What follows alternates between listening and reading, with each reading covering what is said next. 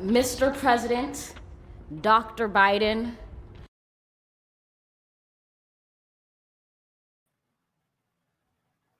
Good morning, ladies and gentlemen, and hi. It's always great. A little technical difficulty. They say when you start one way, you come another way. And the young lady said, "Good morning, Mr. President." Yes, I am him. The Black Business Expo, one of the largest business showcases in the history of Black America in North Carolina. Want to say to you, good morning, good morning, good morning. The Black Business Expo, or the Black Business Olympics, or as I continue to say, the Black Business Network, a 24-hour business network that will cover businesses from all across the country, all across the world, as we have people, business owners from London, England, Las Vegas, Nevada, Chicago, Atlanta, GA, and of course, New York City, and definitely North Carolina. And today we're going to have the beautiful Dr. Danetta Watson. We will have Vicki Lee Parker, who will be talking about business in North Carolina. We have Sharon Campbell, who will talk about plan to prosper. Of course, Rich Moore, who will be talking about pivoting to be an entrepreneur. Are you ready to be an entrepreneur in this COVID situation? And then, of course, at 12 o'clock, we have Investing Innovations with Dion Blank. And then, of course, at 1 o'clock, we have none other than the magnificent, the wonderful, the beautiful, speaking to make millions by none other than Fran Harris. And as we get ready for the show, I want you to sit back, relax, and get prepared for a great, great show. And our first guest is Dr. Danetta Watson. Good morning, Ms. Watson. Good morning. Good morning, Dr. Kelly. Thank you so very much for inviting me onto the show. It is indeed an honor. And of course, you're coming all the way from Kansas City, Missouri. Yes. And we want to thank your organization before we get started, because the National Black Mastermind Organization is providing several speakers. And your organization also does training. And one of the things that we want to begin to talk about is getting people trained so that they can do a better job. I talk about, first you have your dream. Then, of course, you get your information. That's your training. And then, of course, after you get your training, you got to do your planning. But the most important part is your execution. And then as you execute, you got to have all your tools. Talk a little bit about the Black Mastermind before you get started. But as I always say, I'll see you on the other side. Yes, sir. Yes, sir. Thank you. Thank you. Good morning, audience. It's early here in Kansas City.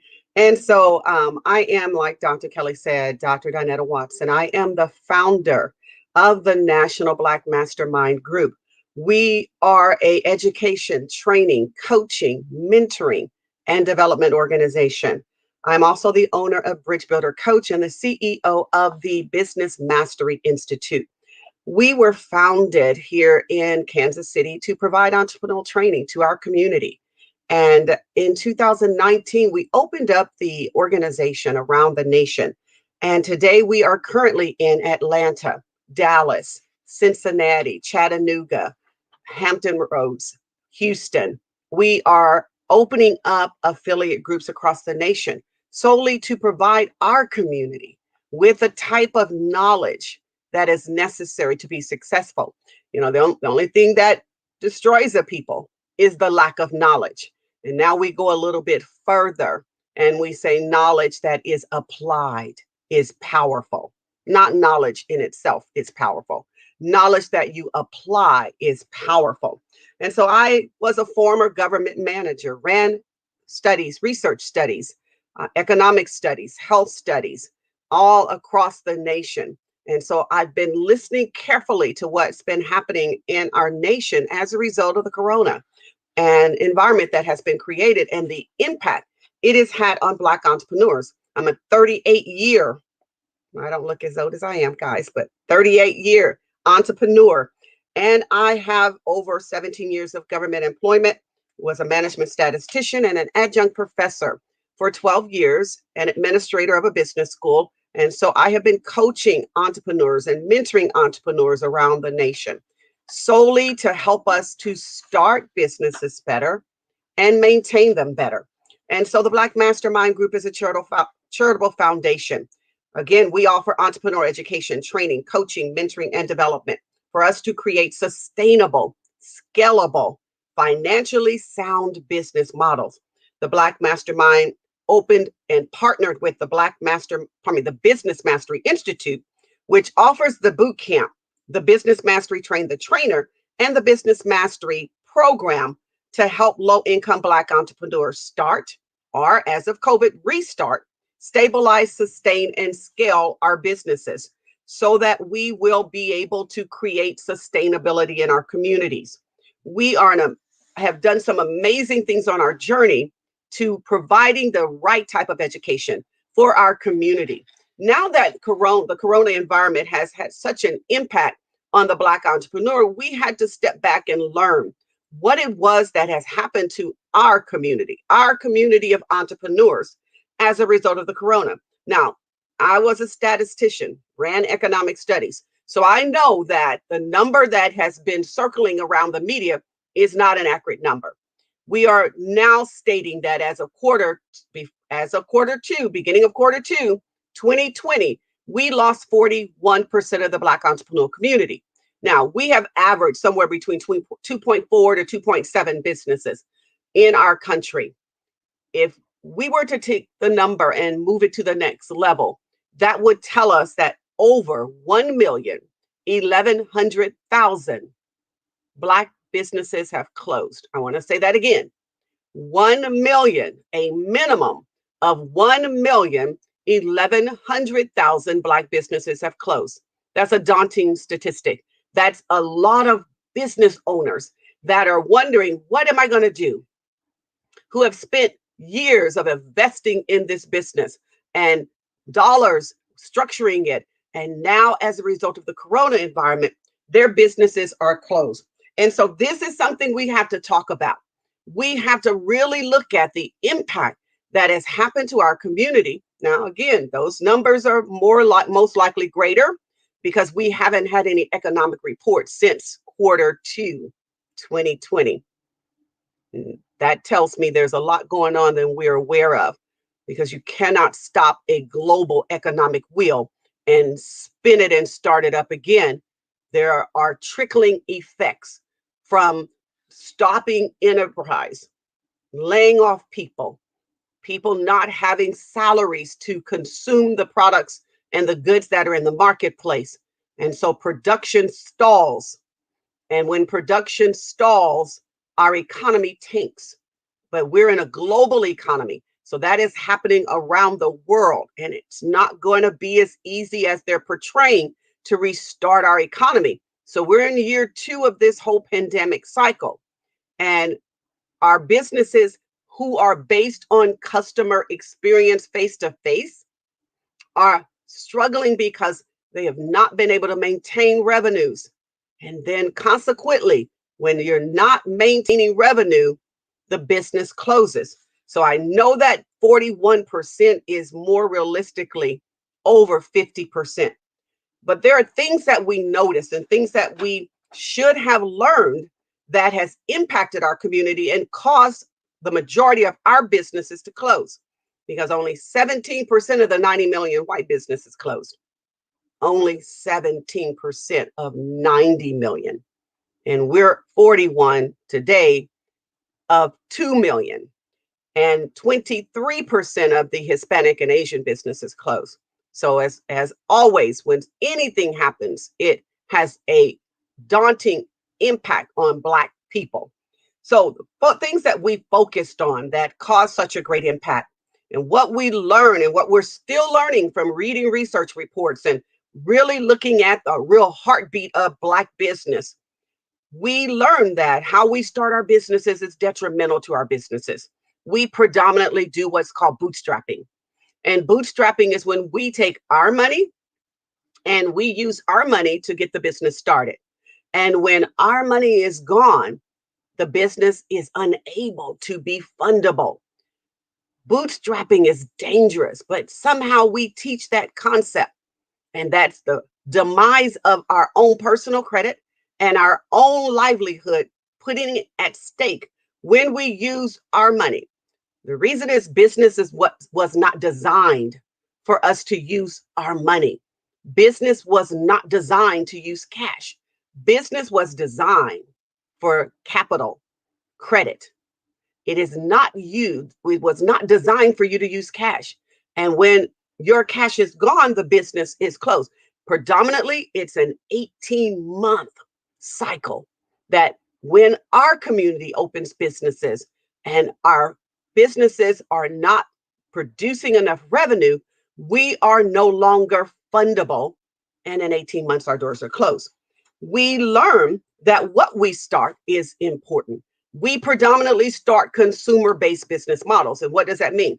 Businesses that only provide goods and services to the general public, consumers.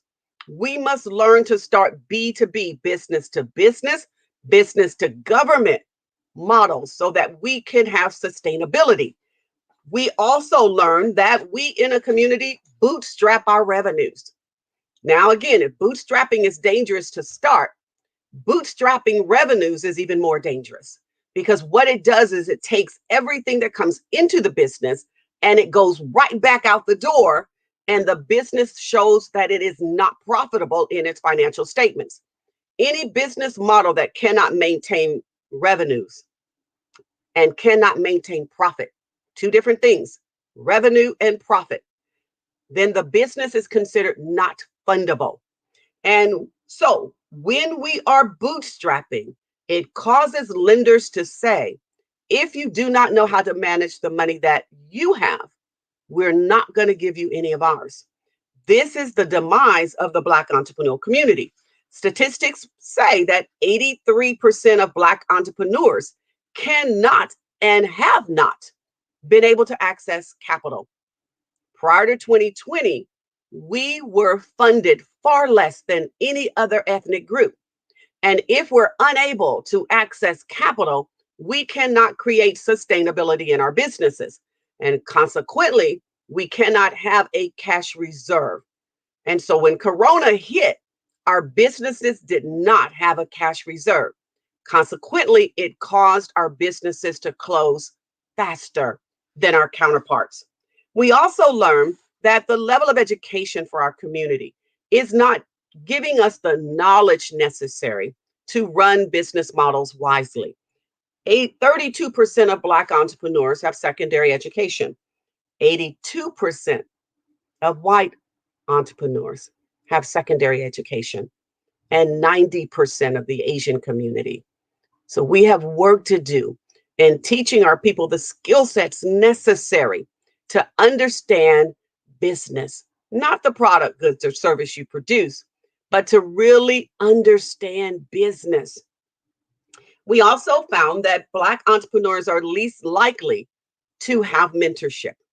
We believe that there is safety in the multitude of counsel, but predominantly we run business models by ourselves. We often are solopreneurs, the most dangerous form of business structure. Being a solopreneur makes your business non-fundable.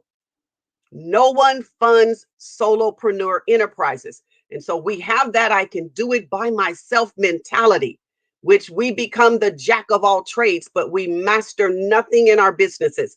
And we operate as the COO, chief only operator in the business. Those models are not fundable. Business is designed to be a team sport. You need an internal team and you need an external team of coaches, advisors, and mentors. And so the third issue that is very prevalent, again, lack of access to capital. And when we are fortunate enough to access capital, we on average will receive $1.36 per $100 that we borrow. Our counterparts will get $2.46 to our every $1.36. So they're not only accessing capital at a greater rate, they're qualifying for twice as much as we, the Black entrepreneur, qualifies for. So how do we address these issues? What do we do in our community to help our people produce more sound, solid, healthy, financially sustainable businesses, we must have training. We must have education. We must understand how to apply knowledge to our businesses. We must close the wealth gap through creating stronger, healthier, financially sound businesses.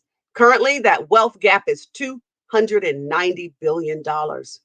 That's the gap between Black community, white community.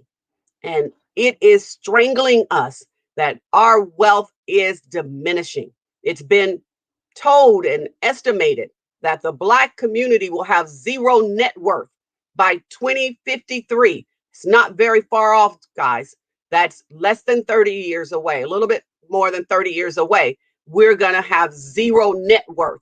And the only way that can happen is if we continue to go down this same pathway of creating the wrong business models in the wrong industries and bootstrapping businesses and bootstrapping revenues. We want to teach our community how to do business a different way, how to create more opportunities for people that look like us. 96% of the Black entrepreneurial community prior to 2020 had absolutely no employees. Out of that 2.4 to 7 million businesses, 96% of them employed absolutely no one. Now, that has a huge impact on profitability. When you do not understand how to leverage your resources, which are the people that provide the work for you in your organization, businesses grow, number one, on other people's money, number two, on other people's time, energy, effort, talent, skill. That's how businesses should be structured. And when you are a solopreneur or a COO, chief only operator, you're only able to produce so much revenue by yourself. But when you understand the law of leveraging, when you increase your production by using other people, you also increase your profit. And when you know how to run your numbers, you have adequate revenue to pay your staff based on what they produce. So the success of our businesses is dependent on us having people in our organization. The reason that we were not able to qualify for PPP funding at the rate of our counterparts is because they had payroll to protect. And we did not have payroll to protect because we do not have employees in our organization. I want that to marinate just for a minute, because we thought that we can apply for that funding when we were the COO, chief only operator in our organization, and we were not paying ourselves a salary from our business, no documented records of our equity draw from the company, and consequently, we weren't able to qualify for the funding. And our counterparts who do have employees in their businesses, who do keep adequate payroll records, who do keep financial records of their business, was able to qualify for hundreds of thousands of dollars that in the near future they will not pay back. So look at how we positioned ourselves that is causing the level of impact on our community. We need to have businesses structured to be able to access capital. Increase scaling, start to scaling, increase our capacity to understand financial structure, financial systems, and financial reporting.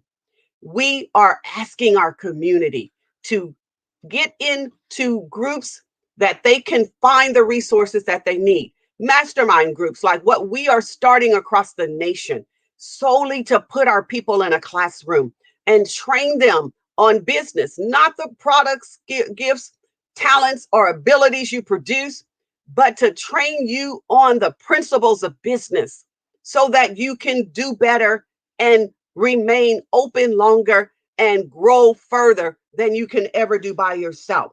So we are part of the solution for our community, and we are wanting to link up with every organization that's out there that is helping the Black community in any way that need to have their community trained on business. We are an education, training, coaching, mentoring organization. So we provide business training. We don't provide skill set training on how to make this or how to create that. We teach you the fundamental principles of business, offering training with Black entrepreneurs for Black entrepreneurs by Black entrepreneurs. Most of the business programs being taught today are taught by people who are not entrepreneurs, which causes the transfer of knowledge not to be genuine. And we also know that we as a community, we have very special issues, mindset issues, issues with how we see ourselves, issues with success and the principles of success and the spiritual journey of success, because we believe business is spiritual, money is spiritual, success is spiritual. And when you align yourself to the gift, the calling, the ability that's on your life, and you begin to move in the direction toward your calling, and you build a business around that, that success is inevitable. But we first must deal with how we think as a people and shift our mindset that there is nothing impossible for us when we believe that it belongs to us. So in our program, mindset development is the core of how we teach our people. We provide coaches and mentors to help the entrepreneur through the whole process of creating a sustainable business model.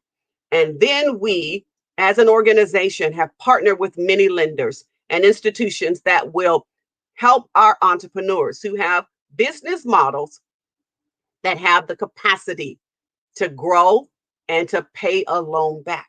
These are the financial systems and funding strategies that we teach in our organization. We believe that working hand in hand with the lender and the entrepreneur creates a better outcome. So as a community, we have work to do. Number one, I'm going to ask Black entrepreneurs to make a covenant agreement to support other Black entrepreneurs.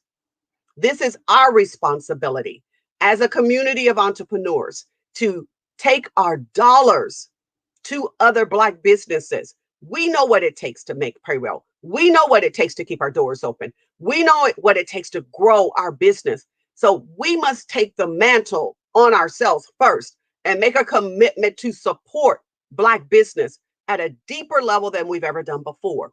Second, make a commitment to help other Black entrepreneurs through collaboration. If you have a product or service that you need another business to collaborate to make it possible to get more of your products and services to the marketplace, I'm going to challenge you to look amongst your own first before you go outside of this community to get the products, goods, and services that you need. I'm going to ask the Black entrepreneurial community to not speak negatively about other Black entrepreneurs. When we begin on a corporate level to say what they say about us, the impact is so much greater. We must sustain ourselves from speaking negative about other Black entrepreneurs. I want you to raise your right hand and swear that you will be part of the solution and not part of the problem that is permeating all of Black entrepreneurs across the world, not just here in America. We have chosen to make this covenant and chosen to work diligently to grow our communities. And the last thing I want to say before I close up, in all of the research that I've done, and even more digging deep to understand where we are and how we can move us to the next level, I realize that we don't own our own narrative. As a community of business people, we do not have our own story figured out. We do not have our own statistics. We do not have our own research. We do not have our own reports telling where we are at as a community.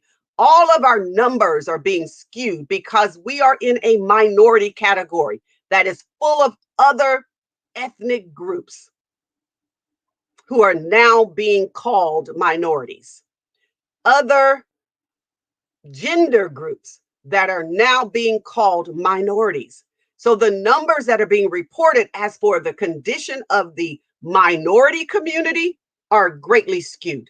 And the numbers on what's happening in the Black business community are coming from other people and not from ourselves. So we look to be the organization that has the information necessary for the right decisions to be made to help our community, the Black entrepreneur community.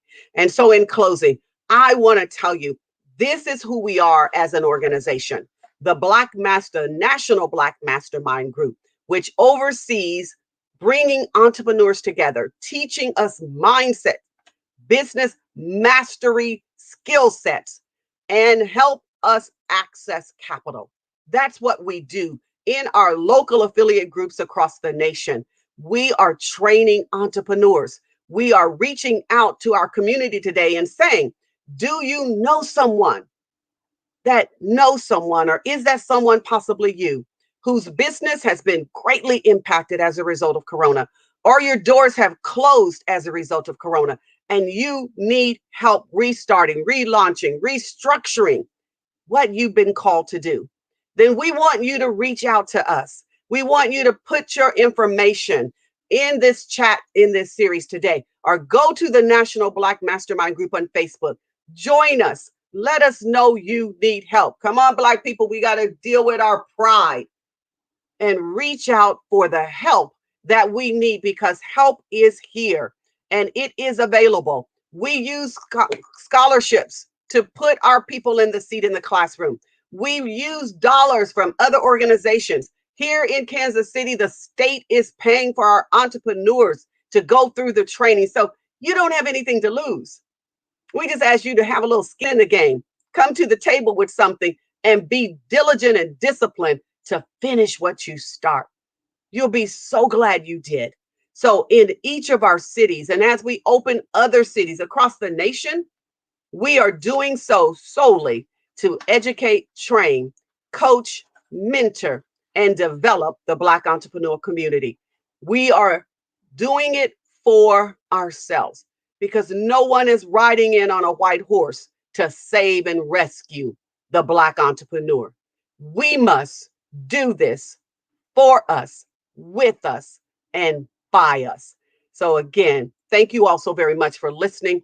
We are, again, the Black Mastermind Charitable Foundation, solely created to provide opportunities for our Black entrepreneurs. So reach out to us. Go to our website, theblackmastermindgroup.com. Get my free ebook.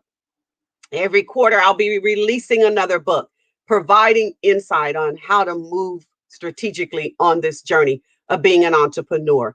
To this month, it is the things every entrepreneur should know about business or need to know about business. Go out to our website, theblackmastermindgroup.com, join our online mailing list, and we'll send you the book, and then join our organization and become a member. And you'll get books every quarter from us, and information and training and access to things you never knew existed for you and your business. I believe my time is up. Yes, well, sir. Thank you. You still got a little more time to go, but it's always great. Yes, sir. When we get ready to talk about business owners, what are some of the things that you see in terms of the challenges that business owners have?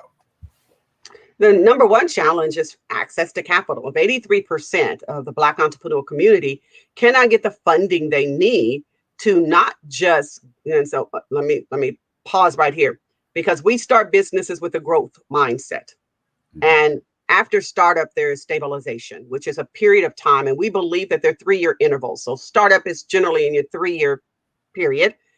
Stabilization in the organization is a secondary 3-year period. Sustainability is a 3-year period. And by year 9 and 10, you're ready to grow. So when we start businesses, we have a growth mindset. So we begin to start doing things in the business to get it to grow when it's still in infancy. That's like taking a newborn baby and telling it to walk, feed itself, care for yourself. Well, it has about another 2 years to 3 years before it is able to do anything for itself. That same mindset has to be in how we run businesses. So when we start trying to do growth strategies, when our doors open, we put the business in financial risk. That's why bootstrapping is so dangerous. When business is running, revenues belong to the business. The profit belongs to the business. It is not yours, entrepreneur. Even if you're a solopreneur, it's not your money. It belongs to the business. And so when we teach entrepreneurs how to set aside profit and how to operate with the right strategy with revenue, then the business is able to be fundable. As well, when we're a solopreneur, solopreneurs are not fundable. Home-based businesses are not fundable. Certain business models are not fundable. And we are predominantly in those business models. So that is why 83% of the Black entrepreneurial community cannot access capital. One minor caveat, when you are running a business, there is a minimum amount of revenue your business must produce every month to be considered fundable. It used to be $2,000 to $4,000 a month. It's not anymore. It's $6,000 to $8,000 a month that a business must maintain consistently month to month, those levels of revenue to be considered fundable, and profit margins must be met before a lender will consider investing in. It's an investment, it's a loan, you got to pay it back, but it's still considered an investment. You have to qualify for the investment. That is why our businesses are in trouble today. Well, when you begin to talk about businesses, how important is the business plan?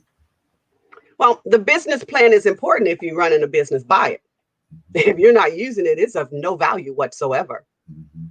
Now, the work that you do to understand your industry, your business numbers, and the financial systems you create is what's important.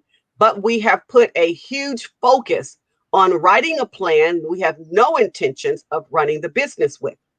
And so we've moved from creating business strategies that help an entrepreneur run their business every day, which is so different than writing a plan to get funded or writing a plan that produces a lot of research, but you do not take the plan and break it down to organizational strategies that you can implement in the business from the plan, marketing and sales strategies that you implement in the business from all that market research that you've done, and financial systems and strategies that you implement in the business from all those numbers you imagined that you were projecting.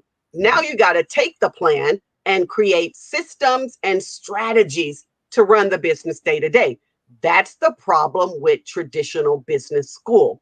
We only teach people how to write a business plan. We never teach people how to run a business from a plan. And that's what we do in this organization. We go the next step. I've taught business school, I've taught entrepreneurship, I've taught writing a business plan. Basically, that's all we were doing. And when the students graduated, they were paralyzed because they did not know how to launch. They did not know how to hire. They did not know the financial responsibilities. They did not know how to implement marketing strategies. And they knew nothing about managing their business on a day-to-day basis from a financial perspective. They know nothing about setting and creating revenue goals and sales goals and systems to track productivity. None of those things are taught in any business program today but ours. When you look at those kinds of things and you think about the business plan, and a lot of times people don't do a life plan and they don't have mentors and they don't have teams.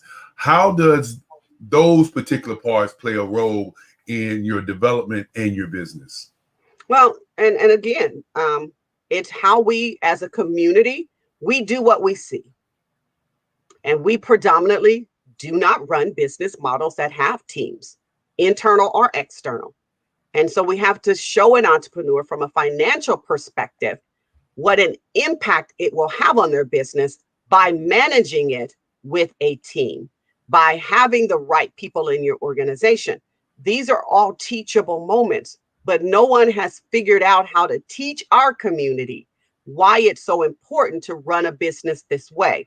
And we spend the time breaking the numbers down and showing entrepreneurs There's a worksheet that they do that walks them through how to hire people and why. And at the end of that financial journey we take them on, and where their business is as a result of them no longer being a COO, chief only operator, to when they have a team producing in the business, the amount of revenue that has in the amount of increase in their revenues by having other people in the process. That's what we teach the principles of the having a team in the business. Now, what is the website that you have and email so that people can get in touch with you? Our website is theblackmastermindgroup.com. The S is a long name. When you start typing it, it'll come up because a lot of people are engaging with our organization and really wanting to know what we're about, because no one is talking to the Black entrepreneurial community the way we're talking to them. It's what we need to hear, is what we need to do, and what we need to experience. And the fact that we operate with scholarship dollars. And so we provide the seat for the entrepreneur. We just need them to do the work.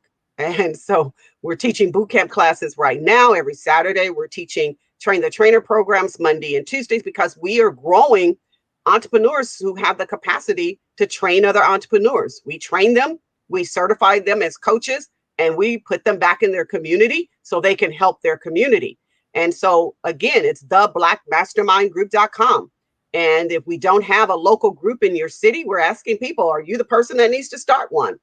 We provide you with all the training to start one, because it is strictly about, we've got to get our people in a better position economically, because currently we're on the bottom in every area.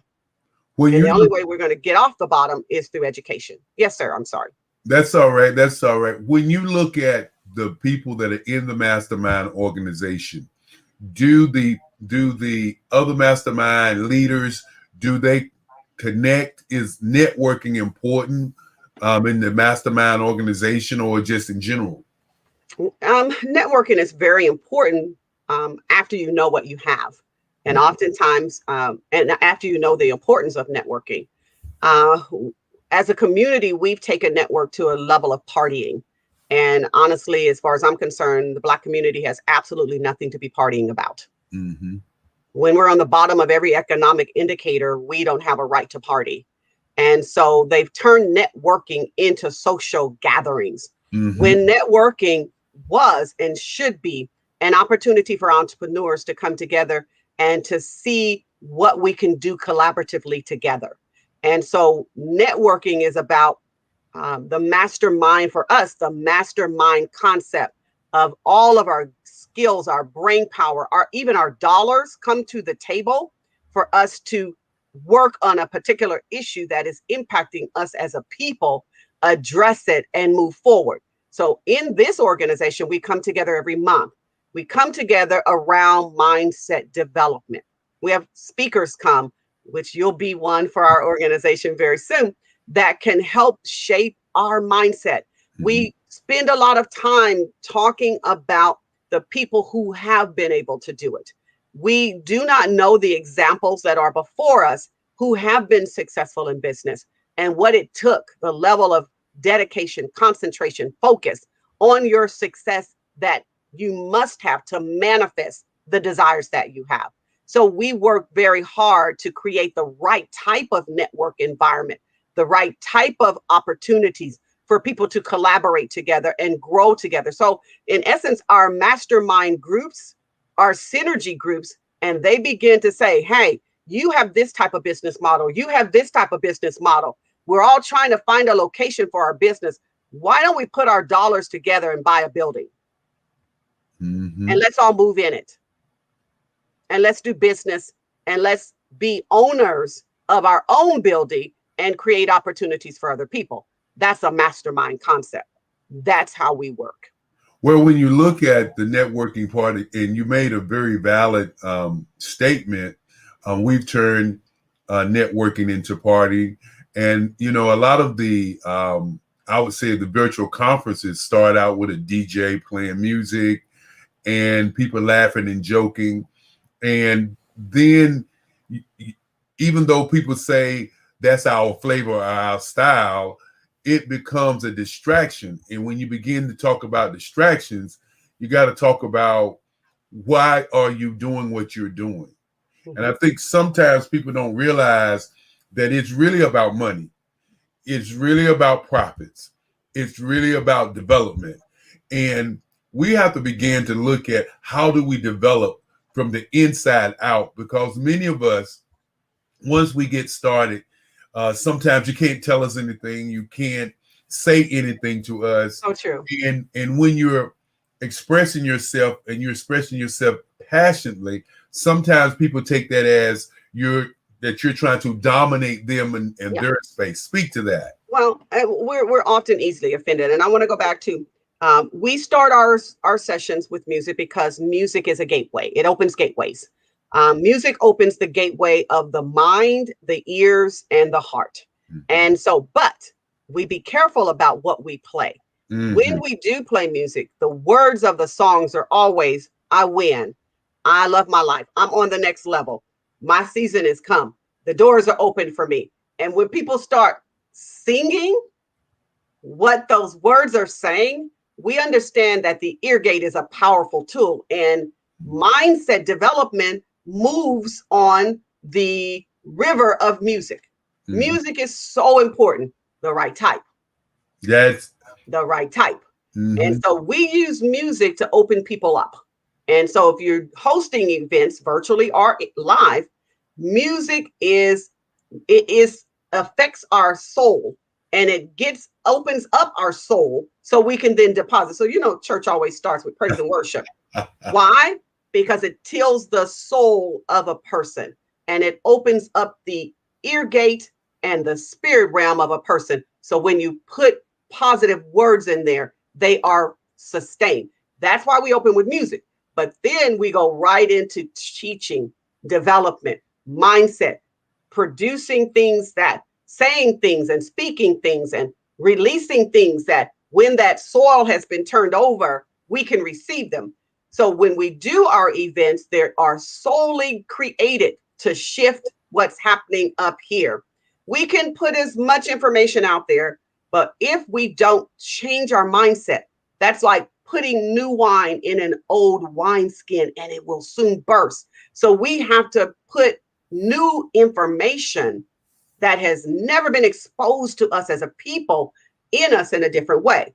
And yes, we have our program is broken down where we have the new entrepreneur and up to 5 years in one class. Then we have 10 years or more in business in another. And I guarantee you, my most difficult work I do is with the entrepreneurs that are successful or who have had a semblance of success. We call it rubbing coins together. When we have entrepreneurs who have been able to make some type of money, those entrepreneurs believe that how they made that money is the only way possible. And until we show them through their numbers how much money they've left on the table, and it's so much money that they've left on the table that it's spilling over to the floor, then they humble themselves. But it is very difficult for us as a people to understand you cannot continue to run a business the way you run it and move it to a millionaire level by yourself. It does not happen. No one has successfully been able to do it alone. So it is a lot of work getting our community to understand. Yes, we applaud your success. Yes, we applaud that your business is creating $500,000 a year in revenue. But when you look at your counterparts that have the same business in the same industry and they're making $2 billion a year in revenue, you have nothing to celebrate. And now I'm going to take a pin and stick it in your chest and deflate you so that you can sit in the classroom and learn how to make 2 million like the people that have the business around the corner from your business. That's what we have to do. And I'm sorry, I'm a lot older than I look. So I can say things that I couldn't say 30 years ago. And I'm gonna put a pin in you and I'm gonna deflate your ego and pump that chest back down so you can learn how to make 2 million minimum a year, where before you were proud that you were making 500,000 without systems and without people. Okay, and that's the time, and you've done an awesome job. Want to thank you and your audience as y'all done some great help for the Black Business Expo, for the Black Business Network. I do look forward to all of your speakers that are going to be speaking this week. I look for all of the great speakers, because I'm not slighting any of my speakers, but I want to tell everybody, thank everybody. And I think one of the things that we don't do enough is say thank you. And I learned a lot this go round. We did it in November, where we had over 30,000 people to come in the room, about 500 people a day. And this time I learned a lot about doing things like, communicating with folk in terms of emailing. Emailing is very, very valuable. And I think, while people think that when you type something that other folk understand it, sometimes they don't understand your passion. And I think that was one of the lessons that people who do email need to learn, not only about your passion when you're emailing, but more important, learn how to communicate other than with email. Any last or parting shots that you like to give us before you get out of here? Well, I'm going to ask again, those of you out there, if that 1,100,000 Black entrepreneurs whose businesses have closed are struggling today, trying to figure out how they're going to take care of their family. If you've ever closed a business, and I had 3 venues in our city. I had to close all 3 of them. It's a major, daunting, mental, agonizing thing to close businesses, but then to close them and not be able to go to a job, or not be able to find another door open, or not be able to recreate business for your family. We need to get to those people. And I know we're in a Corona environment, but everybody knows somebody whose business has been impacted. They're either struggling, they're on the verge of closing their doors, or their doors have already closed. We have dollars to train them and to give them a new way of looking at business, and a new way of structuring what they had, or restructuring, or creating something new. Mm-hmm. We need you to send us their information, to go to our Facebook page, the National Black Mastermind Group, and share that information so that we can get the help to our people. We will send them a calendar link that they can actually set up an appointment. We're doing our own COVID study. We want to know what the real impact on our community has been, because there are other things happening than doors closing. There are people that are in lines getting food. There are people who cannot figure out how to keep the roof over their head. This is what happens when your income diminishes as an entrepreneur. We have help available, but we can't get to everyone. So if you know someone that knows someone, or maybe that someone is you, mm-hmm. and you're in a desperate situation and the numbers aren't making sense, and you looking at what you have in the bank account and you may have less than 30 days, or you've already closed it, and you're called, hear me, called to be an entrepreneur. We're here to help you get back out there, but safer, sounder, and able to be fundable. So email us at info@theblackmastermindgroup.com. Yes, info@theblackmastermindgroup.com. Go to our Facebook page, the National Black Mastermind Group. Message me, Donetta Watson, on Facebook. We want as many Black entrepreneurs to get in a seat. Mm-hmm. We have organizations that are paying for the entrepreneurs to get in the seat and get trained. We want to partner with every Black organization out there, mm-hmm. to get your people trained, because if we don't do something different, Black entrepreneurship will be extinct. Because see, Black entrepreneurs that you got a few coins in your pocket, you won't have any customers, because your customers don't have any money. Well, I know I got to get out of here, but before you go, one more time, how many chapters do you have, and where are the chapters at? Currently, we are in, and I always got to look at my map on my wall, Kansas City, Dallas, Houston, Atlanta, Hampton Roads, Virginia, Cincinnati, Ohio, Chattanooga, Tennessee, the DMV area, and we will open anywhere we are invited to train Black entrepreneurs. We'll be partnering with some national Black organizations to train people that they serve. And so we will be across this nation within the next 12 to 24 months. So again, this is an opportunity that the dollars are here. We just need you to put your butt in the seat in the class. Well, thank you so very much. And as I always say to all of my guests, you've been more than a pleasure. You've been more than informational. And more importantly, I love your spirit. And thank you again. And for those out there who are watching this today, think about what she said.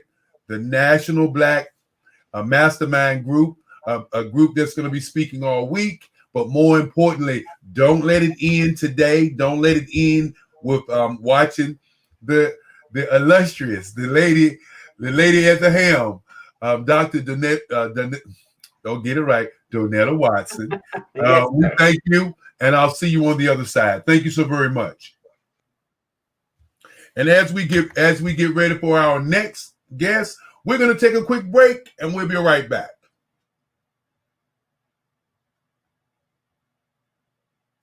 Business owners, as we look at being a business owner, one of the things that we want you to always understand that I am Black business. And as we talk about Black business, we want you to think about Black business today. And I said we'd take a break. And of course, as we get ready to take a break, we're going to play our I Am Black Business National Anthem as we get ready to share with you our next guest. And our next guest is going to be none other than Vicky Parker High. And we're going to play that video right about now. Until the time I sleep, I am Black business. I am Black business. Are you Black business? I am Black business. Do you support Black businesses? I support Black business because I am Black business. Black Business Expo, one of the largest business showcases in the history of Black America in North Carolina. Sign up today at www.blackbusinessexpousa.com or call 919-380-9090. I am Black business. I am Black business. From the moment I wake until the time I sleep, I am Black business. I am Black business. Are you Black business? I am Black business. Do you support Black businesses? I support Black business because I am Black business. Black Business Expo, one of the largest business showcases in the history of Black America in North Carolina. Sign up today at www.blackbusinessexpousa.com or call 919-380-9090. I am Black business. I am Black business. From the moment I wake until the time I sleep, I am Black business. I am Black business. Are you Black business? I am Black business. Do you support Black businesses? I support Black business because I am Black business. Black Business Expo, one of the largest business showcases in the history of Black America in North Carolina. Sign up today at www.blackbusinessexpousa.com or call 919-380-9090. I am Black business. I am Black business.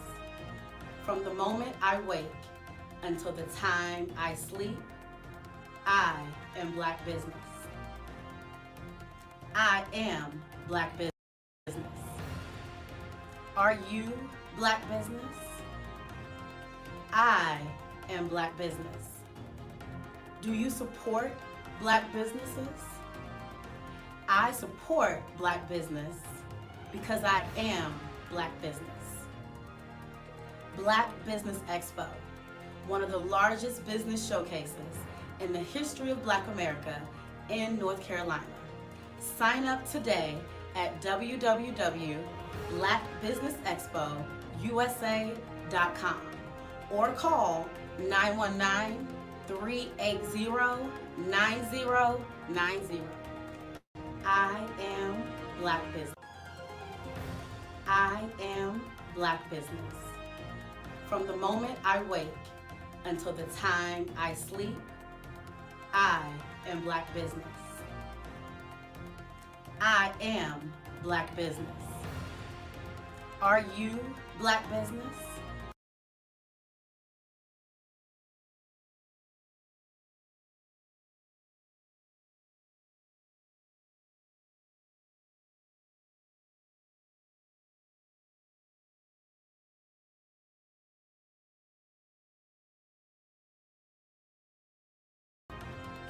I am Black Business.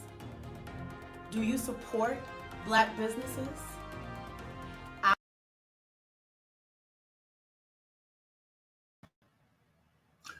And of course, as we get ready for our next guest, and none other than the beautiful Miss Vicki Parker High. Yes, indeed, as we get ready, give me the full screen, Mark, as we get ready. As we look at the Black Business Expo. As we get ready for the Black Business Expo, you know, the Black Business Network, each time that we do this, there's going to be a few kinks, a little technical stuff, but we'll work through it because we enjoy serving. Serving is the most important part. Our next guest is with the North Carolina Business Council, Mrs. Vicki Parker High, Vicki Lee Parker High. Hello, Vicki. How's it going?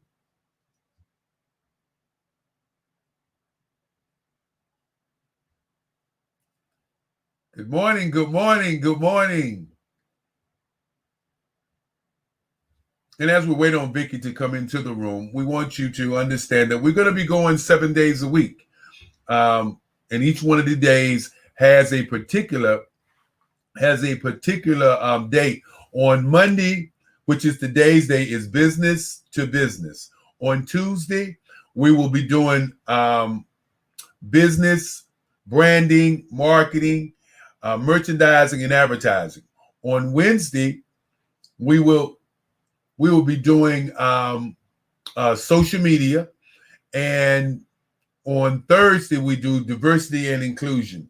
After Thursday, on Friday we'll do Generation X to Generation Z. And of course, Vicki, you're in the room. We're going to be bringing you up, and we're going to be bringing you up shortly. And as we get to Saturday, we're going to do business and the culture, and we have some great speakers on Saturday. And then on on Sunday, we're going to do business in the church. And Mark, we're waiting on Vicki to come up. Bring her up. Good morning, good morning, good morning, Vicki. Good morning. Good morning, Eric. Can you hear and see me okay? Yes, we can hear. We can hear and see you. Thank you so very much for being here this morning. And as we always say to all of our guests, we really appreciate you taking out the time in your busy schedule to talk to Black businesses in the cyber world, which reaches some 200 countries. And thank you so very much for it. We look forward to your presentation. And as I always say, I'll see you on the other side. Thank you. Thank you so much for having me. And welcome to everyone who's joining us this morning. And again, it's so exciting to be a part of the Black Business Expo, I think, for my third year in a row. So I believe this is such a powerful way to get out some important information that we may not necessarily get in some of our mainstream media. So I love these types of opportunities because I get to learn so much about unique businesses that are out there that I didn't know about before, and learn new information that, again, that's just not readily available in the public. So this is a unique opportunity for me to learn and grow, as well as for everyone who's viewing today. So first, I want to start by telling you all about the North Carolina Business Council. So this council was started back in 2014 by a group of business owners who I would describe as, your purpose-driven businesses or mission-driven businesses, or there's so many different names. You could say corporately responsible businesses. And initially they got together because they really wanted to look at ways that they could support their local communities, that they could support each other and grow together. And then they quickly realized that in order to really achieve those goals and to be successful, that they really needed to have a real strong voice downtown, basically down in our state legislative hallways, to make sure that policies and laws were being passed to support their the policies and the values that they were trying to achieve. And in the middle of doing all of that, HB 2 occurred. And for those of you who are not familiar with that, that is commonly known as the hospital, the bathroom bill. And what happened here in North Carolina at that time is that a lot of businesses suffered economically because of that bill, because there were a lot of other outside businesses that decided not to participate in North Carolina, not to bring business here. But what we found during that time is that while a lot of small to mid-sized companies were really struggling, there was no one really speaking out about how harsh this policy was for businesses. And it just kind of solidified the idea and the notion that this group had all along, is that there needed to be this alternative voice, this unique voice downtown that expressed, that shined a light on policies that hurt businesses. So the North Carolina Business Council was born. HB 2 was one of their first issues that they took up and really educated legislators about. And again, it's not a political in terms of one party or the other. We always look at policies and how they directly impact businesses.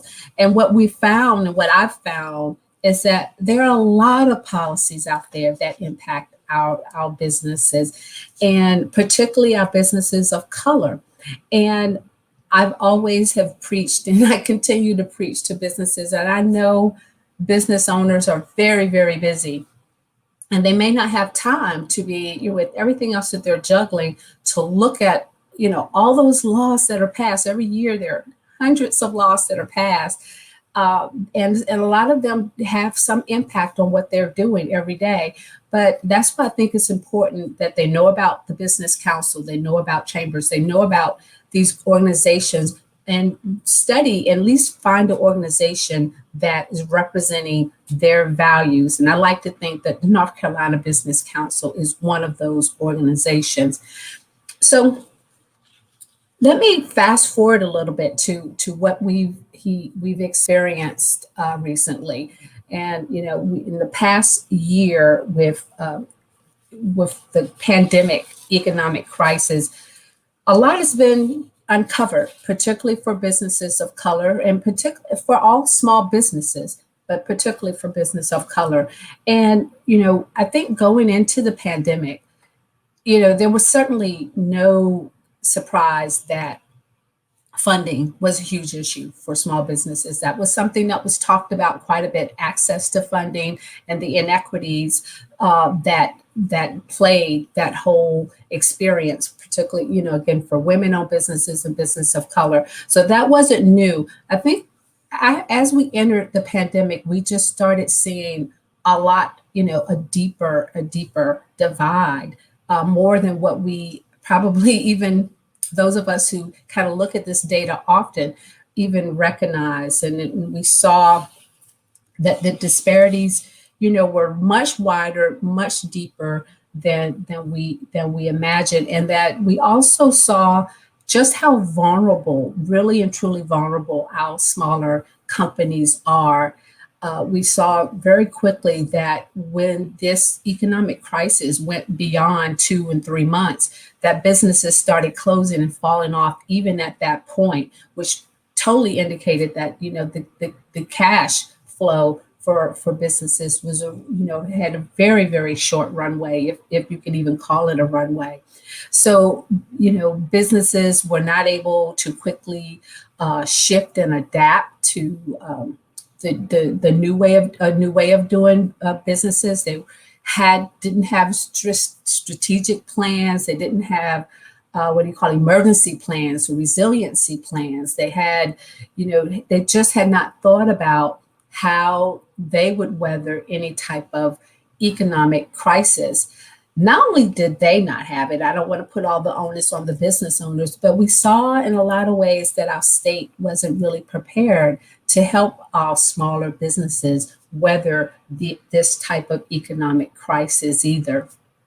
And so that, really gave us another dynamic of the whole small business experience to really look at and delve into. And so, immediately the Small Business Council, the North Carolina Business Council, like all other business organizations early on, when the pandemic hit, we went into triage mode. We wanted to make sure we got all of our business members the most up-to-date information about funding, particularly when PPP loans were made available. We worked really hard to try to connect them to those resources. And even with all of that effort, with ourselves, other chambers, everybody, all hands on deck with trying to connect businesses to the funding. We saw, even with that, what happened. It was still, funding was still dispersed inequitably, and there were still huge gaps that persisted, which really, really underlined, kind of what we suspected, but just didn't know. And that is the whole system, is built and operates in a way that continually perpetuates this divide. And so, it really was a real rude awakening in a lot of respects, because again, going back to my first point, I think a lot of us thought, well, if we just got more funding, if we got the access to funding, things would be okay. And then here we thinking that we have that lifeline, and we see that the systems in place, and those systems look like, bigger companies, getting loans they didn't need, bigger, some financial institutions, instead of, distributing or making the funds available to smaller and newer businesses, they basically, made them available to their customers, their bigger customers. We saw, again, people applying that just, did not need them, who didn't need them the way the small businesses did, but yet they got them. They got them. So, it really showed that this system is really like trying to turn the Titanic around before, midstream. And that's really what we kind of see the task ahead of us. I think once we realize that, and I think now that more people are becoming aware of it, certainly it has heightened the response to recognizing it and addressing it. And for North Carolina Business Council, one of the ways, again, that we feel we can address it and is, why we were created, which is to create that unique voice to help shape policies that will help turn this big ship around. And so we have embarked lately, of the past year, after we got through the initial crisis, we started to really work with other business community partners across the state. I will say that this experience for me, and being a nonprofit for almost 10 years, probably the first time I've ever seen this type of real, genuine, deep collaboration. I wouldn't say genuine, that's not right. It's all been genuine, but this type of widespread collaborative effort with other business partners to try to come together, to band our voices together, put our heads together, look at policies that are out there Some of them, some policies we've been trying to push forth for a long time, looking at ways to have states, designate funding or credits to incentivize small business development and small business job creation. A lot of things that we have tried to raise awareness about. Now we, dusting off some of those old ideas and re-engaging our leaders with those types of conversations. So, again, the past year, I've been fortunate to not just meet with business leaders in North Carolina. I've worked with business leaders across the country. Again, the level of collaboration on the state level and the national level has just been inspiring.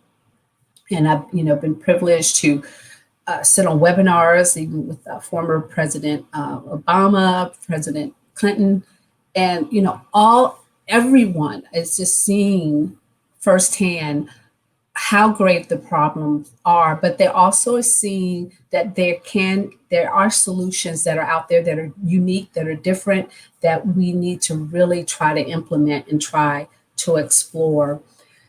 For a long time, we've seen most policies and laws, they, clearly have been beneficial for the larger companies and for good reason. And I always remind people when they talk about business and politics shouldn't mix, that it's a myth, because big businesses have been deeply engaged in creating laws and policies that benefit them. And I'm not mad at them. They found a way to make their business more successful, and they're taking full advantage of it. My point is that, it shouldn't just be for the big guys.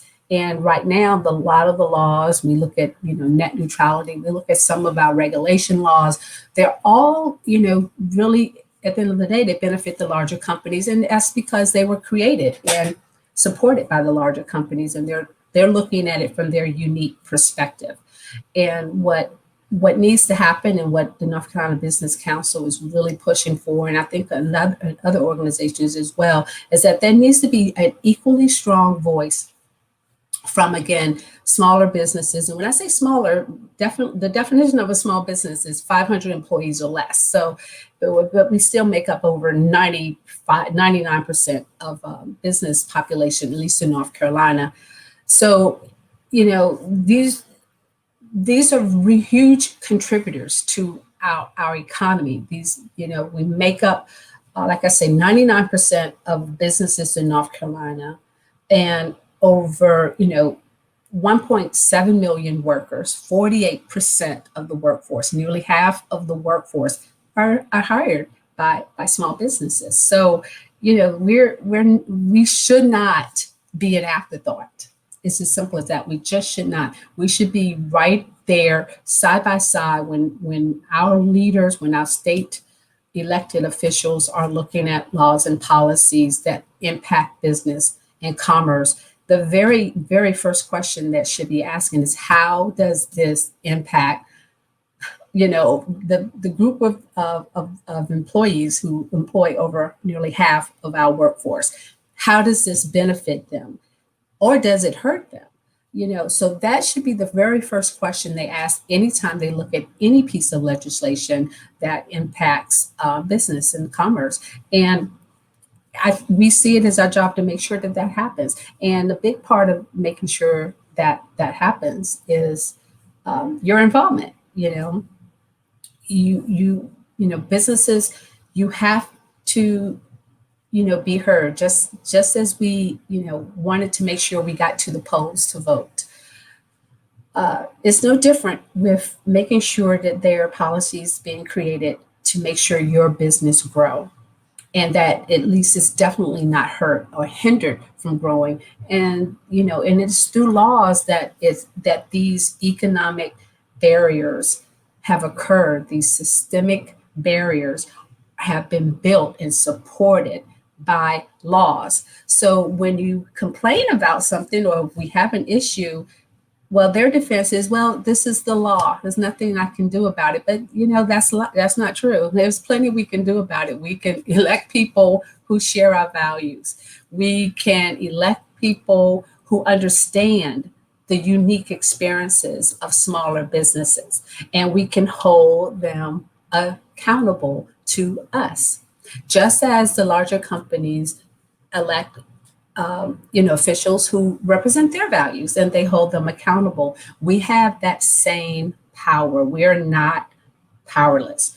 I like to say we're not victims and we're not powerless. We just haven't, utilized and tapped into the power that we have, but we definitely have it. And I think we have seen that power demonstrated in this last year as well. While there have been some major challenges in our landscape, particularly in our electoral landscape, no doubt. But we've also seen some major victories and major turnarounds, even in the face of somewhat seemingly insurmountable obstacles. That when we have seen people really come together and harness their power, use the rights that we have, take advantage of them, we have seen where things have changed, and that we have been able to still, in spite of everything we've been through, make progress. So we have to hold on to that. We have to look at those victories and we have to hold them up and keep them in front of us as an example of what can be done. Is it hard? Yeah, it's hard, but it's harder not to.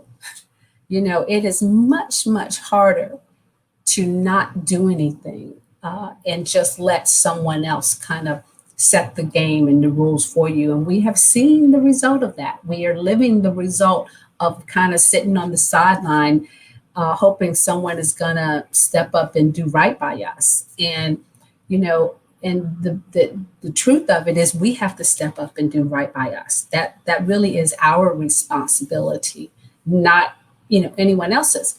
And again, I go back to the fact that, big companies have been engaged. I'm not going to give the long history of when the trend began where companies started to become very big lobbyists. I often like to ask people, if we were sitting in a room together, I would ask people to raise their hands or call out who they think is the largest contributor in terms of paying for lobbying services for our Congress, for congressional laws. So our biggest spenders. And, I get different answers, but the number one answer is the U.S. Business Chamber. It's the U.S. Chamber of Commerce, sorry.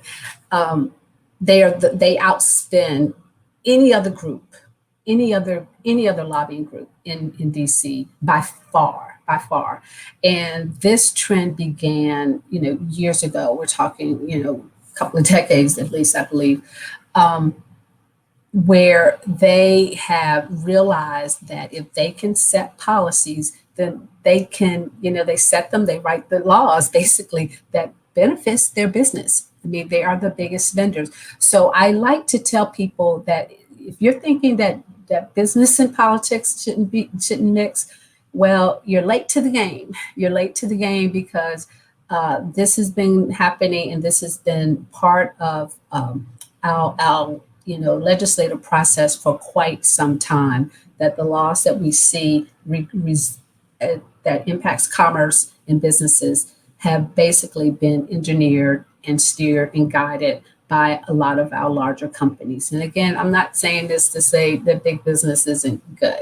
It's not that. I'm saying this to say that smaller businesses just need to make sure that they're in the room as well. We have to be in the room because I would like to say that this is going to stop. It's not. I mean, they're going to continue. They're going to continue to engage on this level. I think the most ideal way to address it is that we also have to raise our voice and step up our game and also be in that room. We have just as much right and access to our elected officials as anyone else. So I've talked a lot about that. and hopefully, won you over on the idea of getting engaged and the importance of getting engaged. Here's another thing that I like to point out to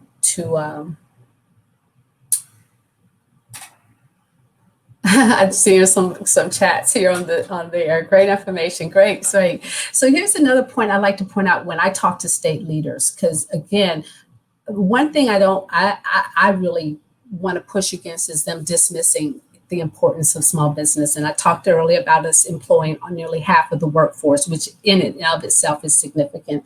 I think we generate about $329 billion in annual sales, which again is nothing to dismiss. So we should be very much considered. But here's another fact that I've learned recently that I think is even more telling about the significance of smaller companies.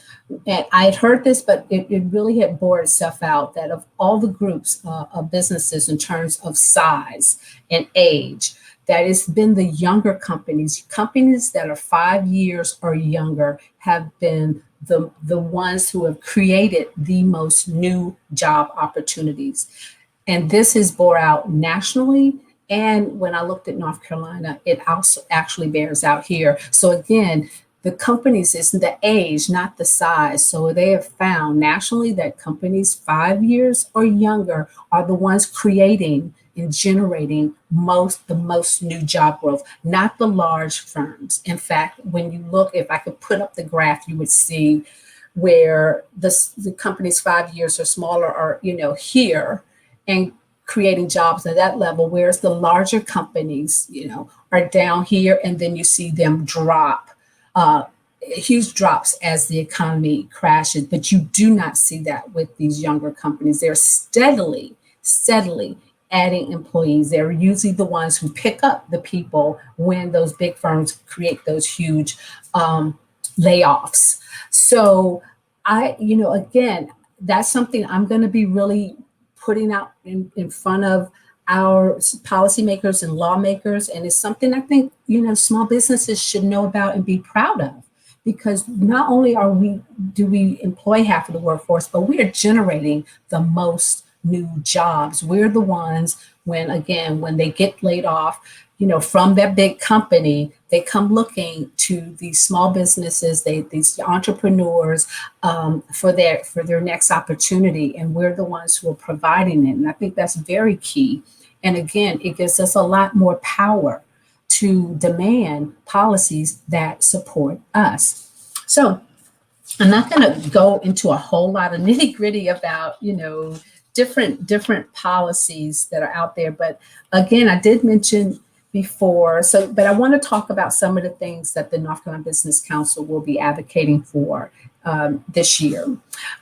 So engage government in a way beneficial. So someone just noticed that the Black Businesses Chamber engage in this way too, and they do. And there's a lot of wonderful organizations. So I just, my big employee, join NCBC, but then join any group that really reflects your values. That's so important, and support them, because we're doing like a lot of work to make sure our businesses are sustainable.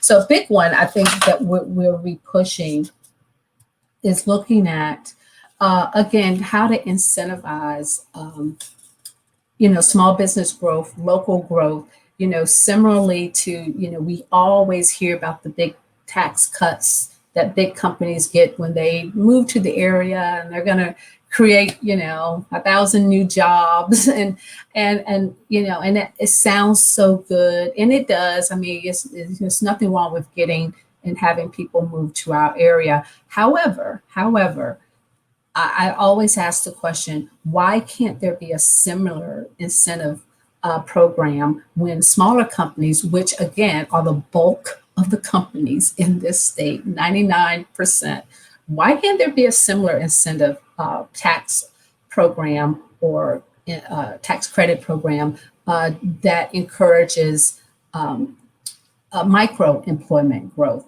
So no small business is just going to come out and start creating 20, 30, 50 jobs. And a lot of them, that is never their goal.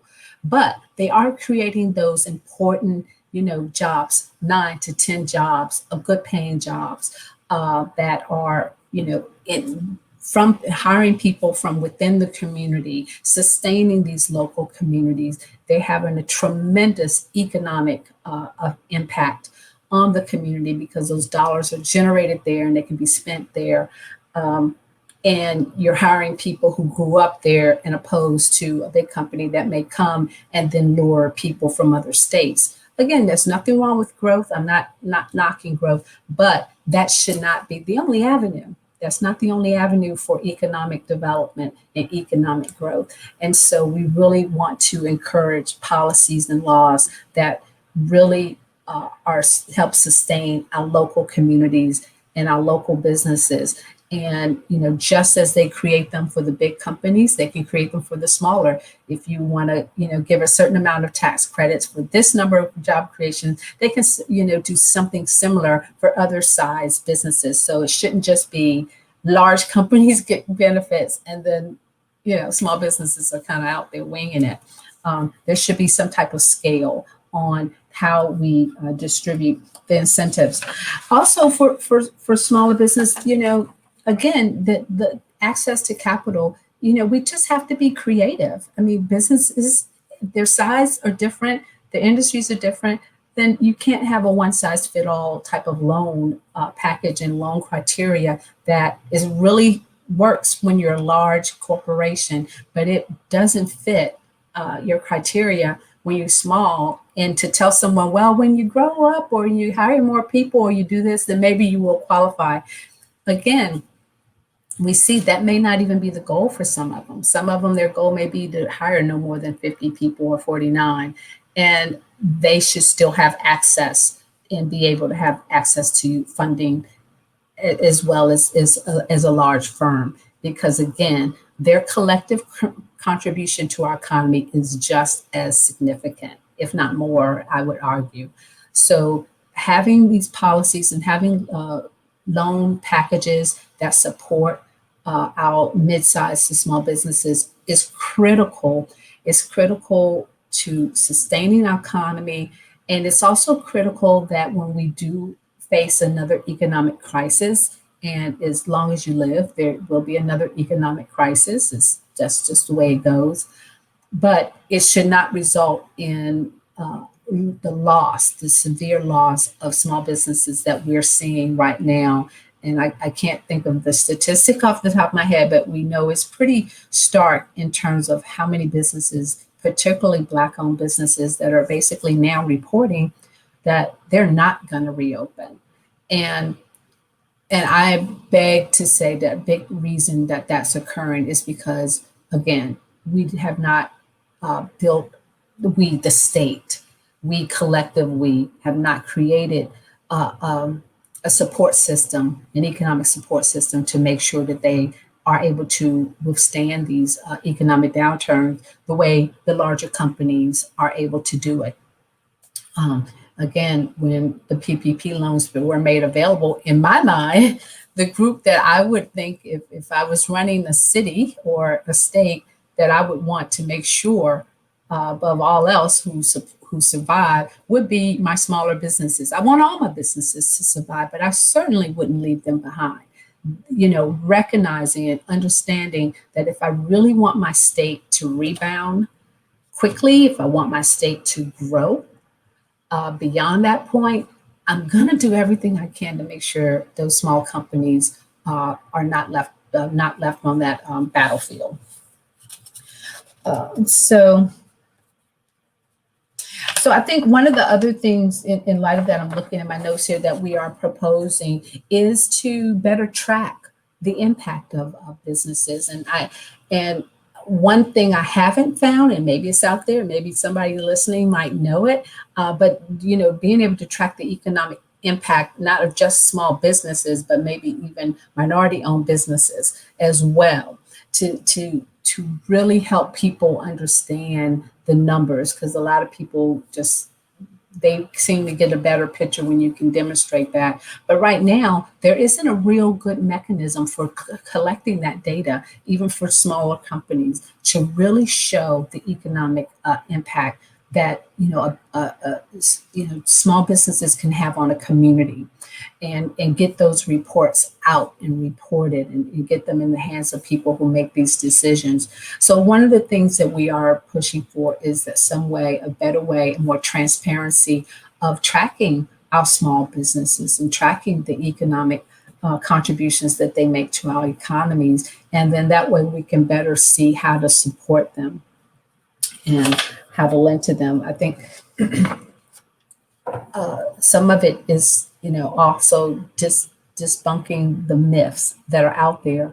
One statistic I think I recall is that a lot of bankers thought that minority businesses were actually getting all the capital that they needed. Like there was a large percent when they surveyed that they thought that, that they were getting what they needed.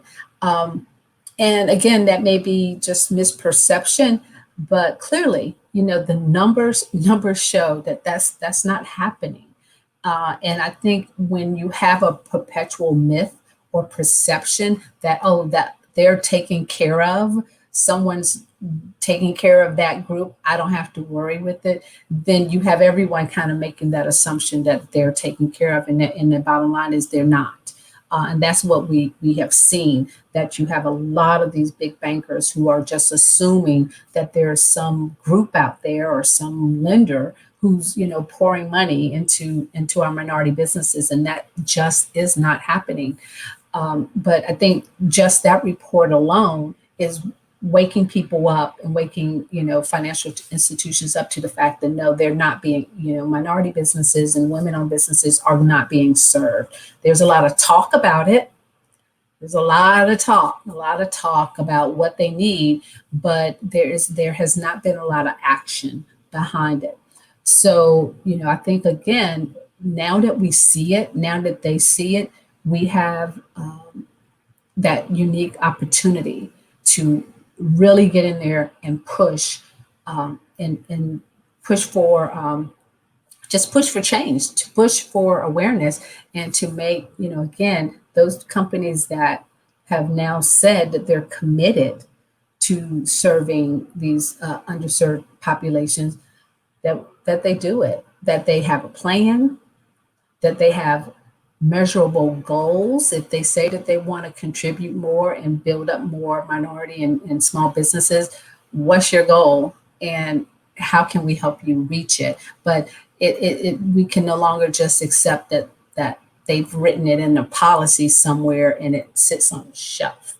That yeah, we are are diverse. We promote diverse lending and we support these things. But then when you look at the evidence, there's no evidence to show it. So there should be some evidence. And again, I think that's on us to bring that to their attention. And the time now has created itself to have those dialogues, to have those conversations, those hard conversations, which I don't think are hard anymore, honestly. I think these are, if they say it and they have a written policy, it's not a hard conversation to ask them, how are we going to live up to who we say we want to be? And how can I help you live up to who you say you want to be? So we have a lot of companies who have come out lately and who have made that commitment to serve our small business and minority business better. And again, we just want to engage with them and ask them how they plan to do that. So some of the other issues and policies that we are going to be pushing for, you may not think automatically might come to your mind when you think of a business organization, but that's what I think makes North Carolina Business Council very unique. So one of the top issues that we're going to be advocating for this year is election integrity. That's the overall category. And under that, a number of issues fall. We last year, we did a big campaign to make sure to inform businesses how they can help their employees vote safely, how they can get, unbiased, good information about how to vote, when to vote, particularly with all the questions surrounding mail-in voting. So we, as a business organization, that was a high priority to make sure our business members and our business network had that information, had the right, correct information so that they could in turn encourage their employees, again, to vote safely and where and how and when to do that. The other campaign we did last year was also the census. We worked hard to engage business owners in, again, informing their employees about the census, informing them why it was important, exactly how much money would come to their communities based off of the number of people who completed the census. We really focused and worked with other groups to try to get businesses in some of our high poverty areas to make sure that they inform their workers, their network, of how to complete the census, because we know that that is a direct dollar in terms of services, hospitals, schools, economic investment from the state is all going to be based off of that census data. So we work really hard on that. This year, we will continue our efforts within election integrity and fair elections. We're going to do that in the form of really making people aware of redistricting reform, because that's the next big thing. We're going to be drawing out district lines, or our legislators are, and they're going to be using that census data. So all of that, those things are interconnected. But we also need to use our voice to make sure that that those lines are drawn fairly and representative of the people, so that the people we vote for actually represent the people who voted them in. So to learn more, because I can't go over all of our things, but we do have our 2021 agenda on our website. And it lists all of these policies and things that we have lined up for 2021. Our website is www.ncbusinesscouncil.org. And again, I'll repeat it, it's www.ncbusinesscouncil.org. And if somebody in the team can put that in our chat, because I'm not going to be able to type it and keep talking, I appreciate it. But there we have our entire 2021 policy agenda. We need, we're happy to do all the legwork to monitor policies, monitor laws, inform you, but we do need you to do your part. I always say, when you get an email and it says, sign on to this, letter, that email is critical, because the more people we can get to sign on to that letter when we present it to our state leaders, the better.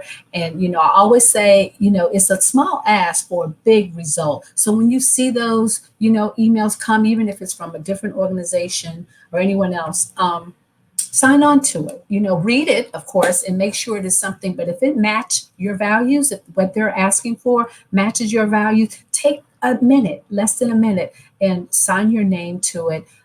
Trust me, that matters. That matters. Elected officials they do care when people sign on. They care about who's watching and who's looking, particularly if you are located in their district.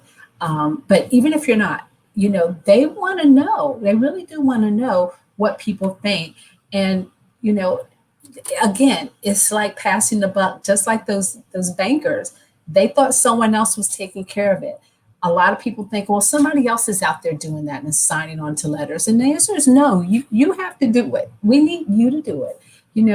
Don't assume that, someone else is out there fighting that fight. You got to sign on to the letters. You have to, when we ask to call your representative, and I like to give them the phone number, and in a way for you to identify who your representative is by putting in your zip code, but call them. They have to record those phone calls, and they take them seriously.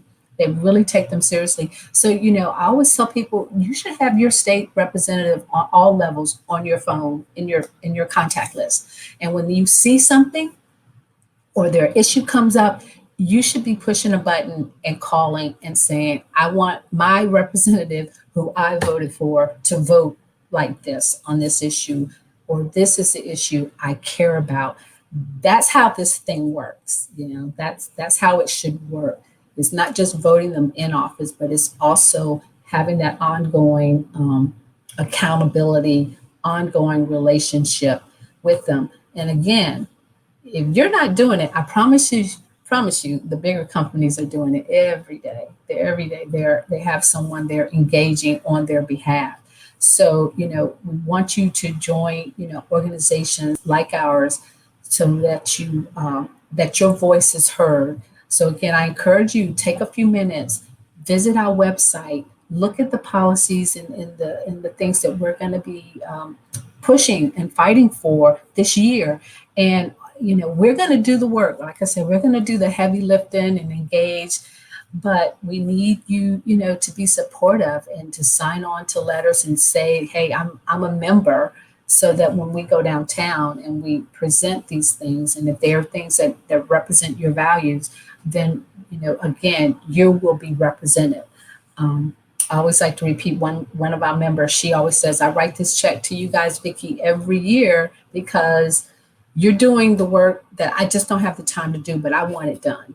I want it done. And I know you're out there fighting for things that I believe in, that I know is going to help me build and sustain my business. She knows that, she's like, she hasn't seen any organization that really fights for the things that are near and dear to her heart. So, this is how you can get your voice heard. It's really important for people of color. And again, that's why I wanted to be a part of the Black Business Expo to talk about this. I know we don't always talk about policy, and I know people roll their eyes, but I tell you, you roll your eyes at your own peril because what happens downtown impacts every aspect of your company in one way or the other. And I don't want us to miss out. So I have reached the top of my time, and I'm going to bring my friend, Mr. Eric Kelly, back into this conversation. Hello, Vicki Lee Parker. Hi. Great job. Outstanding job. And, how do people sign up for the North Carolina Business Council? Well, certainly like I said, you can go back to our website. After you look at our agenda, I always tell people, check us out. And if you see what you like, then join us. Then you can definitely just click there. It's able to join. You can join for as little as $50. And then we have those businesses, what we call our supporters, who can go up to $2,000 a year. You can do a monthly plan, whatever whatever is comfortable. But we're here to represent your voice. Make sure your voice is heard. So we try to make it as easy as possible for you because we know our businesses are busy. And again, want to thank you so very much for this morning. You did an outstanding job last year. And of course, you did an outstanding job this year. Now, you do know that we have 4 that we're doing this year. So, we're going to call you back because the information that's coming from the North Carolina Business Council, it's so valuable and so important to what goes on in North Carolina. Are there any parting shots that you need to leave? I guess the one that I didn't talk about is that we are going to be launching our sustainable business training program this year. Mm-hmm. We're going to be looking for 10 businesses that we can really adopt and take them through our sustainable training and track them over a 2-year period through some grant funding that we got. So if that is something that anybody's interested in applying for, we are looking, and we'll be trying to talk to some businesses for that program. Well, that is great. You heard it here first. Make sure that you go to the website. What is the actual website?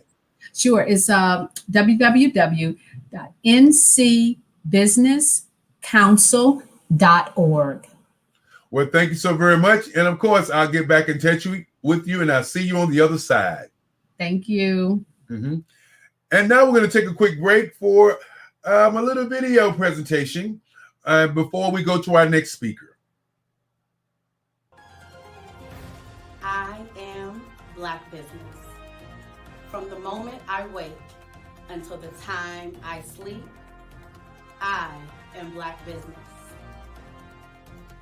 I am Black business. Are you Black business? I am Black business. Do you support Black businesses? I support Black business because I am Black business. Black Business Expo, one of the largest business showcases in the history of Black America in North Carolina. Sign up today at www.blackbusinessexpousa.com or call 919-380-9090. I am Black Business. I am Black Business. From the moment I wake until the time I sleep, I am Black Business. I am Black Business. Are you Black Business? I am Black Business. Do you support Black businesses? I support Black business because I am Black Business. Black Business Expo, one of the largest business showcases in the history of Black America in North Carolina. Sign up today at www.blackbusinessexpousa.com or call 919-380-9090. I am Black Business. I am Black Business. From the moment I wake until the time I sleep, I am Black Business. I am Black Business. Are you Black Business? I am Black Business. Do you support Black businesses? I support Black business because I am Black Business. Black Business Expo, one of the largest business showcases in the history of Black America in North Carolina. Sign up today at www.blackbusinessexpousa.com or call 919-380-9090. I am Black Business. I am Black Business.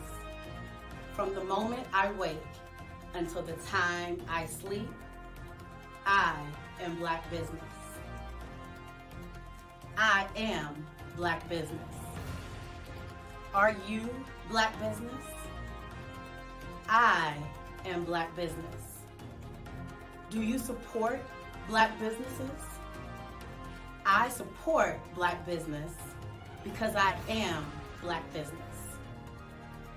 Black Business Expo, one of the largest business showcases in the history of Black America in North Carolina. Sign up today at www.blackbusinessexpousa.com or call 919-380-9090. I am Black Business. I am Black Business. From the moment I wake until the time I sleep, I am Black Business. I am Black Business. Are you Black Business? I am Black Business. Do you support Black businesses? I support Black business because I am Black Business. Black Business Expo, one of the largest business showcases in the history of Black America in North Carolina. Sign up today.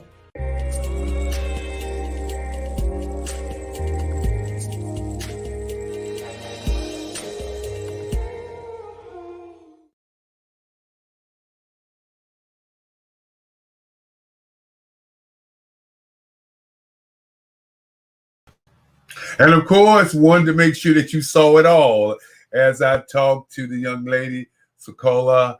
Outstanding job. Wanted to make sure that if you need a video done, she is one of our bright stars in America today. So we made sure that not only did we leave her statement in the end, we wanted you to make sure that you support people who want to support you. Building an ecosystem is not easy. And the ecosystem that we're building now is for Black businesses. And now, right now, I'd like to bring up our next guest, Sharon Campbell. Hello, Sharon. How you doing? I am doing very well. How are you doing this morning, Eric? Oh, I'm doing just wonderful. Glad to have you here. As we get prepared, Sharon, tell everybody your website first and a way that they can get contact with you so they can make sure that all the great information that you're going to give us is going to be great, for them to also utilize. Okay. And I'll see you on the other side.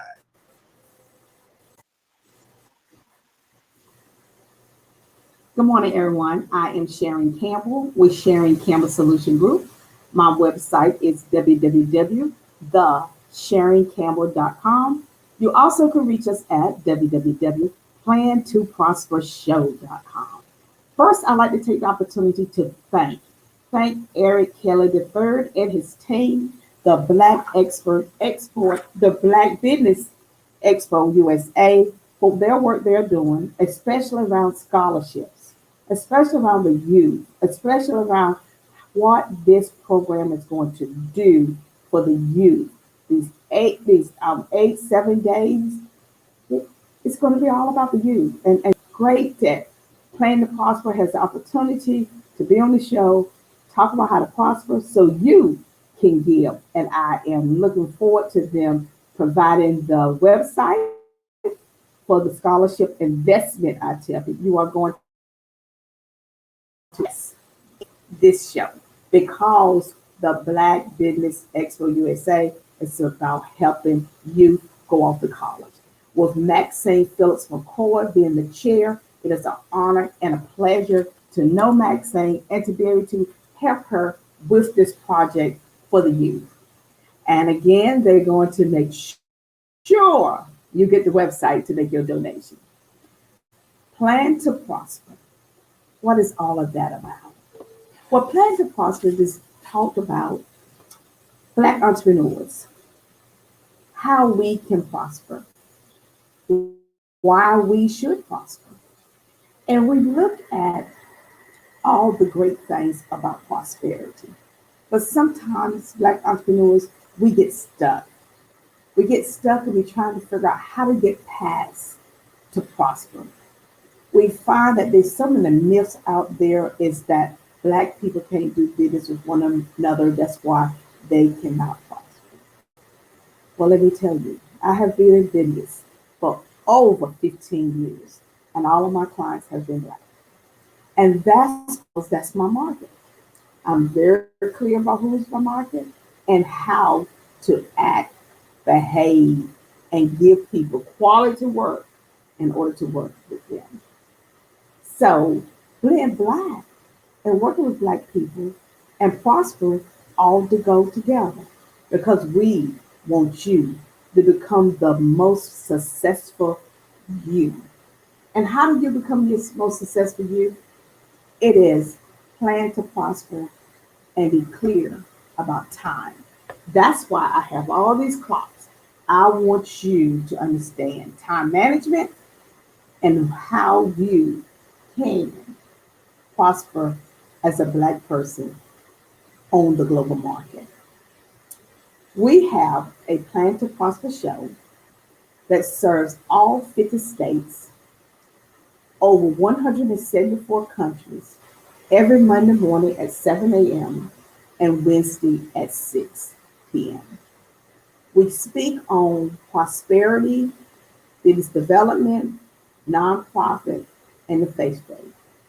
Our show focuses on entrepreneurs, business owners, our 9 to 5. Yes, you want to keep that job because you really need that security, or you believe you need that security, and stepping out, being an entrepreneur, it does take a lot of discipline. Know thyself when you decide to be an entrepreneur. And so you want to make some extra money on the side because you have this creative part.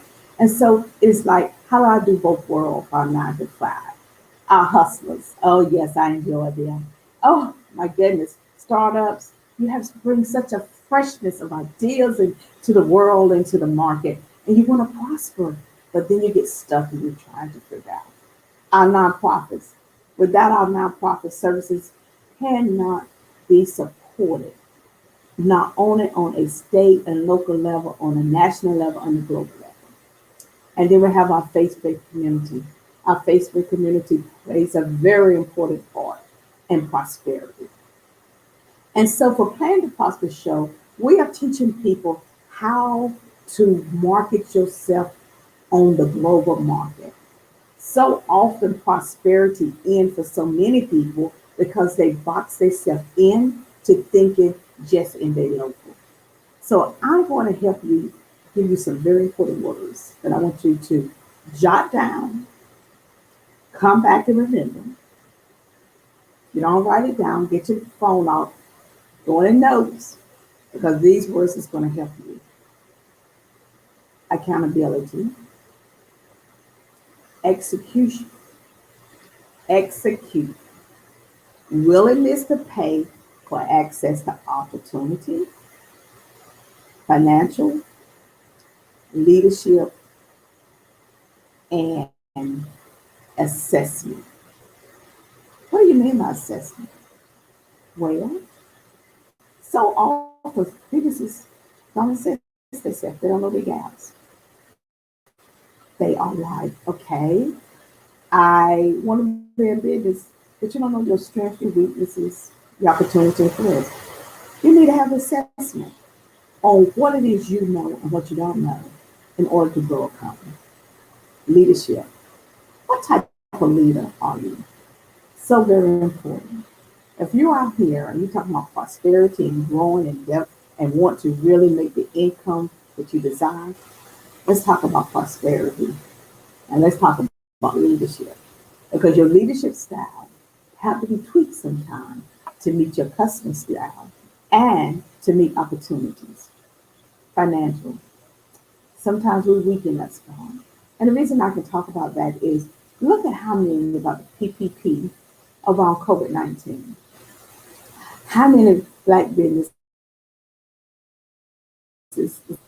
the level of grant money, loan money that they desire.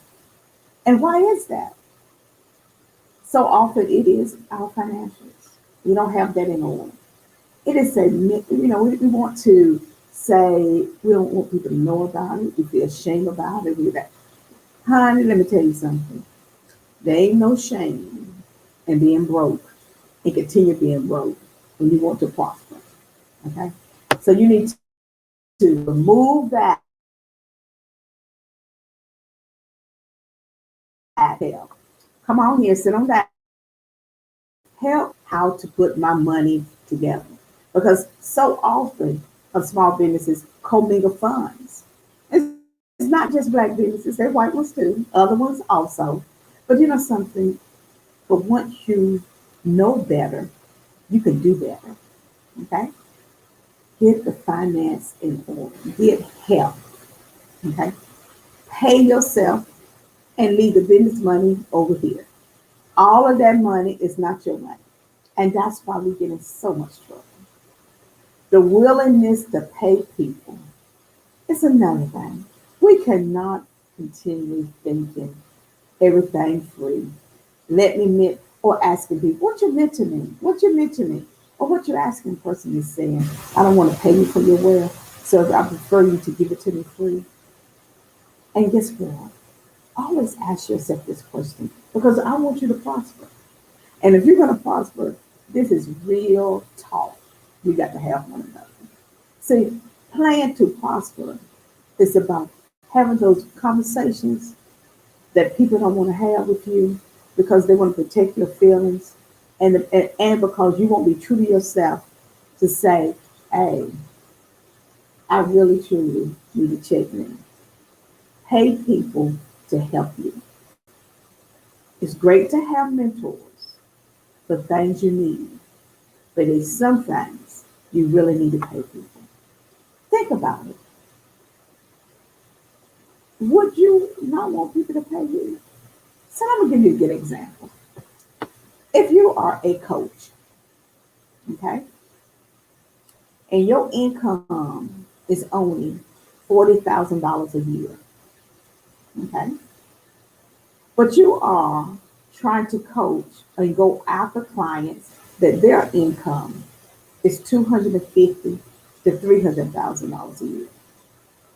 Now, the reason you're going after them is because you believe they have the income to pay you. But a person with a 250 to 300,000 income, that's gross, okay? Not yet, that's gross. They're looking for someone to take them to a half a million to million. So if your income is only 40,000, okay, are they your client? Or is it that you are running out of the possibility that they could pay you? Know your wealth. Now, can you get those clients? The answer is yes, yes.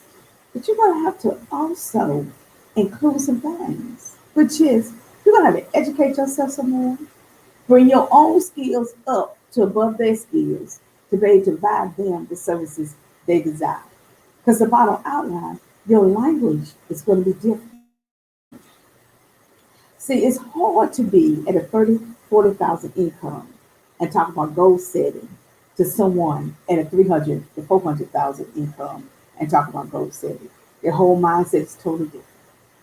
So I tell people the best thing we could ever do with somebody is be real, authentic, and to the point. Don't sugarcoat it. Don't try to clean it up. Just say, you know what? I want to help my brothers and sisters. So let us really talk about that. Pay people their worth. And in our company, that's something that we value so very much. We value, if you come to us at SharonCampbell.com or Plan to Prosper, and we need your service, we always ask you, what's your cost? And that's your cost. We don't try to talk you down. We don't try to haggle you. We believe that you should know your value. Because when we go to our clients and we give them our costs, we at our company use the same rule. This is our cost. And if you're our client, you're willing to pay that cost. Now, too many times people will say, well, you're too high. But it depends on what you want and who's giving you the service and your outcome. When you have spent years building your credibility, you have went out all the certifications, you have spent your time, over 15 plus years we have, over 600 clients, universities, nonprofit, faith-based, we have done the work in the vineyard to ask for that price. You have to understand those are not your clients that do not want to pay you your value. And you move on. Don't take it personal. That's not your client, that's not your market. Now, plan to prosper, you plan on prospering. You've got to execute. You've got to do what you say. And if you can't, call people and tell them why. So often we find difficult telling people why. If we can't do something in our company, I let folks know that's not my specialty. I can't do that at all. I'm not going to try it. I'm not going to add it to our company, but I can tell you who will be your best bet. Now, through a lot of focus groups that we have at Sharon Campbell Solution Group, we have learned that people will say, oh, wow, I'm going to add that because they need it so we can build for that too. If that's not what you do, if goal setting is not part, don't go Google something, learn to pull something down, do a template. You're not going to prosper that way. Stick to what you're good at, you're an expert at, and the money will follow you over and over and over again. People will call you out of the blue. People will be saying your name, and you are not even in the wrong because they know that you're the best. We're not good at financials, but I have a group that's expert. So I'm always referring them to that person. I don't try to help people create their financial. I say, the best I can do is tell you how to do a budget. Tell you what an operating budget, an annual budget is. That is it. I can't take you no further. But this company can take you to the next level. to your prosperity, and we can build a foundation. Now, accountability, that is something with prosperity that people being accountable, doing what you say you're going to do on a timely manner, getting rid of procrastination. Take procrastination, say gone. Now, we are doing a whole segment for 4 weeks on procrastination. And you can go to our website, plantoprospershow.com, and go to the blog, and you will see the first series on procrastination. Admit that you procrastinated, own it, and then change it. The best way to success is to admit it, own it, and let it go, because you're not perfect. Don't hold that in. Don't continue beating yourself over with that, because I'm going to tell you this. You can make money with your people.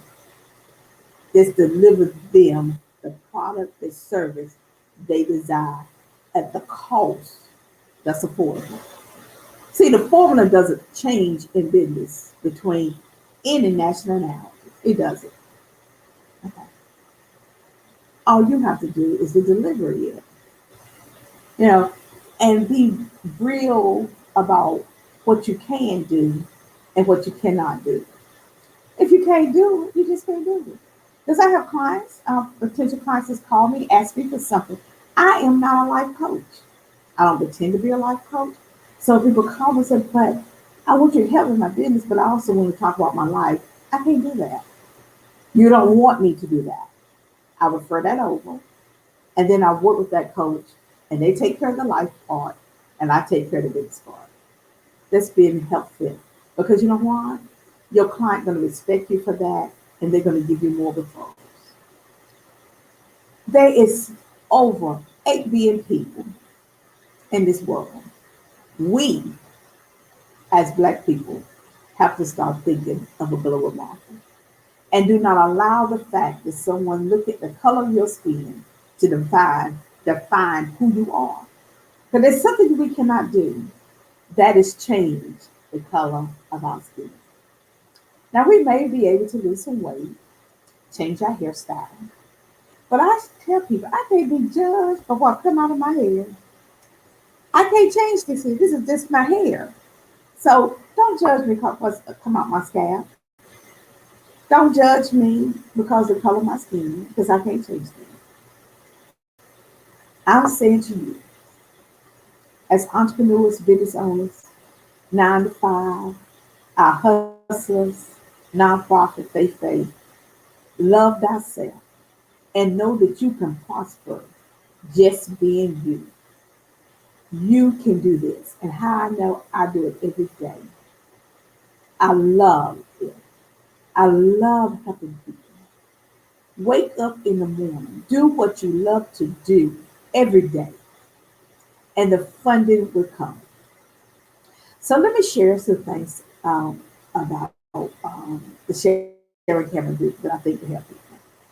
I have so many, and I mean many clients that come to me after they have gone to these other programs that they spent thousands of dollars to go there. That's before COVID-19. They went and got the hotel. They spent thousands of dollars, sometimes $5,000, to listen at someone give them the hype. They purchase all of them materials. They come back, and guess what? They don't know how to implement any of this stuff. And then what happens? The person says of the company, and this is how they make their money, this is their business model. Continue paying membership, and we'll answer your questions. Now, I tell you, we have to think about our investment a little bit different. And so our company offers 5 certifications. And we have been really, all our clients so far have been clients that have went to other people's certifications and got them, paid all that money, but forgot to teach them the how-to method to put it together. And so our certifications is in entrepreneurship coaching, nonprofit development and management, entrepreneurship ministry. Like, how do you use your faith, biblical principles, in order to grow? You know, the greatest entrepreneurship manual is the Bible. It is. The higher power did a great job with teaching us leadership, how to negotiate, did a great job of teaching us about how to use our money, how to market our product, how to define who our market is. Did a fantastic job. I love entrepreneurship ministry because they do. Power Black women leadership together. You know, we are Black women. We are leaders, born leaders. But how do we take that to the next level to help other women and elevate them in entrepreneurship, nonprofit management, and take them to the next level? Guys, we're going to include you too. And we do a great job at diversity, inclusion, and an equal pay. We are always.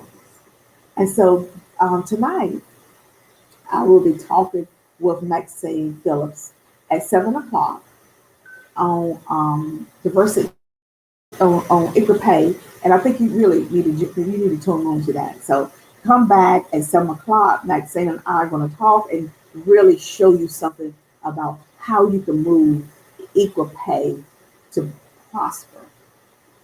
Change the mindset of your money and you can prosper. I am doing a whole series starting in April about let's talk Black retirement. I'm going to team up with Richard Moore and we are going to talk about let's talk Black retirement. We need to talk about that. We cannot be entrepreneurs and business owners and nonprofits and not have a retirement plan. And it is not too late. You say, well, I am 50. Oh, it's not too late. I'm 6. Oh, no, it's not too late. You still have plenty of time to do that. And let us stop talking negative about each other, but start supporting each other. Words matter in prosperity. It is the gift. And that is what God said about this little tongue, what we need to speak. We can speak prosperity or we cannot.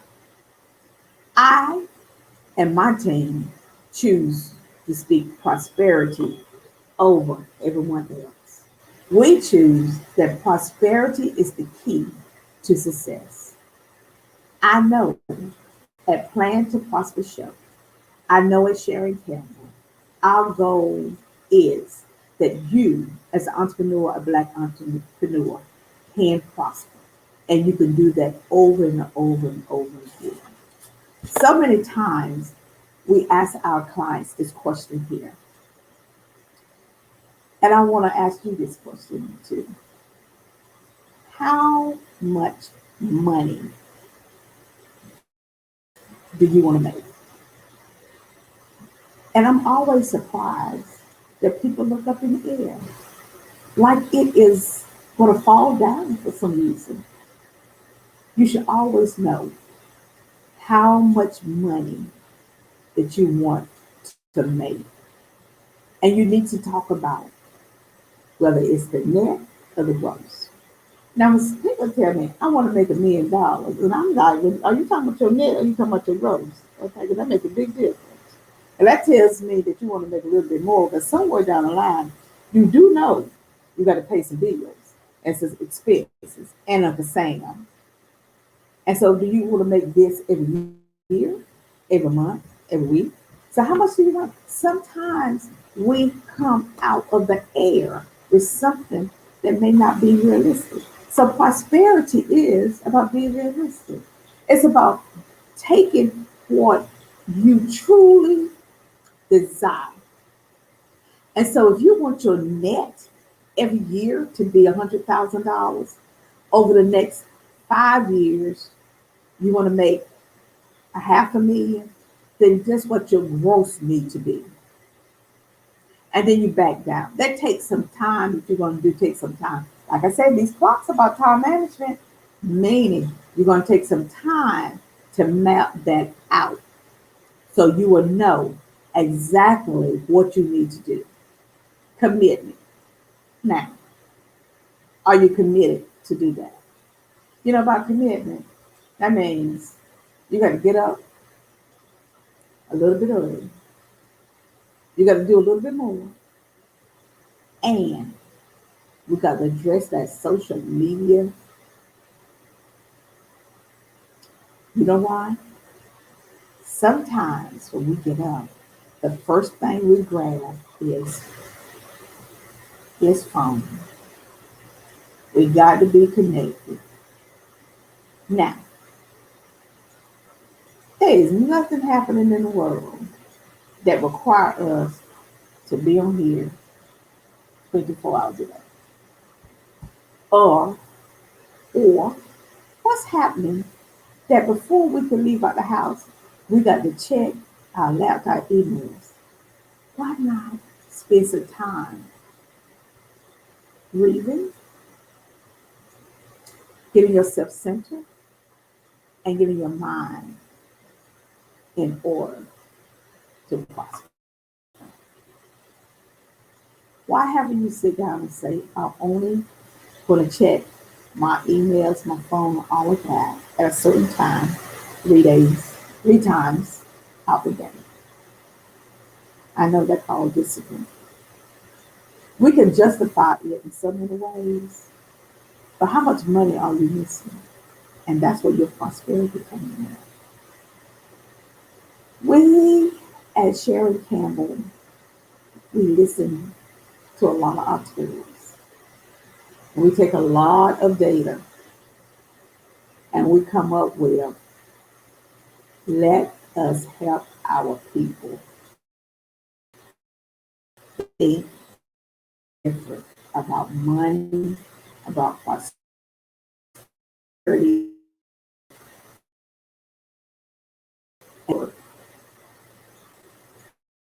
and then lead the workforce and not live the desired life.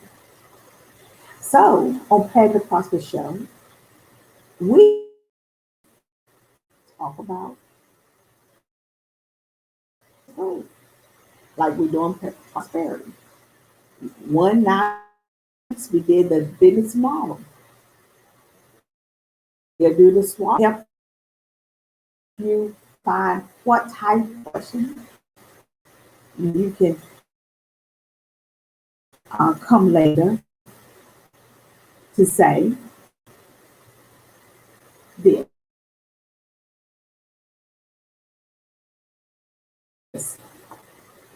Plan. What is it that you are missing? Have you ever done a SWOT analysis on your plan? Who is your management team? Who is your mentor? Who is your coach? Thanks, businesses. If you're in business, you should have a coach. You need to have somebody that's telling you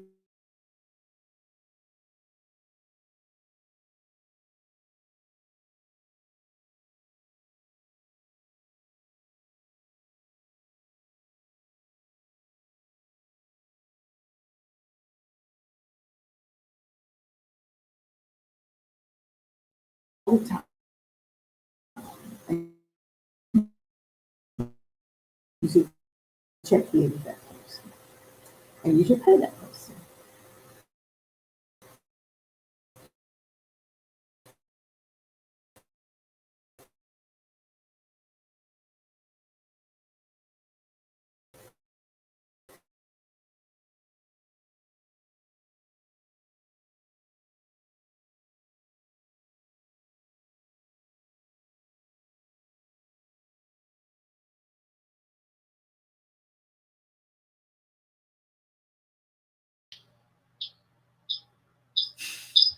And of course, And of course, we're having a little technical difficulty with Sharon. We're gonna let Sharon to work on her video and get back with us. And of course, when you're doing the internet, these are some of the things that happens. Now, you know, I have a lot of businesses out there who are doing some great and some fantastic things in America today. And one of those, a very, very personal friend of mine, one of the people, she's doing amazing work. And right now, as I promise, and I always keep my promises, to continue to do as much as I can to support Black businesses all across the world, all across the country. If you are a Black business and you like to be on this platform, you can also give me an email. But right now, I like to give you one of the special people who do special things all across the country. And that will be Dr. Veronica Hardy.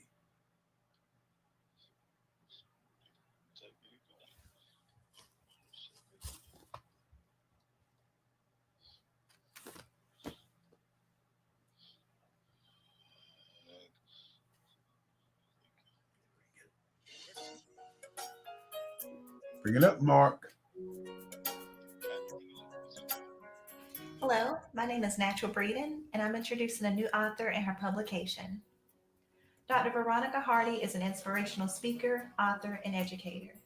Through her writing and public speaking, she uses the power of story to reveal and confront challenges experienced by the readers and listeners. And this is showcased through her book, A Letter to My Sisters, Reflecting on God's Promises.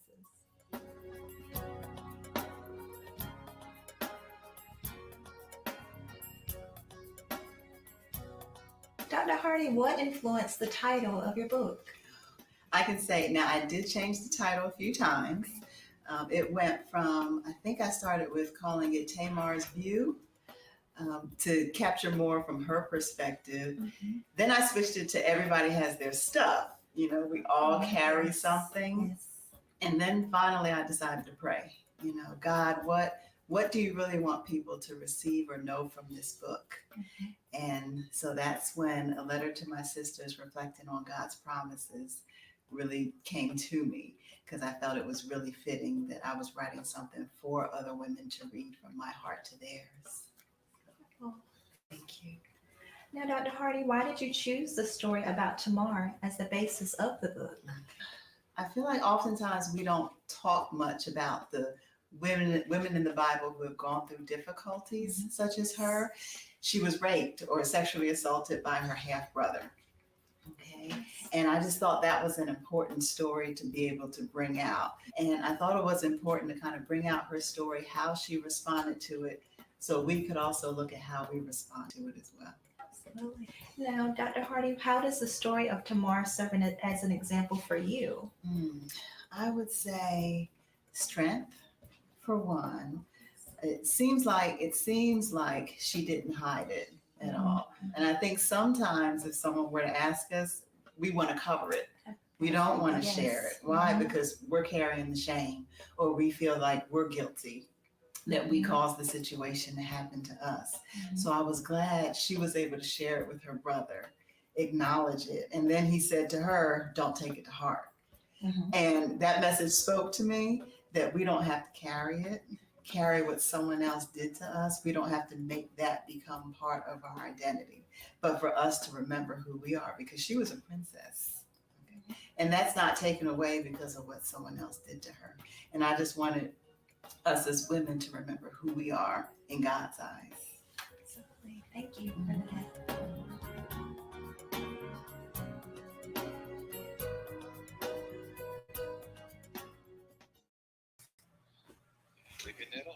And yes, indeed, a great lady, an amazing author, an amazing speaker, and you'll get a chance to see her later on in the week.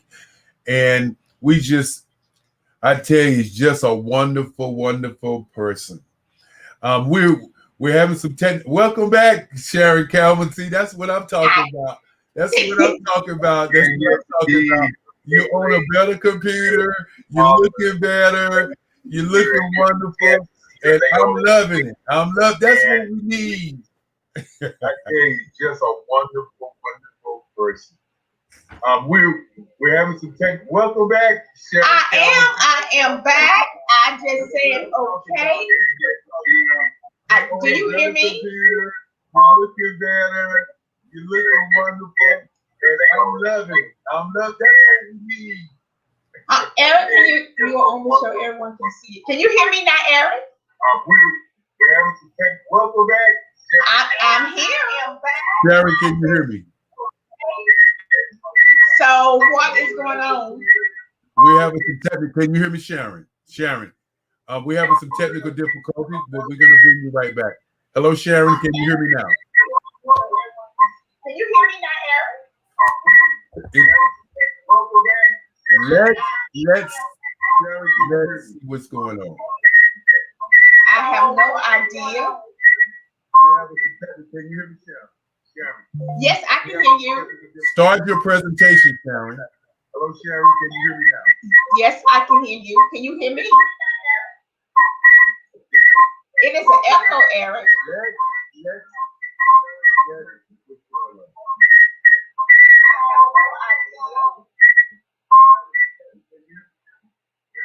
Yes, I can hear you. Start your presentation, Sharon. Hello, I'm back. Can everyone hear me? It is an echo, Eric.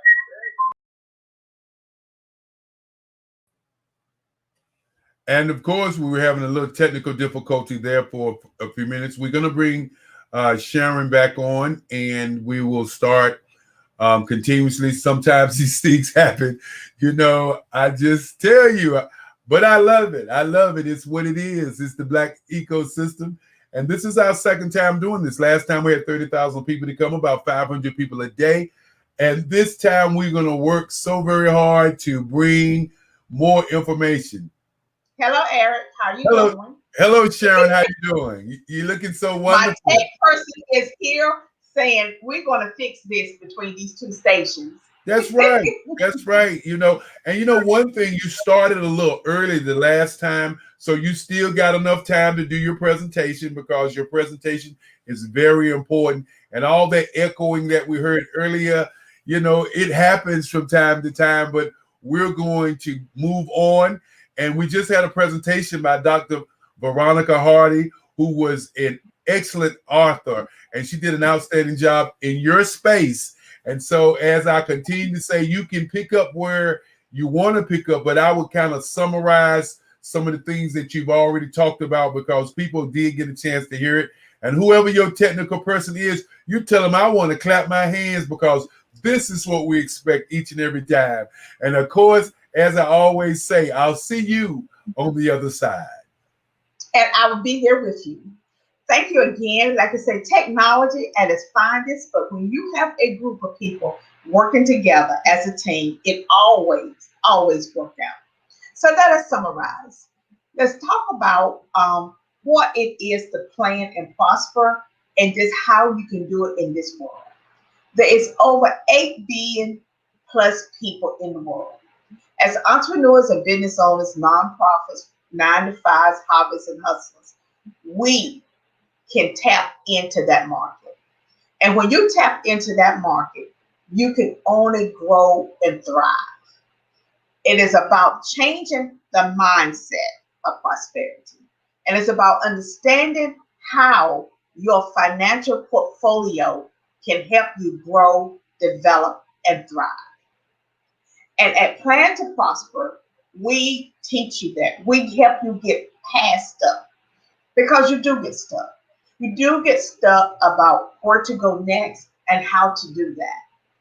And your investment is so very important to how you're going to invest in the time, the funds that you have for prosperity, so you can live the lifestyle that you deserve. And as I was talking, we talked about having certifications. It is important that we educate ourselves. It is, as Black entrepreneurs, it's important that we read, we study, we get certification, and we get degrees. It is very important. We have to understand the theory as well as the day-to-day and how to put it together to be successful. And so at our company, We provide 5 different certifications that will help you do that. So you can go to our website. We provide a plan to prosper plan. And what we do best is help you take it from here and put it there. Someone said, well, what makes you any different than us? Our driving force is around prosperity, not for just our company, but for you. Because when you know exactly how much money that you want to make, we can help you get there, down to how much you need to make every day in order to get to where you want to be at the end of the year. We can take that down to the penny, and that is what makes us different. Prosperity is about everybody lifting one another up. Prosperity is about everyone embracing each other and helping each other in our Black communities. The myth that we cannot work together is simply a myth. It is not true. And only we can change that narrative. Only we can tell people and show them that we can deliver over and over again. Not only in our community, but outside our community on a global market. We have to think globally. Your clients is all over the world. And that is what prosperity is. To not to box yourself in, but to take your talents and distribute them all over the world.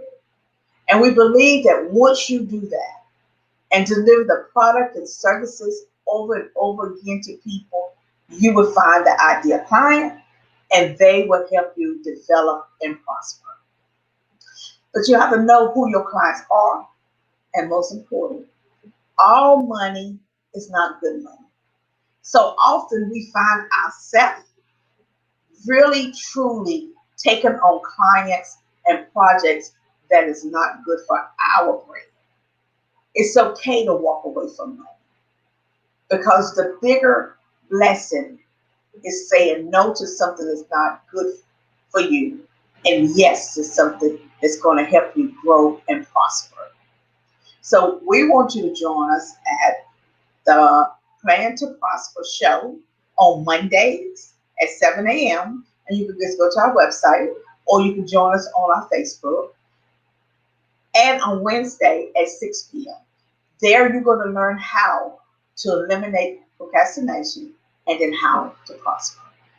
I also want to mention again that it is so very important that we support this organization, Black Business Expo USA, with their scholarship. This organization has the heart for youth and help them get into college. It is so very important that we as entrepreneurs give back in the service realm, and to make sure that we continue lifting this platform up so that it can grow and thrive. Because when you lift someone else up, someone will lift you up in prosperity. I can tell you over and over again, your wealth is in your giving. Your prosperity is in your investment into others. Because when others see you investing into them, they will invest in you. Go out in the community as an entrepreneur and a business owner and give and thrive and make sure that your voice is heard in the community if you want your company to grow.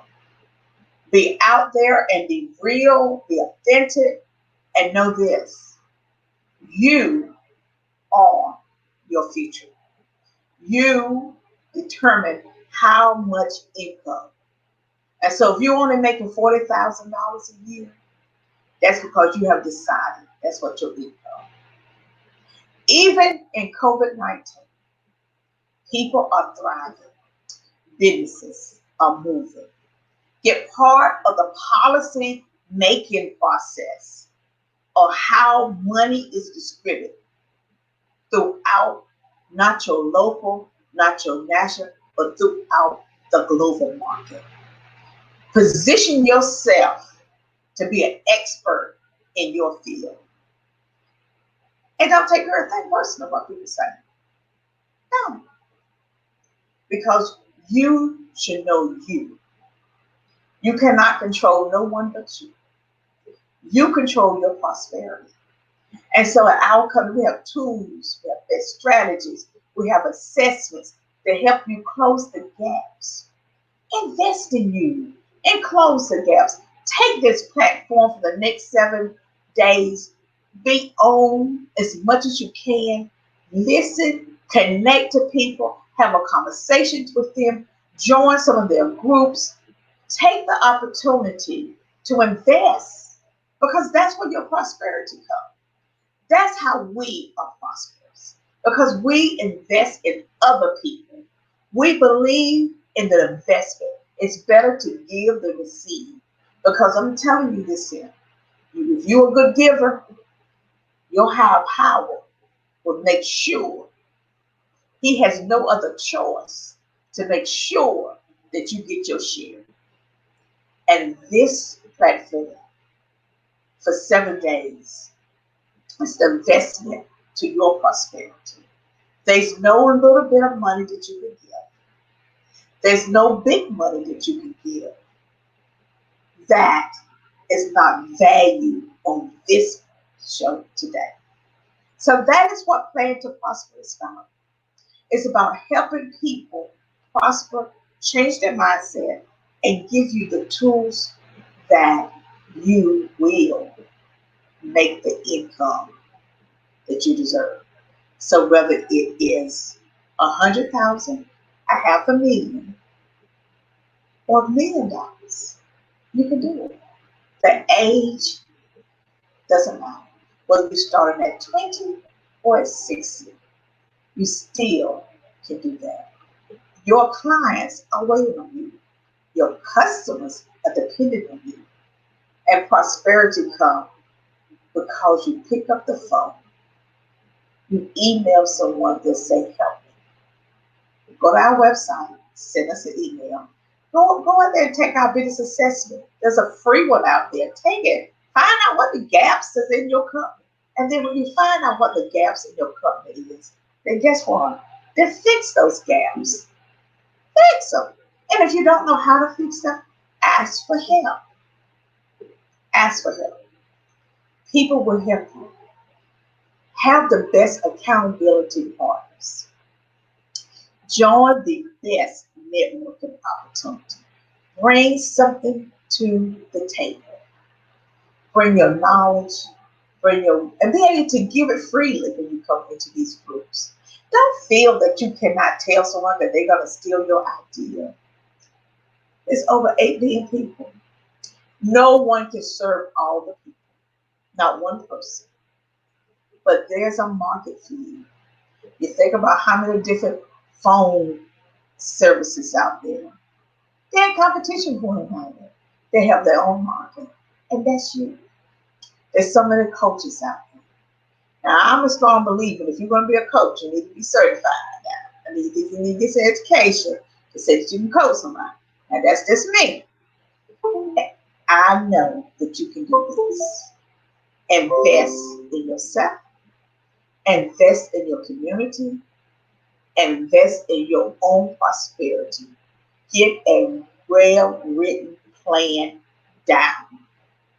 And your prosperity will deliver over and over and over again. I am Sharon Campbell, the Sharon Campbell Solution, Plan to Prosper Show. And you can reach us at www.thesharoncampbell.com, and we will help you grow and thrive and prosper. On the global market, we will have classes that we are doing free on Zoom. The 9 biggest models. It's out there. Take advantage of that. Find out what is your biggest model. So often entrepreneurs come with no business model. come with no financial plan. We want you to have the tools that you need to grow and thrive in the market of opportunity. Know that you can do that. Believe in thyself. And then surround yourself with people that believe it's in you. Put some people off your boat. I'm just going to tell you. Sometimes we need to leave people back in 2020 and not bring them with us. Okay? And we have to be real about that. Sometimes you can't take everybody with you on your journey. But I can say that if you continue working, getting the right people, and investing in yourself and investing in your company, you will thrive and grow. Now, I want to leave you with this nugget.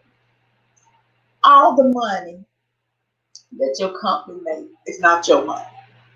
Too often, entrepreneurs believe that.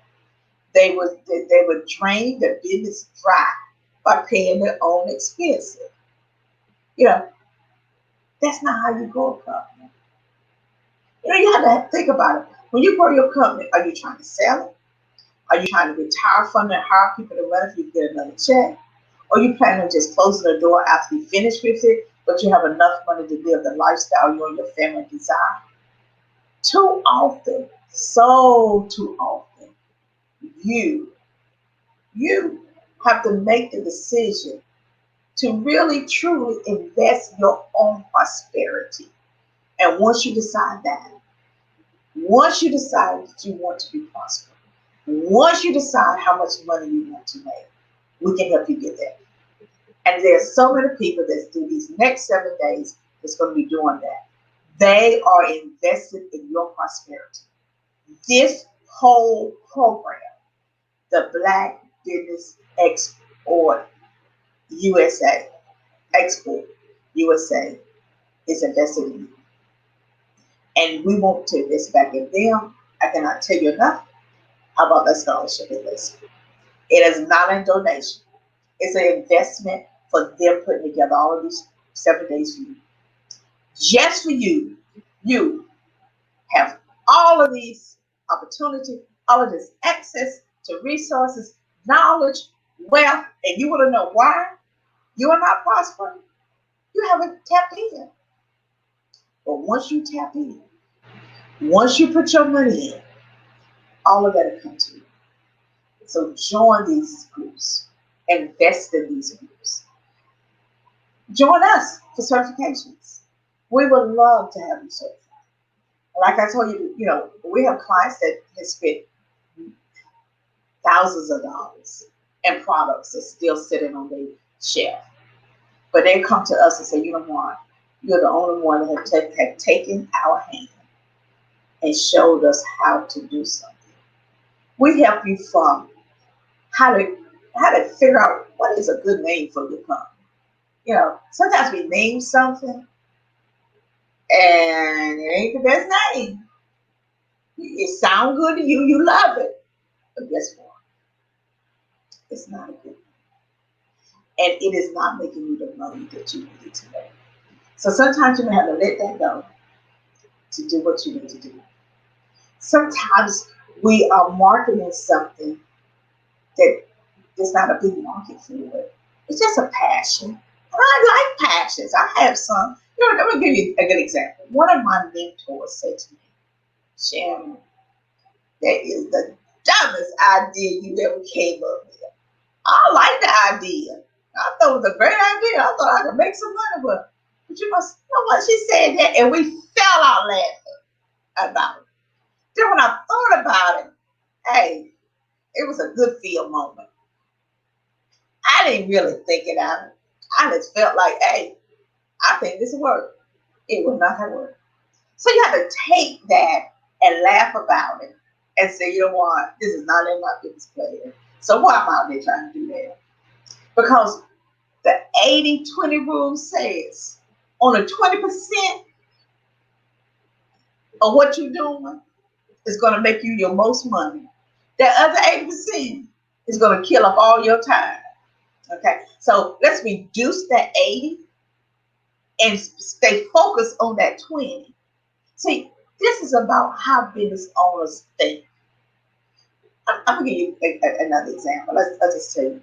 I have some great mastermind groups out here, and we had this great conversation, and I want to share this with you. There's a difference between a person that is an entrepreneur and a business owner and a person that works for somebody to get a check every week. Our mindsets are different. Say, an entrepreneur, we create opportunities. We create jobs. We are responsible for paying people. Okay? Know that. Where if you work for someone, you do the work, you do the job, and you get your check. But when you're an entrepreneur and business owner, you are the one got to make sure that everything go right, that everybody get paid before you, and you got to make sure you get paid because you got to pay your bills. And so you can't drain the business. So you have to be on it every day, doing something to understand. So this whole myth that being an entrepreneur, business owner, oh, I have more time for myself. I can get up when I want to. I don't have to report to anyone. All of that is just myths. Honey, let me tell you this.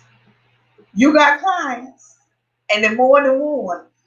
You got 5 or 6, 7 or 8, even 10 or 12, 20. You are reporting to all of them, constant, doing something to keep that relationship so that you can get paid. You are balancing that act. And so you cannot be the only employee. You need some help so you can delegate some things so you can be prosperous. When you try to keep all the money to yourself, you are limiting your prosperity. Okay?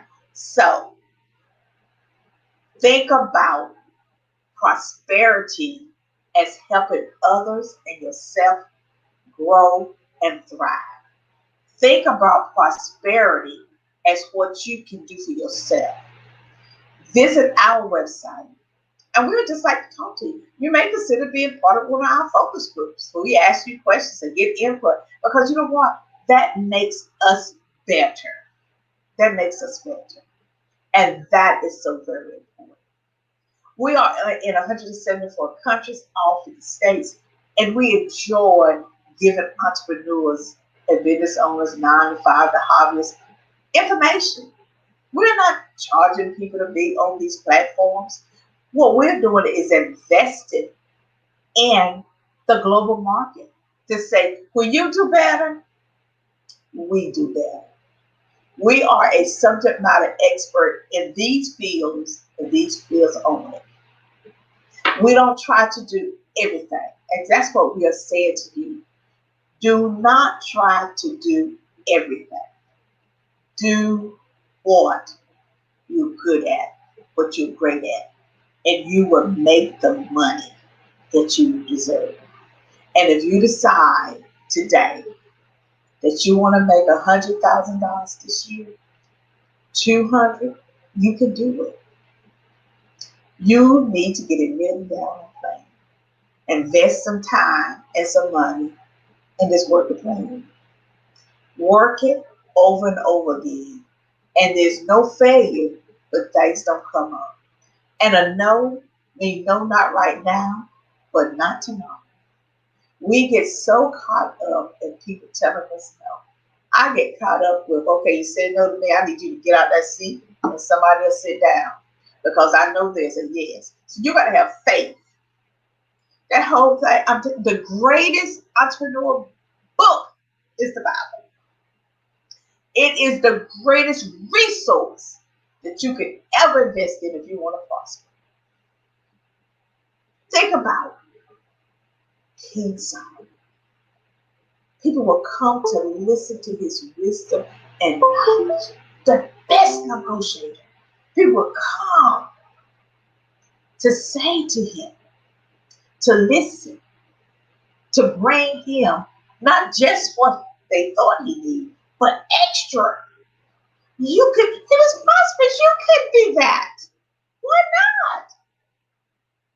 but are you willing to do the work?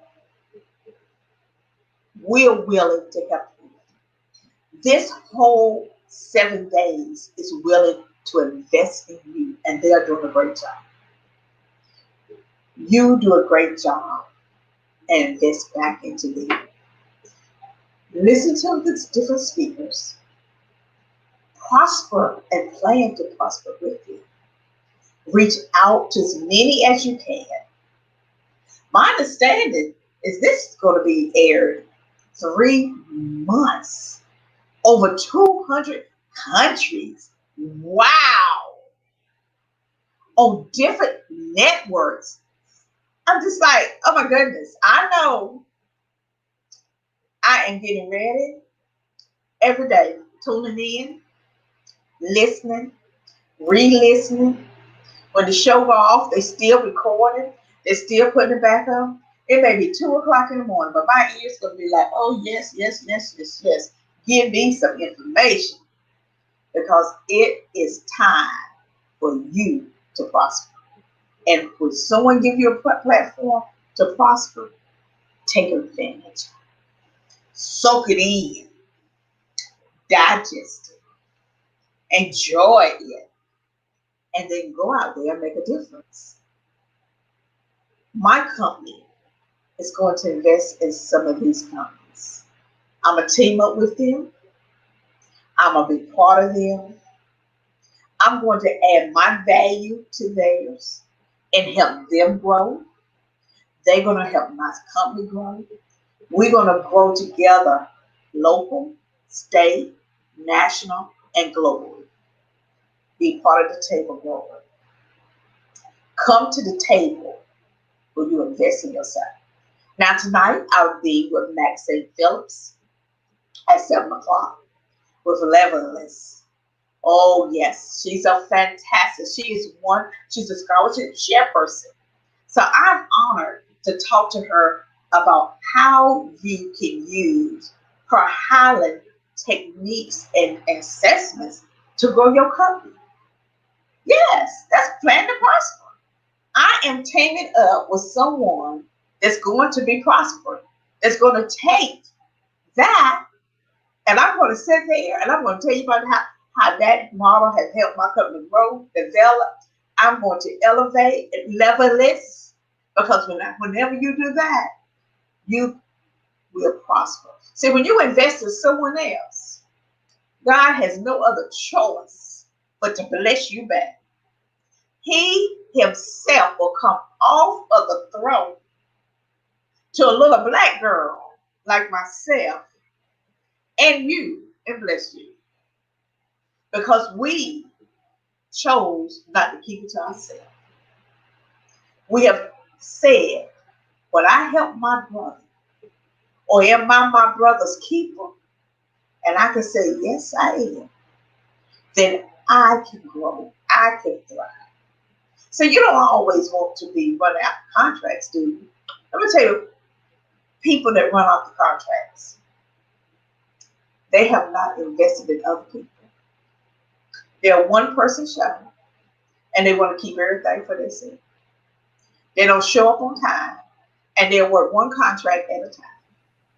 Well, I want to thank Black Business for this opportunity.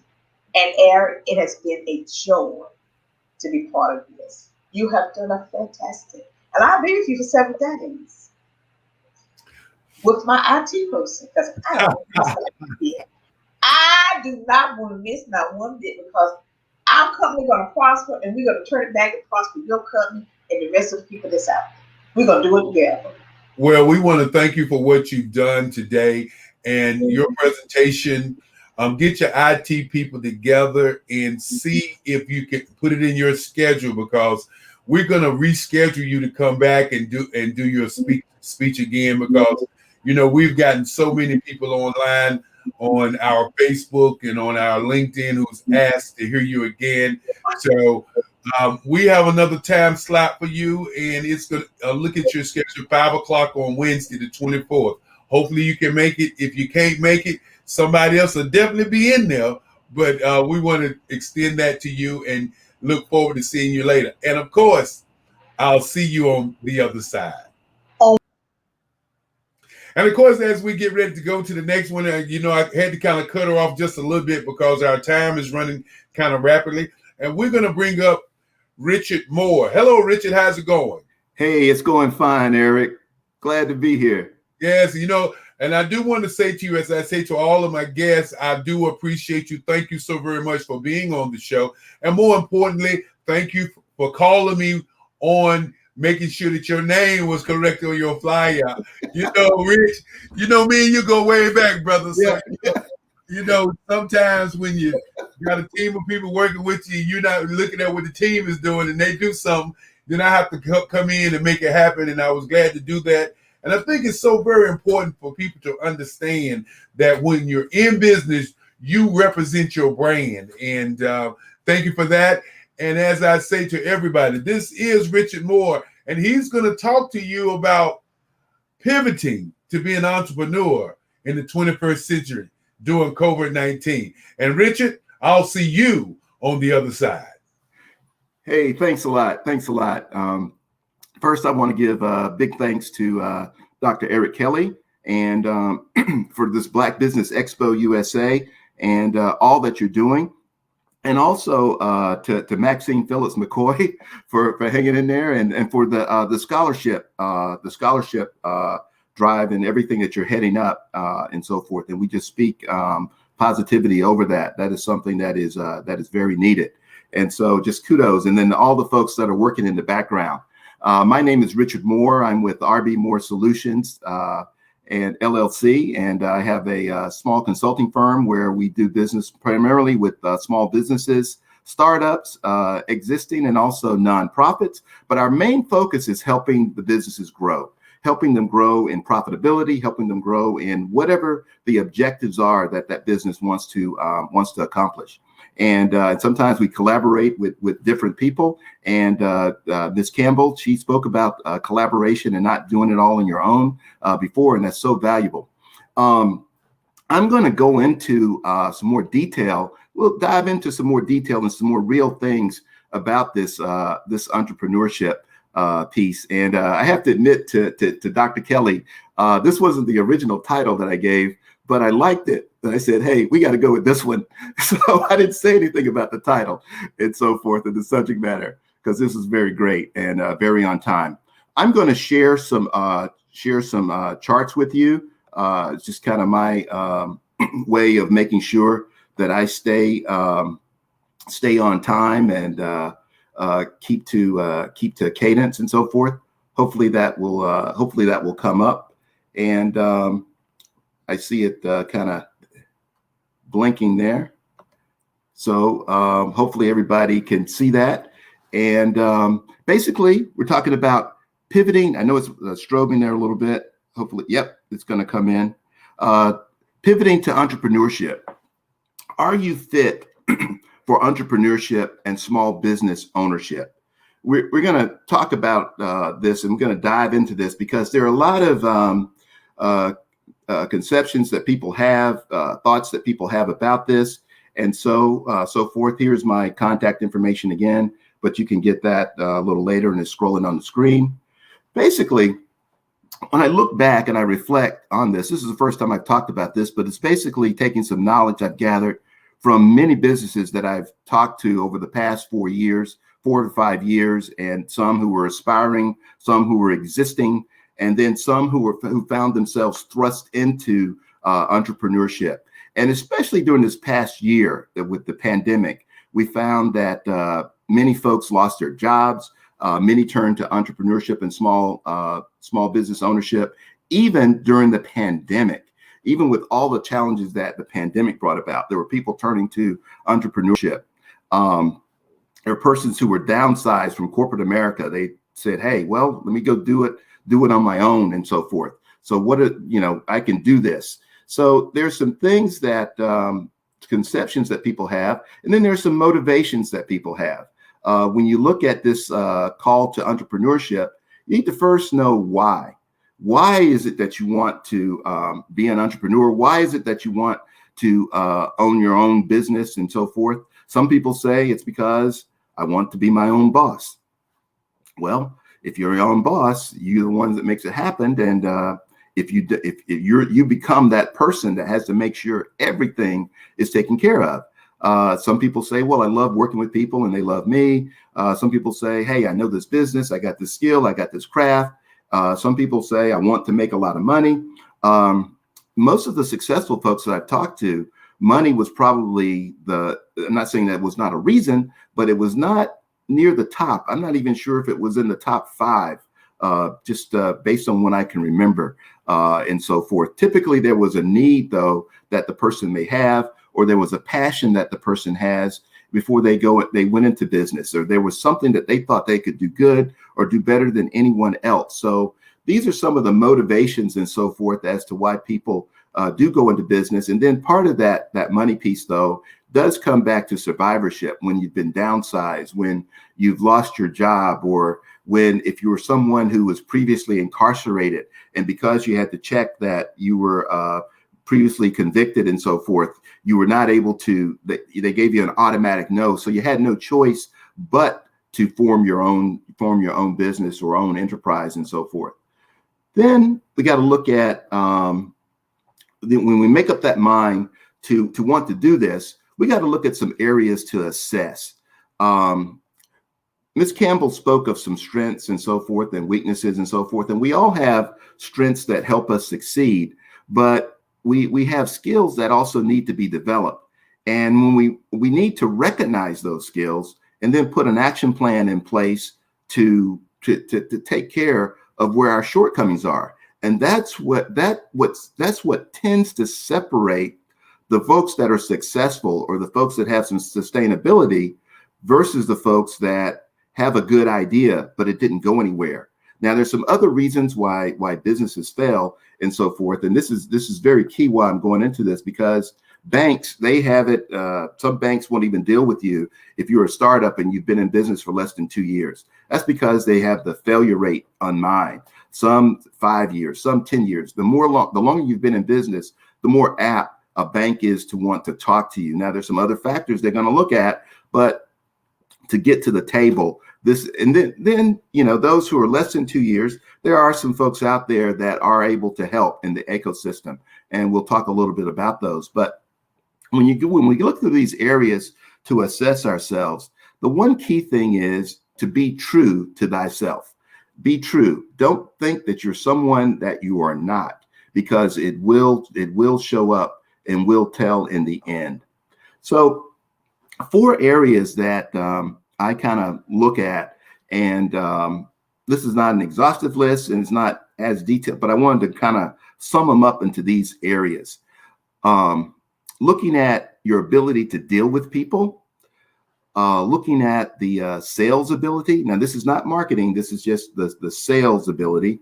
Looking at your financial power, where you're coming at from a financial standpoint, and then looking at one very key thing, which is self-discipline and so forth. And once again, I can't stress it enough. To yourself, be true. To yourself, be true. If you know that you're short someplace, then enhancing that skill or taking care of it will enhance your likelihood of success. But ignoring it and just saying, well, this is me, people have to accept me the way I am, and so forth, with respect to, if you say that with respect to character or attitude and everything, then you're on the path for failure. Yep, we can't help that we're Black. We can't help if we're a certain ethnicity. We can't help if we grew up in a certain environment and so forth, or maybe we could have helped certain things that happened in the past, but we got to look at what's going forward in everything. And so just simply stating that, hey, this is the way I am, people accept it or not, then with respect to character and attitude, that is a formula for failure. That is a formula for failure. Not saying compromise any integrity or anything, but when it comes to attitude and character shortcomings. So this first area here we'll take a look at. Assess your ability to deal with people. This is the ability to influence others, such as a staff, if you have partners, bankers, customers, and or clients. Okay. You need to ask yourself, first of all, am I easygoing or likable? And not everybody's easygoing or likable. It's not the end of the world if you're not easygoing and you're not immediately likable. But there's some things you can recognize that you may be doing that can ease that a little bit. Do you actively listen to people? Do you actively listen to your clients and customers, to your staff, or to your stakeholders? Well, let's just break this down. Do you actively listen to your clients and your customers? Yeah, I know there's that saying that the customer is always right and so forth. But do you actively listen to them to find out what it is they actually need? Sometimes people may come to you and they don't know exactly what they need, but they know it when they see it. And then there are others that'll tell you, hey, this is what I need.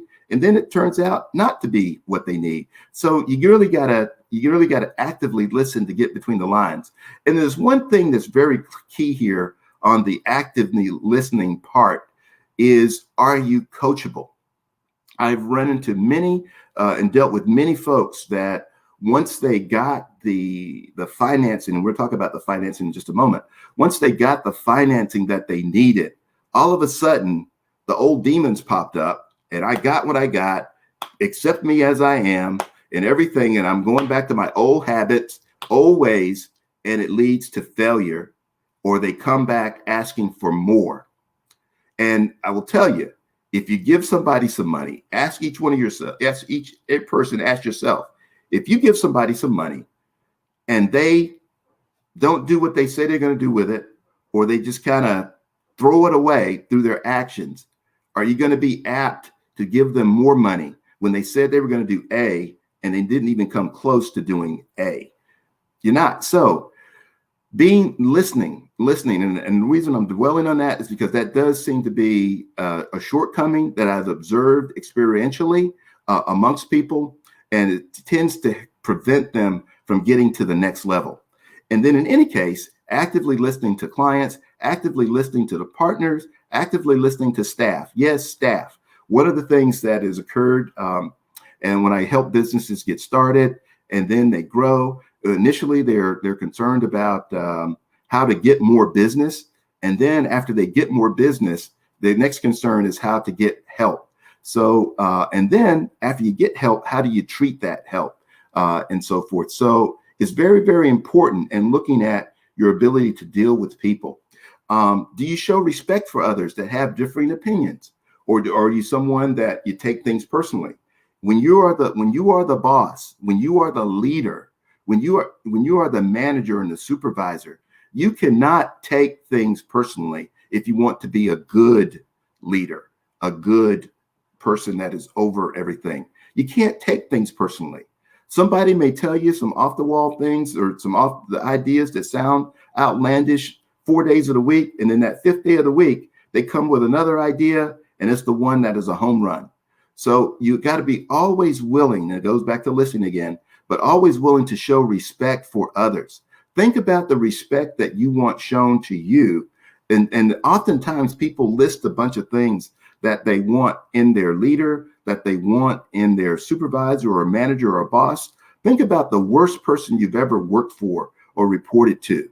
And then just think about the qualities you would have liked for them to have had. Think about the best person that you ever worked for. Think about the qualities that you want to accentuate. Well, when you get into positions where you're having to lead, where you're having to deal with people, then think about those positive things and accentuate those. Oftentimes I find people sinking back into areas where they don't like for them to experience, but they display it to others. So another thing, can you explain your ideas in simple, clear ways? Are you able to tell a convincing story so that others can see your idea as part of that salesmanship? Are you a great connector? Sometimes connecting folks together and so forth and collaborating is very good. Are you at ease with networking and meeting new people? Are you comfortable in giving your elevator pitch? You never can tell when you may have the opportunity to give that elevator pitch. I don't care if you're an introvert, plus. You need to know how to give that elevator pitch. You never can tell when you might have that quick 15 seconds or 30 seconds or 40 seconds to tell about who you are, what it is you do, why people should deal with you, and then give them a call to action as to what you want them to do now that they've got that information. Once again, looking at the management and supervision skills, do you have that? And oftentimes, a lot of entrepreneurs do fall short in that area, and so forth. I remember, and this is not entrepreneurial, but actually it is in a sense, because even if a person's working for someone, that job that they have is their business. And I remember when I first became a manager I used to work for IBM. When I first became a manager in IBM, I was a good engineer. Then they put me in a management role without any people skills, no people skills whatsoever. And the first thing is, you're thinking people are supposed to be just like you are. Wrong answer. You think that certain people are supposed to act a certain way. Wrong answer. There I was, 24, 25 years old, and everybody in the department that I was managing was older than me by some significant amount of years. And some of them kind of let me know it too. And so you really have to really learn how to, if you're going to be successful, learn how to deal with people, learn how to connect with people, learn how to properly lead, learn how to respect, learn how to sell your idea, convince, and have an active listening ear in order to be successful. And long story short, yeah, I got that. I wish I had got it in the beginning before I got that particular job, but I did get it later on. And when I left to go to another job, I thought it was a funeral or something. I said, "Why are you guys so sad?" They said, "You're leaving us." They said, "We finally got a good person and we broke him in and you're great. And now you're leaving us." So you can learn as you go, but the people that refuse to learn, those are ones that tend to not grow. And then sometimes you can learn from observing others as well. So that ability to deal with people is very key. Another one is your sales ability. The ability to set and attain sales goals and be ready to sell at all times. Now, I'm not talking about marketing. The marketing there, and by the way, there is some folks that will be coming on later in the week that will be talking about marketing and so forth. And I advise you strongly to tune into them and so forth. But this is once people are aware of your product, they know you're doing what you do, or you got a chance to explain it to them. Do you have that ability to set and attain sales goals and so forth? And so, because you got to be ready to sell all the time. This is your baby. This is your business. No one knows it better than you. Also, are you able to deal with rejection? There's sometimes people reject what you have and so forth. Oftentimes it could be what you have may not be what they need. Sometimes they may have had a relationship with somebody else that they go with. And then sometimes they may not quite have it at that particular time in order to expend it. But you still got to be relevant. Don't take it personal, because you never know when that person's going to come back to deal with you and so forth. And how many times have we rejected or said no to someone only at some point in time, hey, I really got something and they can help me with this, and you go back to them because it was a pleasant experience. They didn't accept rejection as a personal attack and so forth, but they really, really actively listened to you and everything. So having those sales skills and so forth is key. Now, if you don't have these skills, then you know that you need to collaborate and connect with someone that does, that has them readily and so forth. Ms. Campbell just spoke a little while ago about, hey, make sure sometimes you got to pay for other things that you get, but it's better to pay and get it than to not get it at all and so forth. So, and then also going through training to enhance your sales skills and so forth. There are a lot of things that people develop over the years, successful people develop over the years. It wasn't in them naturally to do certain things, but they developed skills over the years that enable them to be successful and so forth. An example for me is when I have something, I really have to take care of it right then and there. My weakness or Achilles heel, I'm just sharing with you, is procrastination. If I say, okay, I got next week. Okay, I got tomorrow. Okay, no, I do it right away. I find that it's less stress. It's better for me. And then if something for whatever reason can't be done because I'm depending on someone else, then I'll put it in my calendar to remind me, hey, you need to do it. And I don't think about I had the end date kind of in mind, but the end date doesn't matter whether it's 1 week, 3 weeks, a month from now. As soon as I have the ability to complete it, I complete it. So it's already done, and so forth. And so it's less stressful. So think about your, the where you're weak at. And if you're weak in the sales area, there's some things that could be done to help train in those areas. There are people that train. There'll be people, I believe, later on this week, they'll be talking about how to improve the salesmanship and everything. And once again, to yourself, be true. If you know you're short in the area, then that's the area you got to get help. Next thing, am I creative? Think about it. Are you creative? Are you able to create things? And if that's a strength, and a lot of people are creatives who come into entrepreneurship and so forth. There's a segment on business of the arts. Dr. Kelly, I can tell you, if you don't know, Dr. Kelly is an artist and so forth. I've seen his work. He is an artist and so forth. But one thing, when you come in with the creative, then understanding making sure that you are still able to sell yourself and sell what you have and so forth, and use little techniques to set goals on what you need to do. One little tidbit here, and I may mention it in the financial piece, is oftentimes I deal with businesses and people who are starting up, and they set their sales goals, and they focus on the break even. They figure out where they can break even at. In other words, where they cover all their expenses, and they don't think beyond that and so forth. What I coach people to do is set goals beyond that, well beyond that, because if you fall short of a goal that is extended, then at least you covered you did more than break even. You covered everything that you needed to cover, and you exceeded what you needed to do. And then you put things in place to assure that you can stretch those goals even further and so forth. But if you just go in with a break-even mentality with respect to sales and you fall short, oh boy, you just fell short. You're not going to meet all your obligations and everything.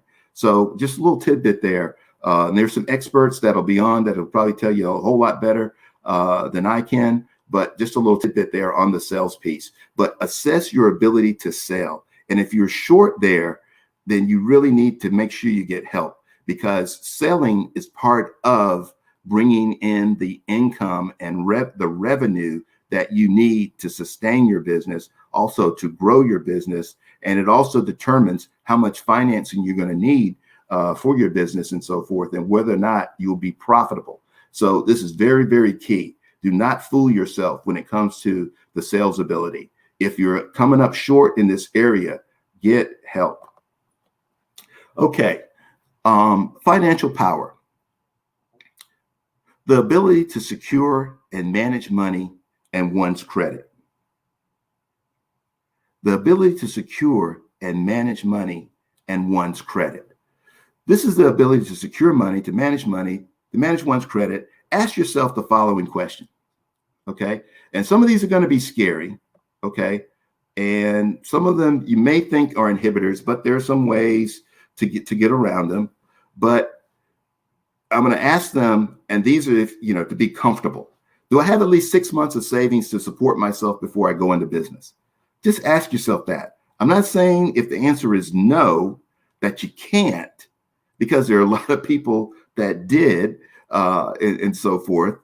But if you're trying to figure out right now what you're going to do and you haven't made that leap yet, or you're still maybe in that day job and so forth, start thinking about saving up as much as you can to support yourself before you go into business. Also, that helps with the capital piece, and it helps determine how much you may be able to get in loans and so forth in case you need that in order to start up.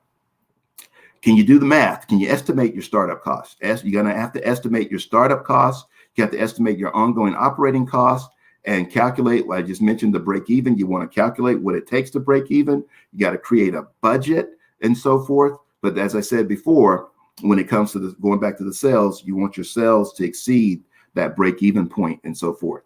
Do you understand how to manage cash flow?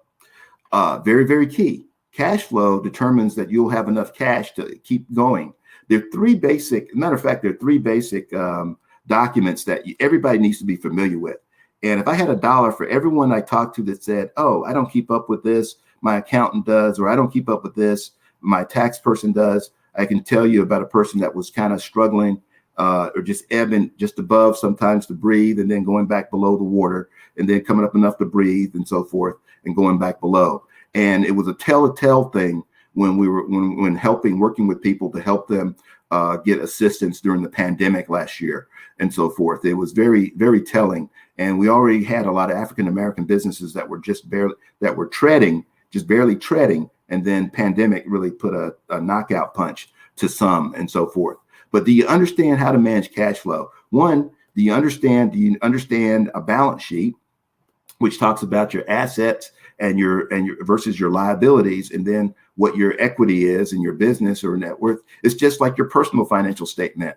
In your personal financial statement, you look at everything that you own, all the balance of everything that you owe, and you subtract the liabilities, which is everything you owe, from the value of everything you own, and that ends up being your net worth.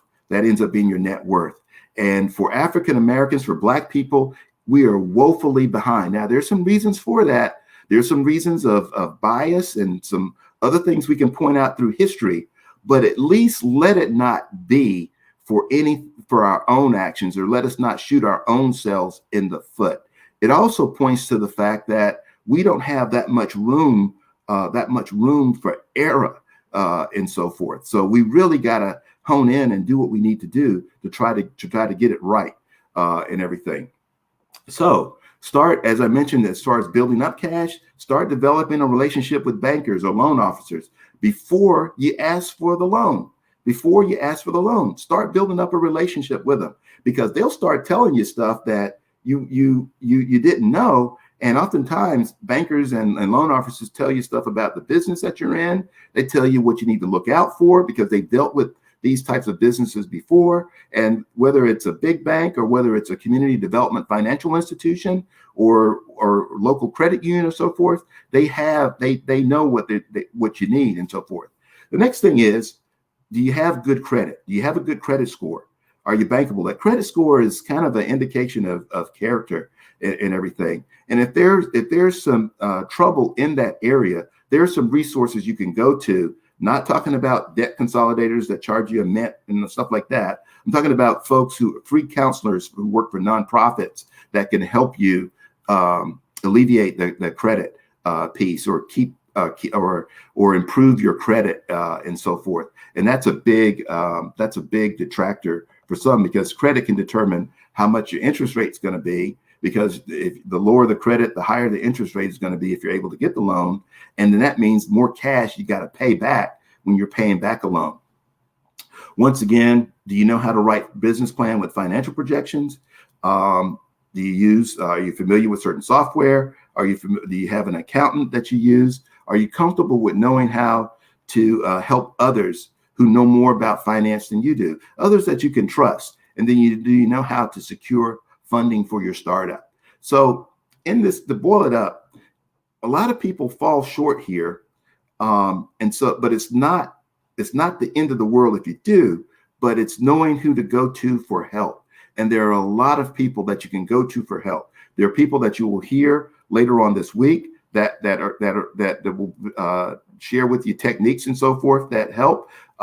You have also a lot of free resources out there, small business centers with the community colleges, and some of you may have this still in your state. I know in North Carolina with the community colleges, they have the small business centers. They have all states have community development institutions, and there's a big network of them and so forth nationwide and everything that can help you in this.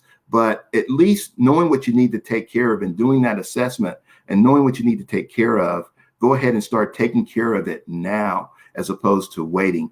And once again, do not fool yourself. One of the things I didn't ask about financing and so forth, and I'll probably ask it when I get to self-discipline, is how frugal are you? Because there's some misconceptions about entrepreneurship and so forth. There was and this is an extreme example, but there was one person that I know, they got laid off or resourced from their corporate job. And I guess they thought that when they started their own business, they would have the same types of amenities that they had with their corporate job, the big desk, the big office, this and that, and so forth. Well, that only lasted maybe 3 or 4 months. And then all of it had to be wheeled out, sold, everything, because they went in with the wrong mentality of what it meant to be entrepreneur and so forth. So making sure you can create that budget and making sure you do the cash flow, making sure even now as you're planning, if you haven't started yet, developing that solid relationship with bankers. And if you haven't done so, it's not too late to start doing so before you ask for the loan. It's always better if someone knows you before you have to deal with them, then they have to get to know you after you call for help and so forth. It's just like someone you haven't talked to in a long time, that person you hadn't talked to in a long time for like 20, 25 years or so or more for some people, and maybe 10 years, and they call you up out of the blue and they need something from you. Well, yeah, if you have a good heart, you're going to see what you can do to help. But it is a different reception that you give them if they've kept up with you over the past 10 years or over the past 5 years, or just reached out and touched just to say hello or something, or how are you doing, or happy birthday or something like that. There's a different reception that you have. So getting to know those folks that deal with the financial piece is good to do even prior to going to get your loan and so forth. And in any case, do a really strong assessment on your financial position. Now, the last area I'll dive into is one of self-discipline. And this is the ability to manage one's time, habits, and energy. And you got to ask yourself the following questions. And these are some people may say some tough questions, but they're not tough. They're real. And you got to think about it. Do I pay my bills and taxes on time? Talking about self-discipline. Do you pay your bills and taxes on time? Oh, by the way, if something does happen beyond your control, do you communicate to those people who are expecting something from you in advance? Do you communicate to them in advance and let them know, hey, I got a problem this time? Or do you not say anything and wait for them to come after you? All right. Very, very important. Very, very important, because it starts separating those who can be sustainable beyond 2 years, 5 years, and 10 years versus those that may fail or struggle and fail or stress themselves out and fail. Am I willing to learn from my mistakes? One, you got to be willing to admit that you do make mistakes and then be willing to learn from them. Or do you repeat the same thing over and over and over and over again? I shared with you one of my shortcomings, which was procrastination. I admit it. People can feel free to say, hey, Rich, did you do this? And stuff like this, even if it's not due like 3-4 weeks down the road and so forth. But I learn from that mistake and say, okay, I got to put a system in place where this doesn't happen again. I got to put a system in place where I'm not caught up short again. And I'm not perfect. My wife will tell you I'm not perfect. There's some things she's asked me to do, and I'm sitting back, watch the football game or something. I'm like, oh no, I didn't do it. And she did ask. Not only she asked once, she asked twice. So still, pray for me. I still have some shortcomings and stuff. But do you have the discipline to learn from your mistakes and so forth? And then on your weaknesses, you have enough discipline to put something in place to try to mitigate whatever that weakness is. And this is the whole point through everything I'm talking about here. When we self-assess ourselves, do we have the ability? Can we go through and mitigate it? And we can. Okay. Can I maintain a steady work pace even if I have to work 7 days a week? There are some that you got to be ready to do whatever it takes as an entrepreneur, as the business owner. I mean, even you may be going through bereavement. You may be going through sickness. You may be going through a terrible, there could be a storm or something. I mean, folks we're still praying for the folks in Texas and in Louisiana and Mississippi and Alabama that are affected by the things that have happened and so forth. You may be going through all that and you still got to get it done. I was so impressed. I had a call last night that Dr. Kelly had, and there were folks calling in from Texas and so forth that, despite the storm, they made that way through. They had the attitude of having that steady, that work ethic. Hey, I said I was going to do it. I'm meeting this commitment. I'm going to do it. So do you have the ability to have that steady work pace? Because you are the person now. You are the person. On self-discipline, can you go through without some of the extras in order to get your credit score improved or save money and so forth? Can you manage your time very well? Can you set and achieve measurable goals for yourself? And here's one, can my family and can I go without extras to save money? Can your family and you, because sometimes you may be able to, but now if you have a family, sometimes they're affected too. Also, they may be affected by those work hours and so forth that may be required. Can I focus on details to make sure I meet my business goals and everything? And then am I willing to delegate responsibilities to others even if there's projects or tasks that I really like doing myself, but I don't have enough time? Am I willing to delegate that responsibility? That is something that people have a hard time doing. Sometimes they have a hard time of letting go.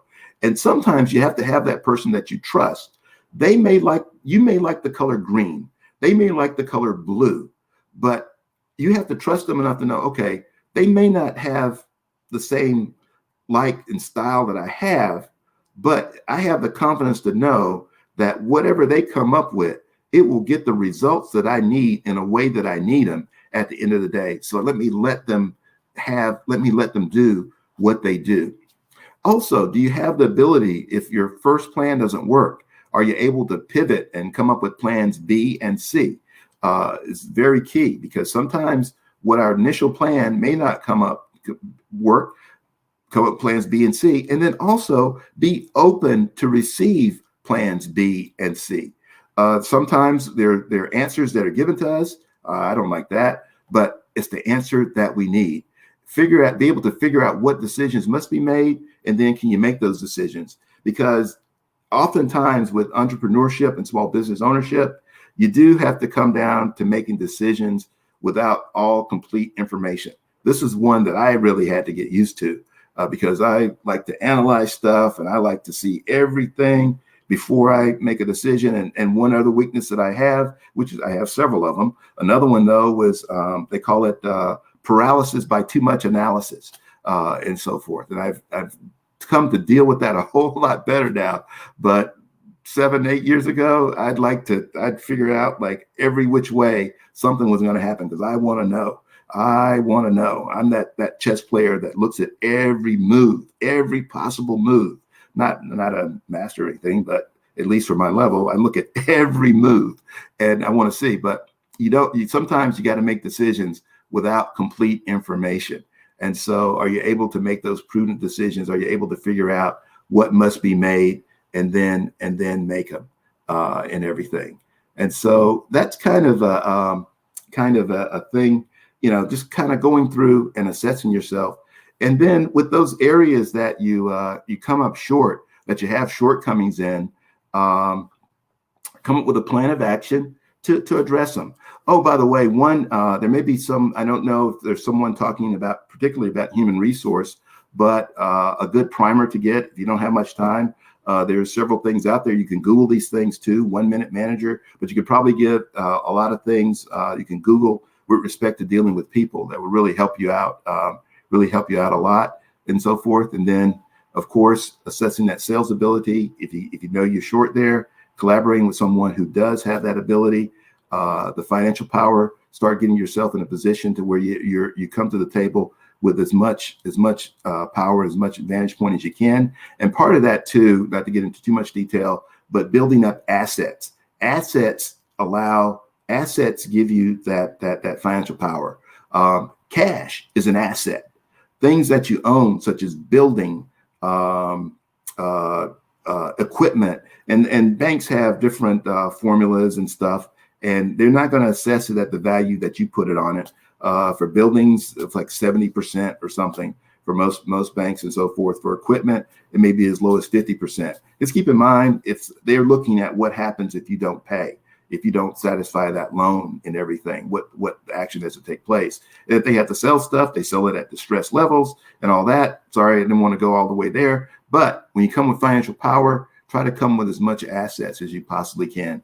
And then, of course, that self-discipline, got to have it. And if there's some areas that you come up short, put in place some things to mitigate those areas. I mentioned a couple of mine on the procrastination. I have to do things right away, and I have to keep a calendar. And when I do things on the paralysis by analysis, I just come to tell myself, hey, whatever assumptions that I made, they're going to change in a month. So don't get so hung up on a particular assumption. Go with the information you got, make the best decision you can make, and so forth. So I hope what I shared is a help to everyone and so forth. And I'll just open it up now if there are any other questions.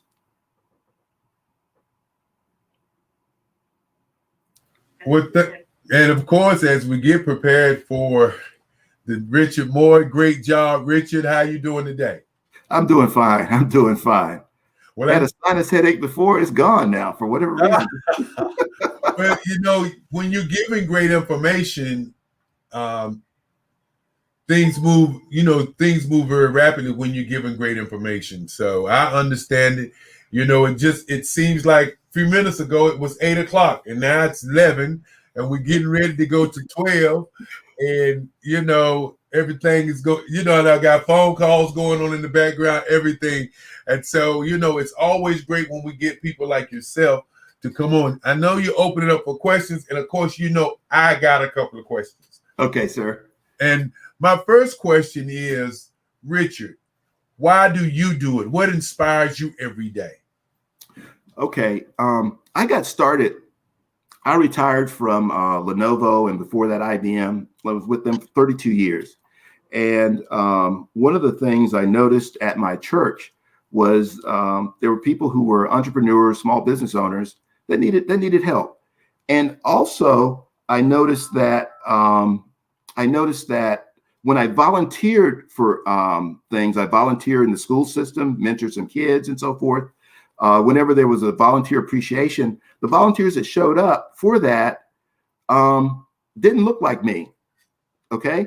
And then I find out that they all had businesses that were successful, so they could afford the time to volunteer and come over in the mornings, whereas people who worked, they couldn't do that. So I said, okay, what I want to do is to help small businesses. And I started out doing that, and we helped small businesses. And then the next thing, which is very real, I mentioned this, was the same folks started coming back and saying, well, can you help me manage people? How do I make the right hiring decision? Because now I need help. And that's what kind of got me to this. But I do what I do because I genuinely love helping people and seeing people succeed. And financial and entrepreneurship, small business ownership is a path to financial independence, a path to wealth. I want to say there's someone, I believe, I don't know exactly when they're coming on, but they're going to be talking about accumulating wealth and what you do to invest. I think Dion, I believe, is going to be, and I will tell you what enabled me to come out. And I wanted to retire at a young age. I missed it by 2 years, but what enabled me to do that was accumulating and putting aside what I need to put aside so I could come out and say, hey, I really don't need to work at this job anymore. I can do what I want to do. But that's kind of what inspires me. Well, in your parting shots, is anything that you like to tell the audience? I know you're very much involved in our scholarship foundation, and you've been one of the champions of the Black Business Expo for years. Any parting shots? Yeah, take advantage of everything that is going to be offered this week. take advantage of everything that's going to be offered this week, because the tools that I said in the assessment will you will be able to strengthen those or see people who can help you in those areas, because there's going to be someone that's going to be helping with marketing, which will lead, to sales and so forth. Someone is talking about, the management of stuff and all of that. So take advantage of that. I do have one question here. What are recommendations for assets that produce passive income? I kind of stick with what I know, which was the stock market and so forth, and taking advantage of the time value of money. People who are like 50 and above, they're not going to like me. And when I say this, because it's never too late though. It's never too late. But someone who is like in their 20s, start putting away money now, because you will take advantage of the time value of money and the rule of 72, and your money doubles every so years. Now, other areas, there's real estate, of course, but be careful. Get with a reputable a realtor, commercial realtor, and everything, and make sure the area is one that is good and that you can are going to thrive, because now you're concerned about not only what you're doing, but you're concerned about your tenants' business and so forth. So one shortcoming I see with people there is they don't help their tenants make money. If they help their tenants make money, then they make money. So, but that's kind of a passive thing. The real estate is a passive asset that can help as well. And you want to diversify and so forth. I'm pretty sure there's people who can talk about Bitcoins. I don't do it. Not that it's not good. It's just that I don't do what I don't understand. And so, or haven't developed an understanding for. But particularly the stock market is pretty much where making prudent investments there. And then also looking at if there's someone locally because one of the things, we have these investment clubs that invest in stock markets, but also something that's popping up are groups that are forming to invest in the local businesses and so forth. So let's say, for instance, 10 to 20 people in your area, local area, get together and say, hey, we pool this money together and we can invest in micro investments in small businesses, because a lot of small businesses, they don't need that much, $5,000 to $10,000, $20,000. Working with folks who are dealing right now, box trucks is a big one, delivery, and they're rolling and they're pulling in revenue every month. So things like that. But thanks, Rod. Rod is my fraternity brother, Alpha Gamma, Brown University, Alpha. Shout out. Okay. And there you have it. Richard Moore, we're going to talk to you the next time. We always call you up. You always show up and you do a great and fantastic job. And ladies and gentlemen, this is the guy. Make sure you get in touch with what is your email and your website. Okay, my website is www.rbmoresolutions.com. It's scrolling along the bottom there. And my email is rbmore@rbmoresolutions.com. Scrolling along the bottom there. All right. And of course, as I continue to say, what you're looking for is looking for you, and people you need to be looking for Rich Moore. I'll see you on the other side. Okay. Thanks a lot, Dr. Kelly. Thanks a lot. Mm-hmm. And of course, as we get prepared, we're going to take a quick break and let the lines roll for a few minutes before we bring up our next guest, Dion Blanks, who's going to talk to you. Of course, she's going to talk to you about investing innovations.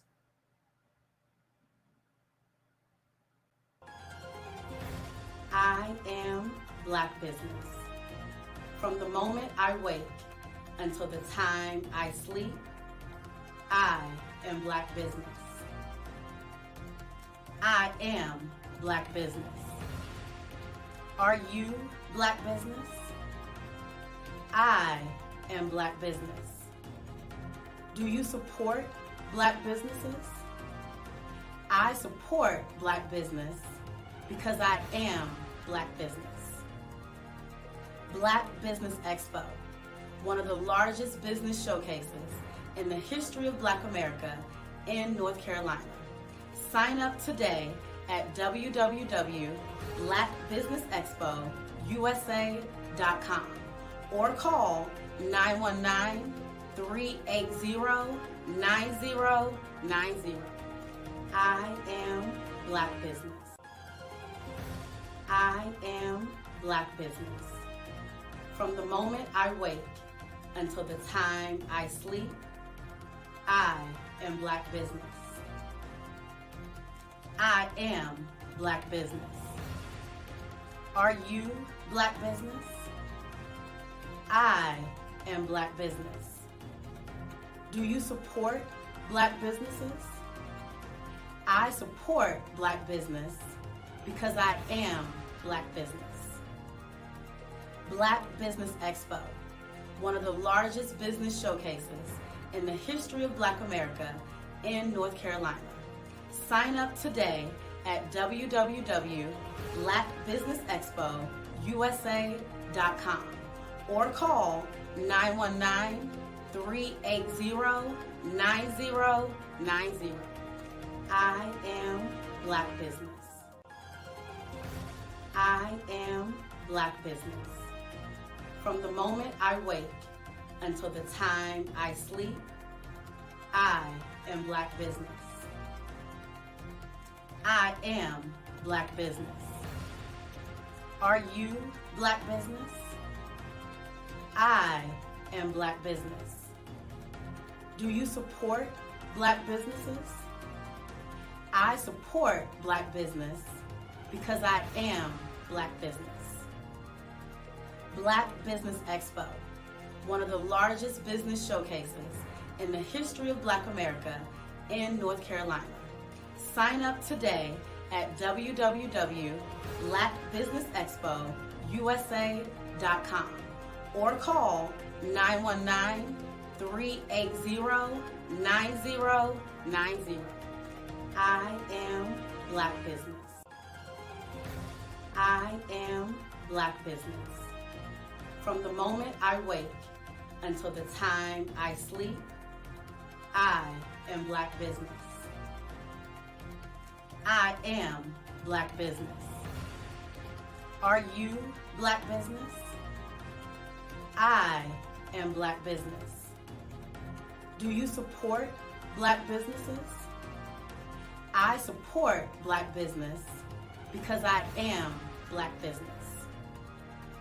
Black Business Expo, one of the largest business showcases in the history of Black America in North Carolina.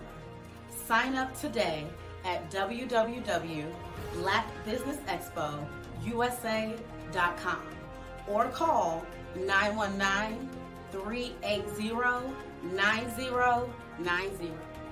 I am Black business. I am Black business. From the moment I wake until the time I sleep, I am Black business. I am Black business. Are you Black business? I am Black business. Do you support Black businesses? I support Black business because I am Black business. Black Business Expo, one of the largest business showcases in the history of Black America in North Carolina. Sign up today.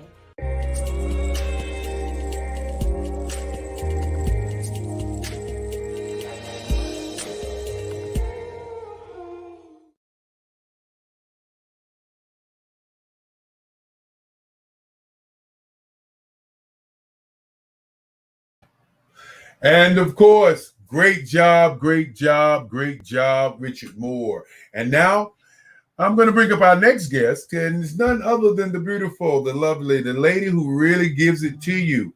Let's bring up Miss Blanks. How you doing, Miss Blanks? I am doing great. How are you this morning? I'm doing just wonderful. I'm glad that you're here. You're looking so wonderful, and I know you're ready to go. I am ready. And make sure that you give your website and your email before you get started. And I'm going to leave everything into your beautiful hands. Thank you so much. I have really been enjoying this Black Business Expo today. Thank you so much, Dr. Moore, for this. I'm sorry, Dr. Kelly, for this opportunity. My website is www.economicempowermentcircle.com. I am on social media as well, so you can visit me at facebook.com/economic empowerment circle. And I'm also on Instagram at Economic Empowerment Circle there. So those are my contact information and social media, so you can reach me there. I will also provide that information at the end of this presentation today. So, thank you so much for joining me. I get to talk about my favorite topic, which is investing and the stock market. So I'm going to go ahead and share my screen with you. Let's see.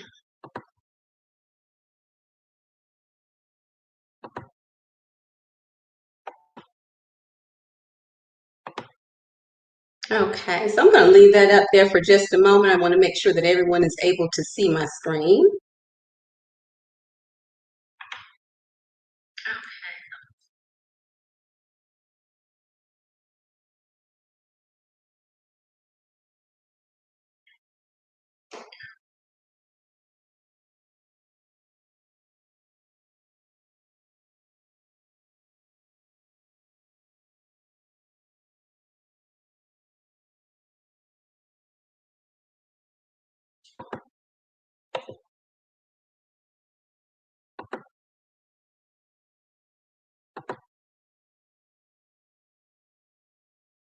Okay, we'll get started in just a moment.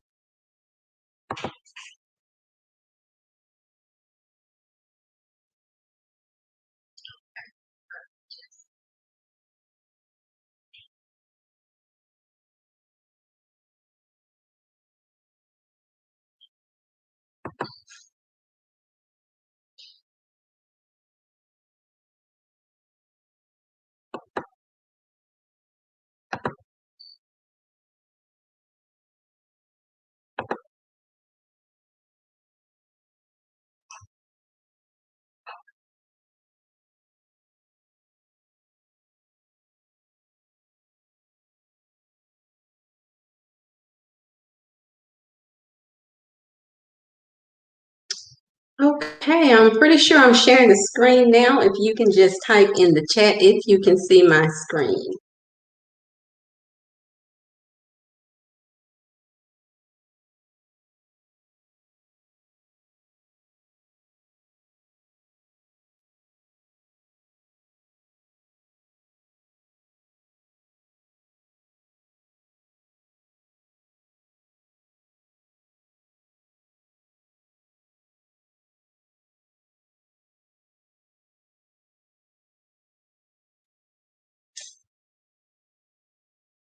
Okay, so today the topic is going to be invest and build wealth. This, like I said before, is one of my favorite topics. We're going to talk about how wealth is actually created via the stock market. So before we get started, I'm going to read this quick disclaimer. I will leave this on the screen momentarily so you can read it all. But basically, this is not investment advice. This content is for informational and educational purposes only. There are, of course, risks associated with investing in securities. So that's a disclaimer. I read that before every class that I teach, just so you will know that information. So before I get started, I would like to introduce myself to those of you who are not familiar with me. Again, my name is Dion Blanks, and I am an investment education consultant with the Economic Empowerment Circle. I'm also an accredited financial counselor through the AFCPE, and I have a Bachelor of Science degree from North Carolina A&T State University, Aggie Pride, and also have over 2 decades of experience in wealth management and institutional trust. And most importantly, I've assisted over 100 families understanding the stock market and exactly how to create and customize their own portfolio so that they can begin building wealth for their family as well. All right. So who is this session for? This session is for business owners, those of you who are self-employed, specifically, for example, realtors. I do work with a lot of real estate agents who are responsible for their own retirement, as well as different tradesmen and people who do not have a job that provides a 401k plan. I work with them and you all to ensure that you are confident with what you will have for your retirement and understand that you must have a plan. Okay. So number two, who is this session for? It's also for individuals who may have a job that provides a 401k plan, but maybe that 401k plan is not doing what you need for it to do for you. So that is another group of people that I like to help. A lot of times, especially this past year, there were so many ups and downs in the stock market. And I saw as people just sat helplessly by looking at their 401k balance, continue to go down, and they really didn't feel like they had control over that. And to some extent, they were correct. So I do work with individuals who want a deeper understanding of the stock market so that they can also manage funds outside of their 401k plan and have a better return, or try for a better return outside of their 401k plan. Definitely not knocking 401k plans at all. I was actually a 401k plan administrator for years for regional banks here in North Carolina. So there is a place for 401k plans, but a lot of people are not aware that you can invest outside of a 401k plan and actually have more opportunities and be able to invest outside of just mutual funds. So we'll talk about how that is profitable as well, and why you need to consider doing that in addition to a 401k plan, okay? Number three, who is this session for? It is for anyone who is interested in a passive income strategy. Now let's break down that word passive. So passive income is income that you do not have to get up every day and punch a clock for. It is going to come a time where you either will not want to, or you will not be able to get up and trade your time for money. So the stock market is an excellent way to create and generate passive income for anyone, whether they're self-employed or not.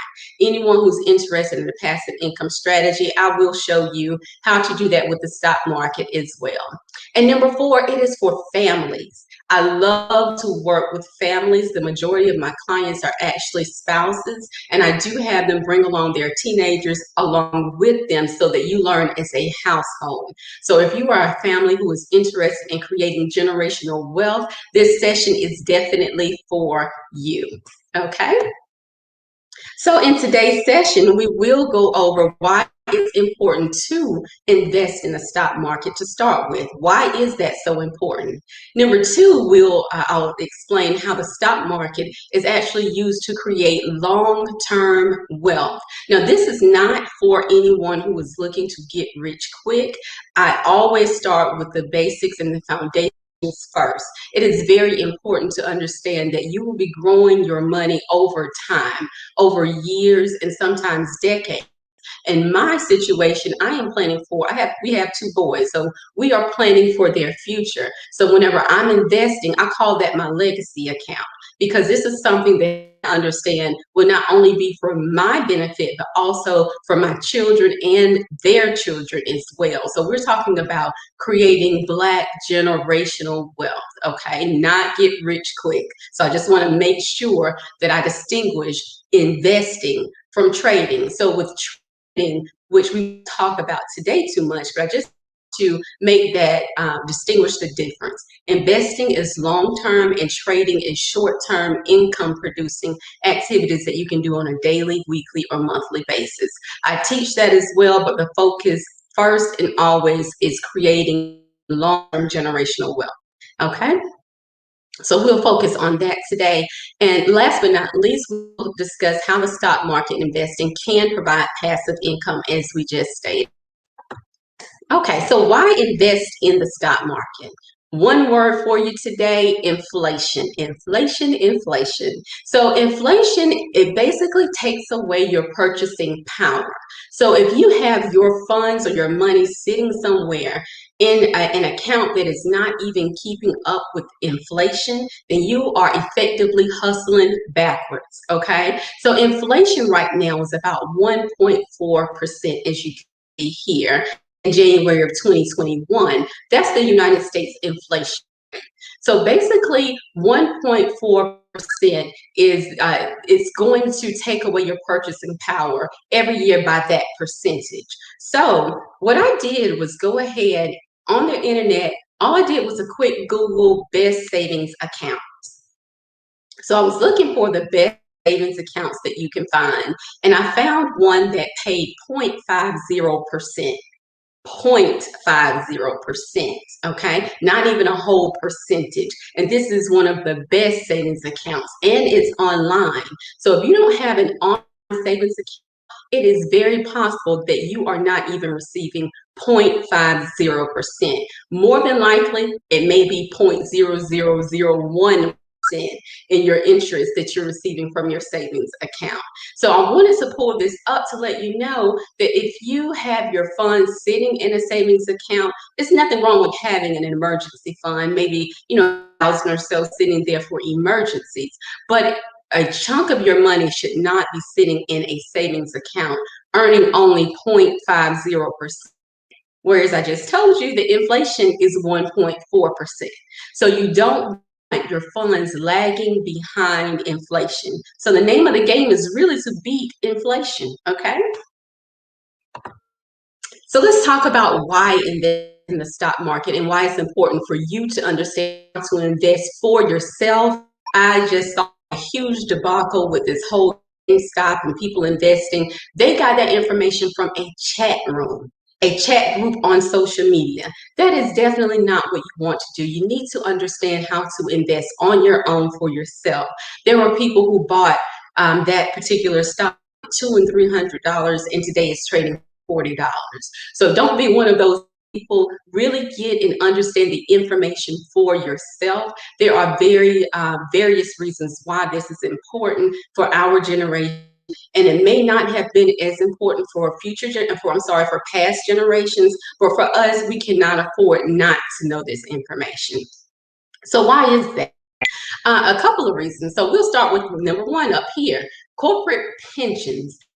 I'm not sure how many of you even know what a pension is. I would love to know in the comment section if you even have a pension plan for your company. A lot of times we hear about our grandparents and maybe even our parents. They may have retired from a position, and at the time, those companies took responsibility for ensuring that their prior or their retirees had some money coming in by way of a pension check. So this kind of way years ago, the corporations started to phase out pension plans, and they started to replace them with 401k plans. And with 401k plans, they no longer say, hey, we are responsible for our retirees. They give you the option, an opportunity to save money for your retirement. If you save money, that's fine. If you don't, they're not responsible for that anymore. So pension are no longer what they used to be if they offer them at all. So that's not a bucket of money that we can depend on that maybe prior generations could. So that's one reason why we need to really focus on investing and learning about how to grow our money ourselves. Number two, Social Security. I call it social insecurity, okay? If we are depending on a Social Security check for our future, then that is definitely not what you want to do. Social Security has been drying up for years, and this is not something that you want to depend or have your livelihood based in, a Social Security check. That's just not going to cut it. Over here, we're going to talk about the plan. So even if you have a 401k plan, I have met with many clients and looked at their statements, and they're actually receiving negative returns. Some of the higher ones are maybe 4%, maybe 5%, but a lot of times, just so you can see that year, 401k balances actually shrink almost 20% due to the coronavirus, and that is from Fidelity. So those are reasons why you definitely want to understand how you can independently, even if you have a 401k plan, invest outside of a 401k plan so that your money can grow and work just as hard as you are working for your money. Okay. So last but not least, it was about a couple years ago, I was reading Black Enterprise, and this right here, over here on the bottom left, is the article that really shook me up. So the title of it is African American Wealth May Fall to Zero by 2053. Okay? Zero, not $1, not $2. It's not saying that all African Americans will not have any wealth. It was stated that the median wealth for African Americans will be zero, could fall to zero by 2053. That really shook me up because as I'm looking around, there are a lot of people who are doing very well, and the Black middle class seems to be growing and flourishing, but with liabilities. That is the problem. So when you're talking about wealth and net worth, we are not talking about income. You can make 6 figures and still have no wealth. So this is where my focus has been for the last several years. I am accustomed to working in wealth management with large regional banks, and I did so up until 2017. But our focus was always on investors and clients who had more than $1 million in assets and net worth. Well, I wanted to work with the other 99%. Those of us who did not maybe have $1 million at the time. So when you go to a bank and ask for assistance with understanding the stock market and how all of this works, they pay you no mind. Okay. Or they'll refer you maybe to a branch manager to open up a money market account or something like that. And no one forgets them as well, but that is not what they are in the business to do. They are focused on those individuals who are considered high net worth. So it didn't mean that we couldn't get there, but it needed to be someone such as myself who had that knowledge and who was willing to learn as much as I could about investing and come back and teach the other 99%. So that is what I am here to do with my clients. I have helped about over 150 people at this point learn to do exactly that, and I would love to assist you as well. But the line is you have to understand that your future is in your hands. It is not going to be Social Security or the government. It's certainly not going to be your job, so it's not going to be, any type of pension or any Superman coming up and swooping you up and making sure that you're okay for retirement and that your children actually have wealth and that you can pass that on down to future generations as well. This is 100% up to you, okay? It's in your hands. And that's a good thing because I'm going to show you how to do this. So you may be at this point asking yourself, so how can I create wealth via the stock market? I understand why I should, but now how do you do that? Okay. So I want to focus on this because I hear this all the time, and it's always statistics about Black buying power, how much we have to buy with, okay? For example, in 2019, Black buying power in the United States was $1.4 trillion. With a T, trillion dollars. By 2024, it is expected to grow to $1.8 trillion, okay? And there is nothing wrong with that statistic, but a lot of times we get so hyped up and excited about our buying power. So we have been conditioned to be consumers and to prove our worth by how much we can buy. So today I want you to change that mentality and really flip the script. I want you to start thinking like an owner versus only a consumer. We are conditioned and programmed to be so proud of that buying power and what we can consume. Today, I want us to think about and consider transforming that buying power to investing power and start thinking how we can take that mindset from consumerism to investors and shareholders. So there's nothing wrong with buying and purchasing. I love to purchase and shopping as well. However, the issue becomes where our focus is only on how much power we have to buy and become consumers, okay? So I'm going to start with this very quick example. Here you can see in the top right, this is a line with the majority of us in line at the Nike store waiting. This line looked like it was a mile long waiting to purchase Nike shoes. Like I said, my kids wear Nikes. There's nothing wrong with that. However, I always look at these pictures and I'm wondering how many of these young men are actual investors in Nike. Do they even understand how powerful becoming a shareholder in these publicly traded companies can be and how much wealth they can actually create for themselves? Okay, so we're going to go through an example using Nike only because that is a popular company that many people know. You definitely don't need to just go out there and willy-nilly purchase Nike shares or any shares just because you're familiar with the company. It is important for you to do your due diligence, and in the boot camps and the courses that I teach, I show you exactly how to do that. But in today's example, we're just going to look at Nike and see what they would look like on the other side as an investor. Okay, so let's talk about how the stock market is used to create long-term wealth.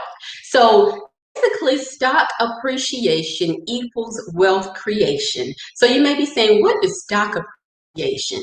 Right here on the screen, and the resource that I'm using today is Yahoo Finance. I'm using that resource because it's free. Anyone can go to Yahoo Finance and pull up this information on any publicly traded company. So as you can see, over here in the top left, the ticker symbol or nickname for the company Nike is NKE.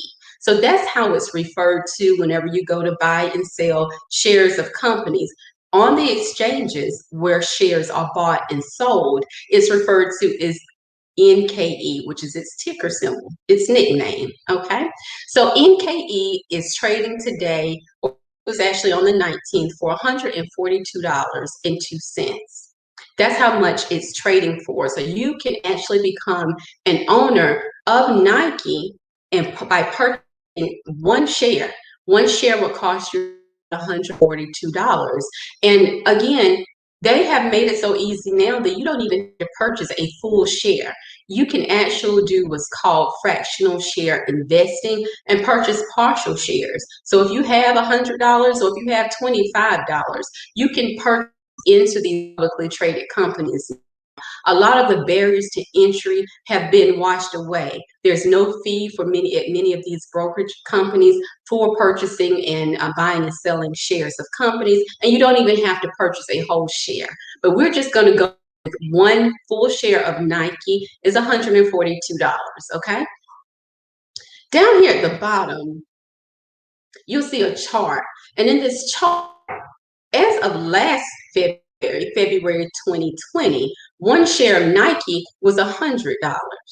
Now, if it was $100 a year ago and it's $142 today, 1 year later, that stock has appreciated 40%. 42% sounds a lot better than that 0.50% that the highest account could get you. And that definitely sounds a lot better than that 1.4% of inflation, that 5% that you may have gotten into from your 401k plan, if you even got a positive return from there.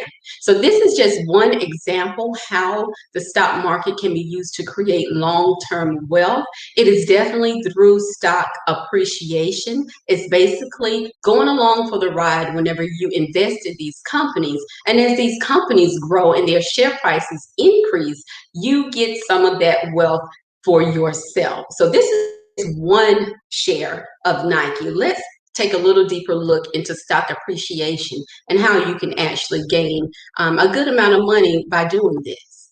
Okay, so we're going to say for example, you have a 20-year-old, and 20 years ago, you you know what, I'm going to start purchasing shares of Nike for my child. We'll see what it does in 20 years, see how we are going to grow this account. Now, I'm only showing you this so that you will not wait another day to get started with your investment education and understanding how all of this works. So we're just going to say 20 years ago, we started. At that time, Nike was only trading for $5.88 per share. That was just 20 years ago. Today, as we see, Nike is trading for about $142. This equates to over a 2,000% return since 2001. 2,000%. Okay, that's how we want our money to grow for us. And what do? We purchase shares in a publicly traded company. Okay, does not get much easier than that once you understand how this all works and exactly how to choose companies for your portfolio. So let's put some numbers behind this. To this point, we've really just covered the percentage gain and the returns that you could receive by doing this. But there's a website that I like to call, it's called stockchoker.com, and it allows you to see where your money would have grown had you invested on a certain date in the past, okay? And so say, for example, we would have invested $5,000 for our newborn baby 20 years ago into Nike stock. As I stated, that was over a 2,000% return that you can see right here. But what does that mean money-wise? Well, I'm going to show you exactly what it means. $5,000 invested in Nike in February of 2001 would be $141,389.40 today. That was one investment, one time of $5,000 20 years ago would now be worth over $141,000. That, folks, is called stock appreciation, and this is how wealth is actually created in the stock market. So I hope you're with me there. Okay, I'm just checking the comments down here to see if there's any questions as I go along. All right. Okay, perfect. And if you do have questions, I have my phone here, so just feel free to hop in. I'm going to continue on there, but I just want this to, like they say, sizzle in your spirit for a little bit and understand that we are more than just consumers, that we've been taught to be, as long as we've been in this country, how to consume and how much Black buying power is worth. Flip the script on everyone and become an investor, become an owner in these companies that we love so much, so that they can begin to pay us and so that we can create wealth for our family and future generations. This is something that is not talked about enough. If you follow me on any social media platform, you see that all day, every day, this is my focus. Why? Because we are focused and programmed the exact opposite way via TV, social media, and everything. They're always, kind of focusing on our ability to buy, consume. Well, I want to do the exact opposite. I want to refocus our attention on becoming investors and owners, because that's who we are, okay? Now that we understand why to invest in the stock market, and also we understand how wealth is created long term, now I want to focus on how the stock market can provide passive income for you. Now, passive income, again, is what I like to call mailbox money. So passive income is money that you don't get up, you don't go and work a 9 to 5. It's something that you do. You do something one time and it continues to generate money without having to get up and work for that money, okay? Nothing wrong with working, but I doubt that anyone wants to be 80 years old still punching a clock, not by choice. So if there's something that you can do now to prepare for the future, why wouldn't you do that? At least understand how it works. So for the stock market, passive income is created through what's called dividends.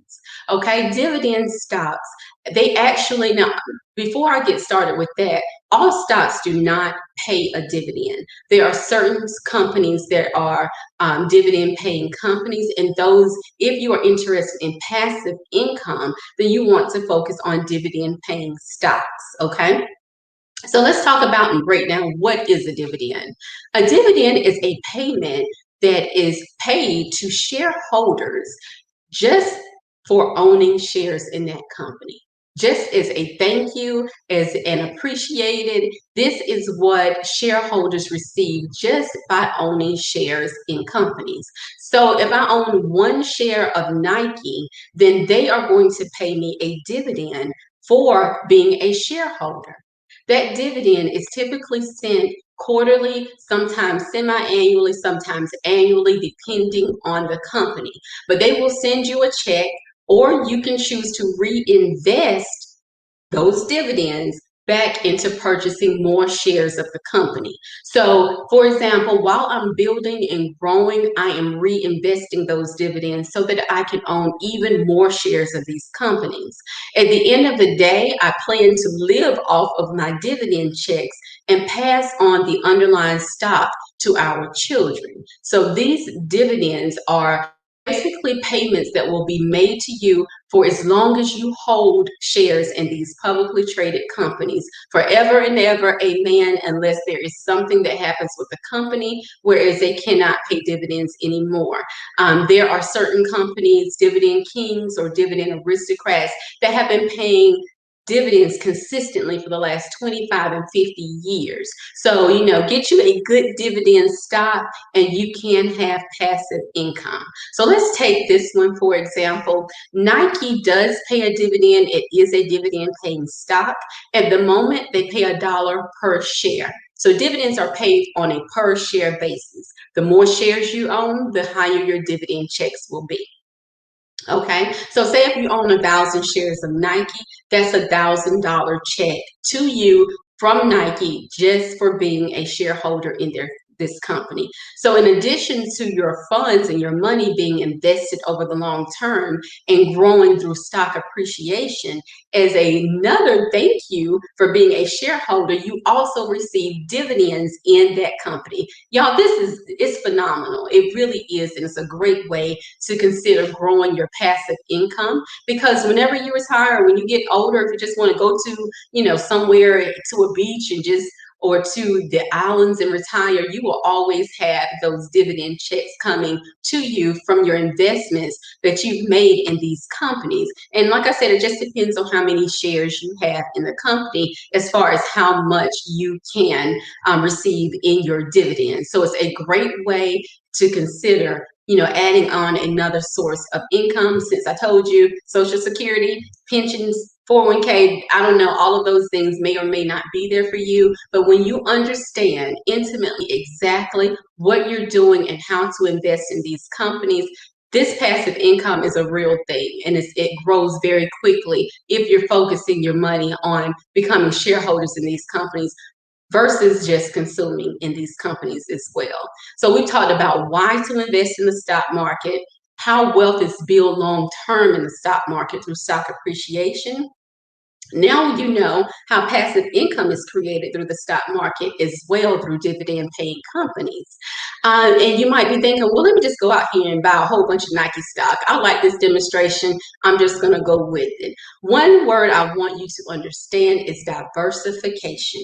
Okay, you cannot just focus on one company, one industry, one sector. As they used to say a while ago, don't put all of your eggs in one basket. Why? Because if something happens to that sector, for example, the retail sector that Nike is in, what if they go through a rough patch and you have all of your money in that one company? When that one company goes down, there goes your portfolio as well. So you definitely do not want to just stick with one company. You want to diversify your portfolio and have your money in different buckets across different sectors. For example, technology is an awesome sector that has been growing. You also have healthcare, you have retail, you have these different sectors of the economy that you are able to invest your money in, and you can eat from all of those buckets. And if one goes down, the other one goes up, and that is called diversification. And that's what you need to focus on when building your portfolio. Again, this is what I teach as well, and I'll show you exactly how to do this. Now, what do you need to start investing? You know how, you know why, and you need a diversified portfolio. So in order to start investing, you definitely need a brokerage account. Now, a brokerage account is going to allow you to buy and sell shares of individual companies and also ETFs, exchange traded funds. So we won't cover that ETFs right here, but that is something that I cover in my course as well. But you need a brokerage account. So a brokerage account that I love is TD Ameritrade. Of course, I'm not preferring one over the other. I'm just telling you what I use on a day-to-day basis, which is TD Ameritrade. They have an awesome customer service. I am all about customer service. And they also have tools that you will need and a great educational center there that's available for new investors as well. Also, Fidelity is another full service brokerage that you can consider opening an account with, as well as E-Trade. I did put Robinhood on here just because it is an option. It is not the best option for me. However, I put that on here because a lot of people, when they start investing, they do begin with Robinhood or Cash App. There's nothing wrong with starting with a company like that just to get your pinky toe wet into the investing field. However, at some point, you'll need to step that up and definitely focus on a brokerage company that, allows you to assign a beneficiary, allows you to open up an IRA account, and has a lot of the different advantages. A lot of people use Robinhood because they do allow you to invest in fractional shares of company like we spoke about before, but you can also do that with Fidelity. And others, such as, M1 Finance is another that will allow you to purchase fractional shares as well. So these are some of the options that you can consider when opening your brokerage account. It's nothing to be intimidated about. It's very similar to opening up a bank account. So you open up your brokerage account and then you can begin to learn about investing. But before you invest one penny, please learn to invest properly. Learn to invest properly first and foremost, okay? So you can join the over 150 families who has completed my 4-week investment education boot camp and are now successful stock market investors. You'll be able to participate in a small, supportive group environment while learning how to select great companies that provide passive income and above average returns. Now, why do I keep these groups small? So a lot of times in our communities, we are so intimidated by the stock market that whenever we sit in a class or whenever we are learning about it, we're sitting back there confused as I don't know what and scared to ask a question. So I found that this was true in, while I was teaching as well. So what I've done is crafted small group training. So we go through and we matriculate through all the course material together. I will be your guide through that process. But, you're able to ask questions and really form a camaraderie with the other people inside of the course. But we go through it together and you can feel free to ask me anything at any time during that process. And you're also able to make this a family affair. I teach households, okay? So whenever I learned, I also brought my son, who at the time was 12 years old, and my husband listened in, and my son, my youngest son, is now 8 years old. And it's very common to hear him talk about different companies and look at the back of a box and say, oh, this is owned by Procter & Gamble. Let's see what Procter & Gamble is trading for. What is their ticker symbol? That type of thing. That's something that I did not grow up with. But it's very, very important for them to learn at an early age that, yes, you use this product, but who owns it? What company can you become an owner in? Is it a good company?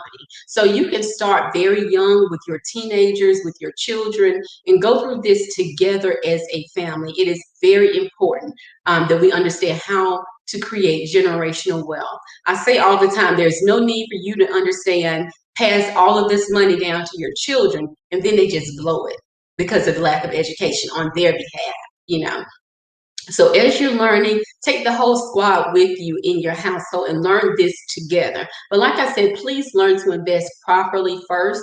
Don't just go out there and say, oh, I saw a presentation on Nike. Let me just go ahead and buy Nike. No, there needs to be a diversified portfolio that you have going on that you are confident with selecting yourself. I will never say, hey, you need to invest in this company, this ETF, this, particular sector. That is something that you will learn how to do naturally on your own. And I like to say that I teach people how to fish. I do not provide the fish for you.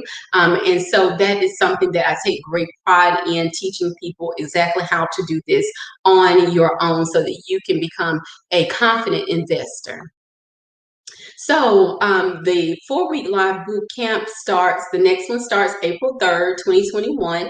And the topics that I cover, these are some of them. Of course, I couldn't list them all here, but we start with stock market fundamentals. We go into analyzing publicly traded companies, how to open up your brokerage account. No one leaves without understanding how to properly open up and fund your brokerage account so that you can get started.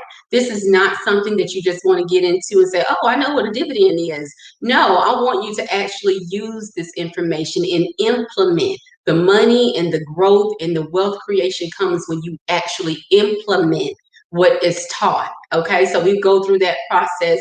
We also look at how to choose different companies for your portfolio that offer dividends. Why? Passive income. So that's a focus that we will focus on as well, and much, much more to assist you with becoming a more confident investor. So that is an overview of the stock market, why it's important to learn about it, how wealth is created, how passive income is created, and how you yourself can become a more confident investor.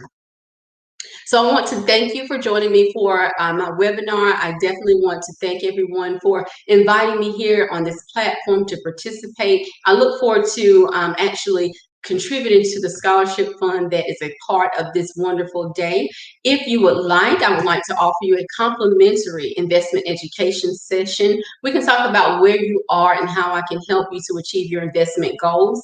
That website to schedule your complimentary investment education session is www.calendly.com/EE-Circle, and Calendly is CALENDLY.com/EE-Circle. You can also connect with me on Facebook, facebook.com/Economic Empowerment Circle, and on Instagram at Economic Empowerment Circle.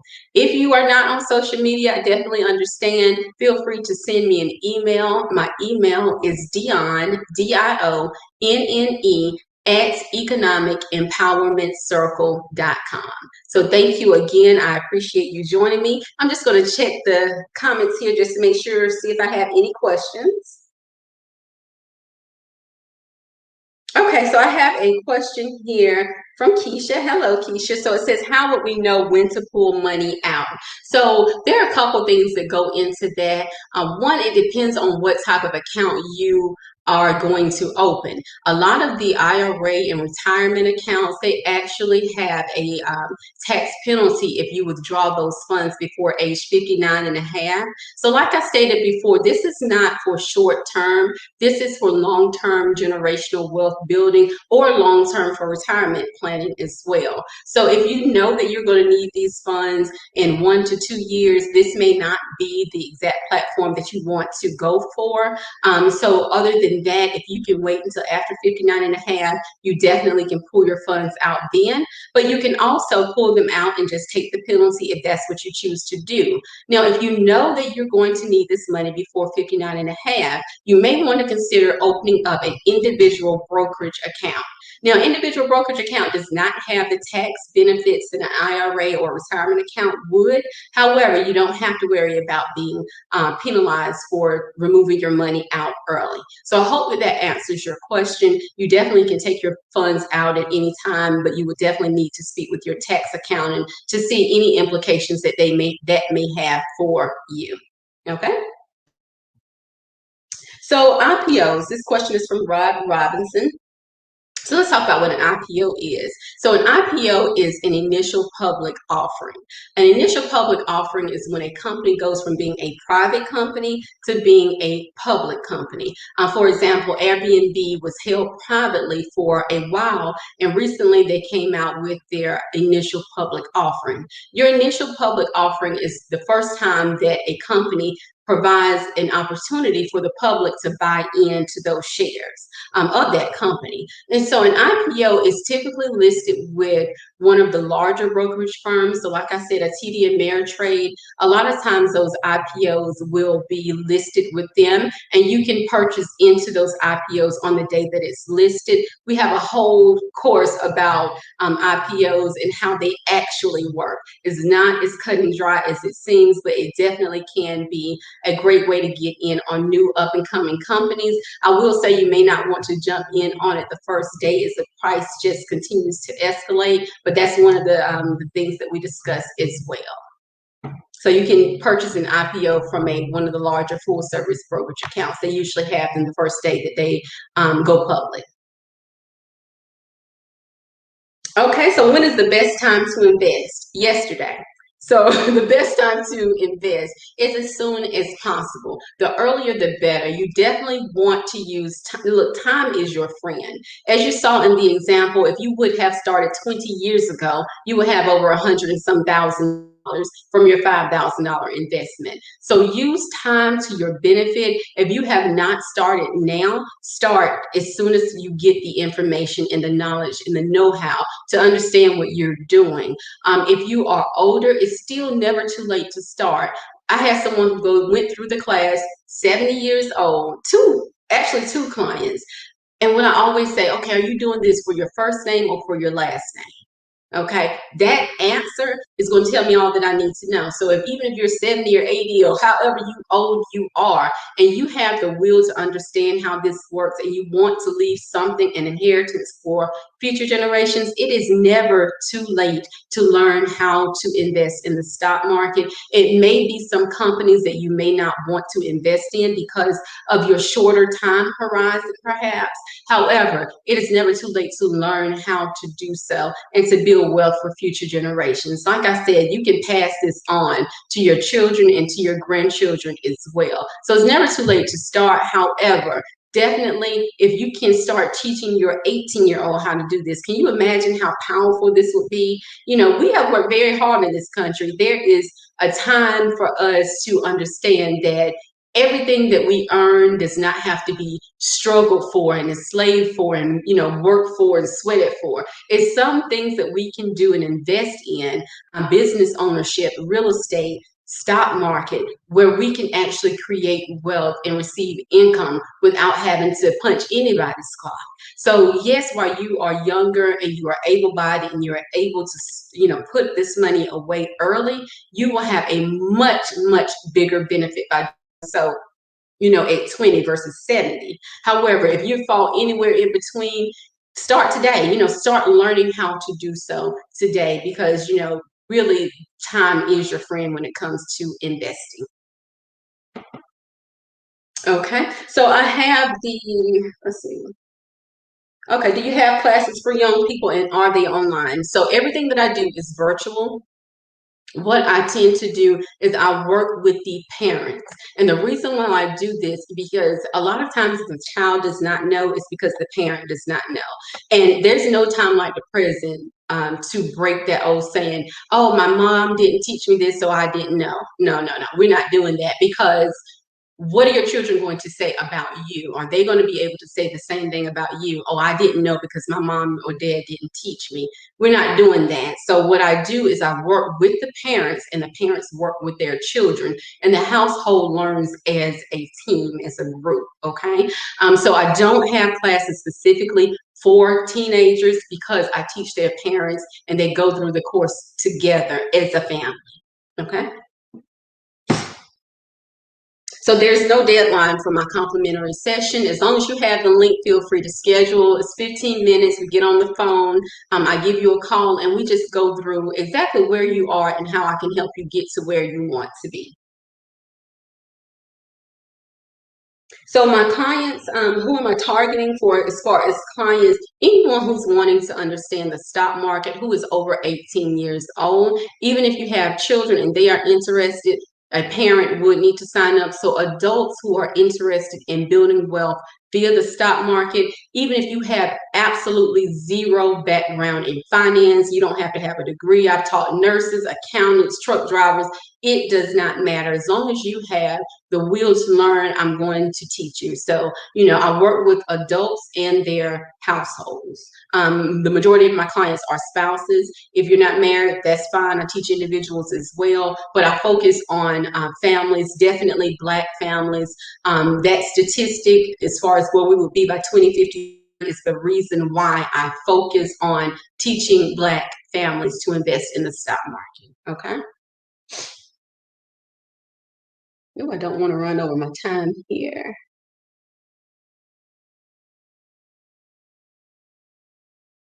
Okay, and if you have any questions, I hope I didn't skip any. Let's see. Yes, build the foundation first. That's what Sharon says. Absolutely.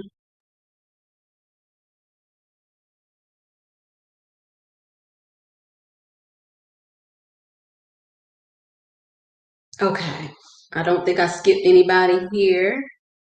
Okay. If not, I just want to say thank you so much for joining me. You have my contact information here on the screen. So, if there's anything that I can assist with as far as you learning the stock market and how to properly invest, I am definitely here for you. And I surely look forward to working with you all. Like I said, the next class starts April 3rd, and I am hyped up and ready to work with you all there. So thank you again for this opportunity, Dr. Kelly. I appreciate you so much.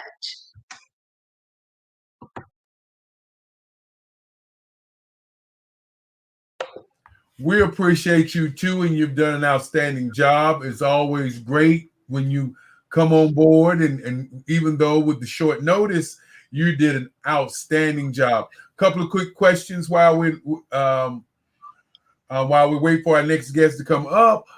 Talk a little bit about what you tell older individuals who've never invested, and they're kind of leery and kind of scared, not really, wanting to invest. So if you are older, it depends on what kind of older you are. So say if you are 40, you still have, I'm around 40-ish years old myself. So I am very passionate about getting into it and understanding how it all works. I would never say if you are 40, 60, 70 years old, just to jump out there. A lot of people did that with this last little rush with, go ahead and invest in Hey, business. friend, you in the room? No, this my thing started at noon. And as we continue, Mark, y'all would be laughing if y'all knew the backstreet. Mark, let's play the I Am Black Business, and we will be right back with you. But I want to tell you did an outstanding job, Dion, and we look forward to all the great things that you're going to do. And I'll see you on the other side. That sounds great. Thank you. Thank you. Yes. I am Black business. From the moment I wake until the time I sleep, I am Black business. I am Black business. Are you Black business? I am Black business. Do you support Black businesses? I support Black business because I am Black business. Black Business Expo, one of the largest business showcases in the history of Black America in North Carolina. Sign up today at www.blackbusinessexpousa.com or call 919-380-9090. I am Black business. I am Black business. From the moment I wake until the time I sleep, I am Black business. I am Black business. Are you Black business? I am Black business. Do you support Black businesses? I support Black business because I am Black business. Black Business Expo, one of the largest business showcases in the history of Black America in North Carolina. Sign up today at www.blackbusinessexpousa.com or call 919-380-9090. I am Black business. I am Black business. From the moment I wake until the time I sleep, I am Black business. I am Black business. Are you Black business? I am Black business. Do you support Black businesses? I support Black business because I am Black business. Black Business Expo, one of the largest business showcases in the history of Black America in North Carolina. Sign up today at www.blackbusinessexpousa.com or call 919-380-9090. I am Black business. I am Black business. From the moment I wake until the time I sleep, I am Black business. I am Black business. Are you Black business? I am Black business. Do you support Black businesses? I support Black business because I am Black business. Black Business Expo, one of the largest business showcases in the history of Black America in North Carolina. Sign up today at www.blackbusinessexpousa.com or call 919-380-9090. I am Black business. I am Black business. From the moment I wake until the time I sleep, I am Black business. I am Black business. Are you Black business? I am Black business. Do you support Black businesses?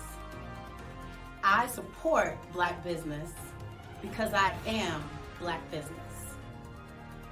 Black Business Expo, one of the largest business showcases in the history of Black America in North Carolina. Sign up today.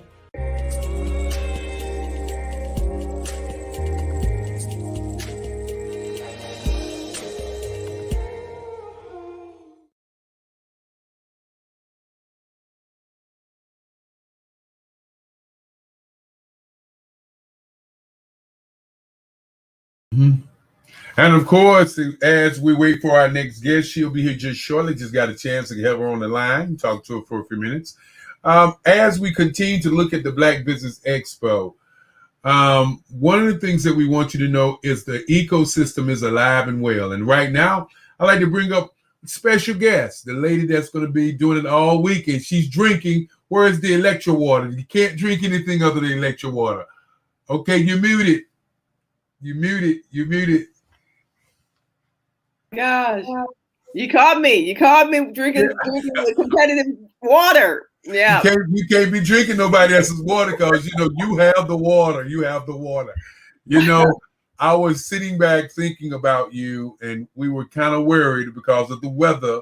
Yeah. A lot of times people don't realize this is a global network. It's not just right here in small town Durham, North Carolina, but it's all across the world because we have people from London, Vegas, Chicago, Atlanta, New York. And sometimes we don't think about that people have different kinds of weather in different kinds of places. How's it going down there? Over there? Over there, yeah. I mean, today I don't have water, but it's like electricity, power, energy, heat, water. You know, I feel like I'm in an Earth, Wind, and Fire concert. Because all the elements are not in place right now in Texas. But thankfully, I have Wi-Fi, which honestly is in my top 2. If I have breath and Wi-Fi, I'm good. So that's what the world is going to. You know, as we look forward to you. You're going to be here 3 days with us. And last time you was here, you just really excited everybody. And we look forward to what you're going to talk about today.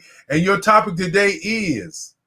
It is Speak and Make Millions. Speak and Make Millions. Yep. Well, of course, you know how I roll. I'll see you on the other side. I'll see you on the other side. Dr. Eric Kelly, thank you as always. One of the great men, great connectors in our community and in the world. You are doing some amazing things with Black Business Expo. Glad we found each other, and I'm excited to be here with y'all. Yes, I'm from Texas. I'm excited to be here with y'all to talk about how to speak and make millions. And I want to start off the top because I know that when you hear someone speak, the first thing you're thinking when you hear someone speak is like, who is this person and what qualifies them to share this particular message with me? So I'll tell you a little bit about how I got started speaking, how I became a paid speaker, and how that career for me has transitioned and transformed me over the last 20, 25 years. So I started speaking in Dallas in church, like a lot of you. Started out with my first speech that was given to me by the pastor's wife. New Birth Baptist Church in Dallas, Texas. Sister Pryor, Sister Alma Pryor, gave me my first speech when I was really young. And that's when I knew that I was going to become a speaker. So I stood in front of the congregation with this 2-word speech that changed everybody's life. I stood there, I looked around, and I said, Jesus wept. And they said, "Ooh, that baby's gonna be on TV. That baby's gonna be a world-class speaker. That baby is literally," y'all know what I'm talking about. You get in front of church, everybody's encouraging you to live your best life. And that was how my speaking career started. What I did from there was I understood that the ability to have the power to speak and to share a message and to tell your story. I did not know that it was going to transform people in 30 plus countries. I did not know that I was going to have the ability to speak in corporate boardrooms and to speak it in arenas full of 20, 30,000 people. I did not know that when I stood in front of my church congregation and said, Jesus wept.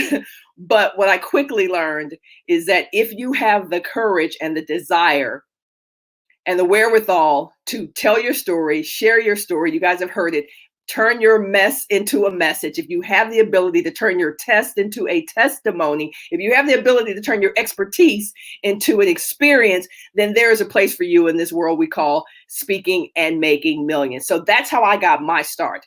When I was a basketball player at the University of Texas, one of the things that I learned very early as a student athlete is that people would pay you for your expertise.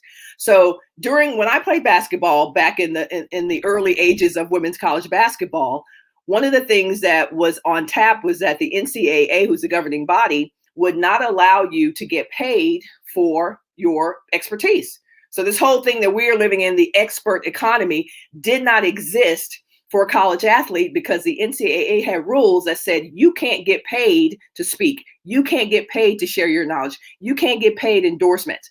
We all know that in 2021, that's changing. This fall, that will be forever history. But back then, if I went to go speak about team building or culture or leadership or what it meant to be a female athlete or what it meant to be a Black woman in America, I couldn't get paid for that. It literally was against NCAA rules.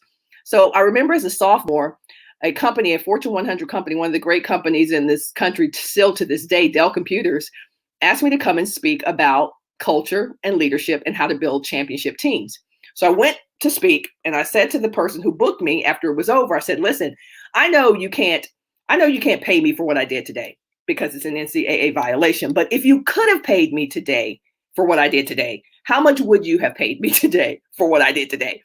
And they said, oh, we paid people $10,000, $25,000 easily, and they're not nearly as good as you. And I said, wait a minute, run that back. So you pay people what? $10,000, $25,000, $50,000, even more than that. And they're not nearly as good as you. I said, are you trying to tell me that what I just did for you for free you routinely pay people for? You pay 4, 5, 6, even 7 figures. He said, yeah, we do. And that's when I understood that even though I'd stood in front of my church congregation and said, Jesus wept, and nobody paid me, I still understood that if you had a message that could transform a business, transform people's lives, if you had information, if you had knowledge that can transform people's lives, that people will pay you, as we like to say in the community, good money for that. And I learned that at age 19. So one of the things I learned that day at Dell Computers was that I had to somehow find a way to turn my message, my experiences, my expertise, my knowledge into cash, and preferably really fast. And that took me on a journey of understanding what it would take for anyone, regardless of your background, regardless of where you started, regardless of the education that you had, your professional background, your professional experience in terms of being an employee or an entrepreneur. It didn't matter, that there was an opportunity for you, if you knew the tricks of the trade, to become a very, very well-paid speaker. And so that's what we're going to talk about today. That's my beginning. And we're going to talk a little bit about how you can take what you know today and take whatever your message is, whatever your story is, and turn that into a 6 or 7 figure speaking career. All right. So Speak and Make Millions. I'm going to start this off with hitting you with some of the things that I love to talk about. And those are the mistakes that people make when it's time to become a speaker. All right. So I'm going to go over 5 of those. I think there are 5 of them, because I want to set this off, because I want you to start thinking about maybe some of the things that you're doing in your career or as a speaker that you can change, that you can transition, just shift just a little bit to move you into a different sphere when it comes to your impact and your income. All right. So the first mistake that most speakers make, whether you're new or veteran or what, is that they want it perfect before they get started. They want to get their title, they want to get their topic, they want to get their look, they need it to be perfect. And in no situation have I ever been in as a speaker, and I've been doing this professionally, getting paid for over 25 years as a speaker, have I ever felt like if I don't get this perfect, then I'm not going to have any impact. So the first thing you need to remove from your mindset is that it has to be perfect. Your story is not perfect. In fact, yesterday on Facebook, I saw a friend's mom who said, your wounds are part of your branding. And I like that. I said, absolutely. It's a part of the story. So whatever the hardships have been, whatever the wounds have been, whatever the hiccups and mistakes have been, that's a part of your branding. So you don't have to get it perfect. You just have to get it started. All right. So mistake number 1 is you don't need to want it to be perfect. You just need to get started. All right. Mistake number 2. They talk themselves out of it because they're scared. Right? They're scared. You're scared. We've all been scared. We've all been apprehensive about something. We've all doubted ourselves. The same thing with speaking. Sometimes people can be on a telephone conversation, be the most gregarious, intelligent, engaging person. And then when it's time to present or speak in front of an audience, then they become a shell of themselves, right? So the fear that you have is a healthy fear, because you're uncertain about what's going to happen once you speak this message into the world, once you share your expertise. But you still have to get started. And so I see a lot of speakers talking themselves out of it. Well, I'll do that once I write my book. Well, I'll become a speaker once I move to Dallas, Texas. Well, I'll become a speaker once I hit my 40s. Well, I'll become a speaker once I'm sure about what I want to charge. And you don't need to think about any of that. All you need to do is to start. Okay. So don't talk yourself out of it. That's mistake number 2. Mistake number 3 is that they think they need a special hookup to make money, right? Now, I'm going to talk in a second about the old speaker model and then the new speaker model for the 21st century. But you don't need a hookup. You don't need somebody to have special favor for you, or to know the CEO of a company, or to hook you up with a special event promoter for you to become a speaker. All you need to do is what I'm doing right now, which is to fire up your phone or your computer and start sharing your message. All right. That's mistake number 3. Mistake number 4. They don't educate themselves on the business side of speaking. If I told you about some very, very popular speakers who have become speakers, who become $1 million speakers simply by sharing their message, but up until 10 years ago, those same iconic speakers that all of you would know if I told you their names did not have a clue about the business side of speaking. See, they were asked to come and share their message. They were asked to come and talk before all these big sales audiences, these network marketing audiences, these school audiences, these colleges, these big events. But they were just going and picking up a check, There was no back office to their speaking business. So the fourth mistake that a lot of speakers are still making to this day is that they don't educate themselves on the business side of speaking. And then the fifth mistake that people make is that they don't invest in their success. They don't invest in their success. If I tell you how many people call me, reach out, social, LinkedIn, hookups, who are talking to me about, I want you to, can you share how you became a 6-7 figure speaker?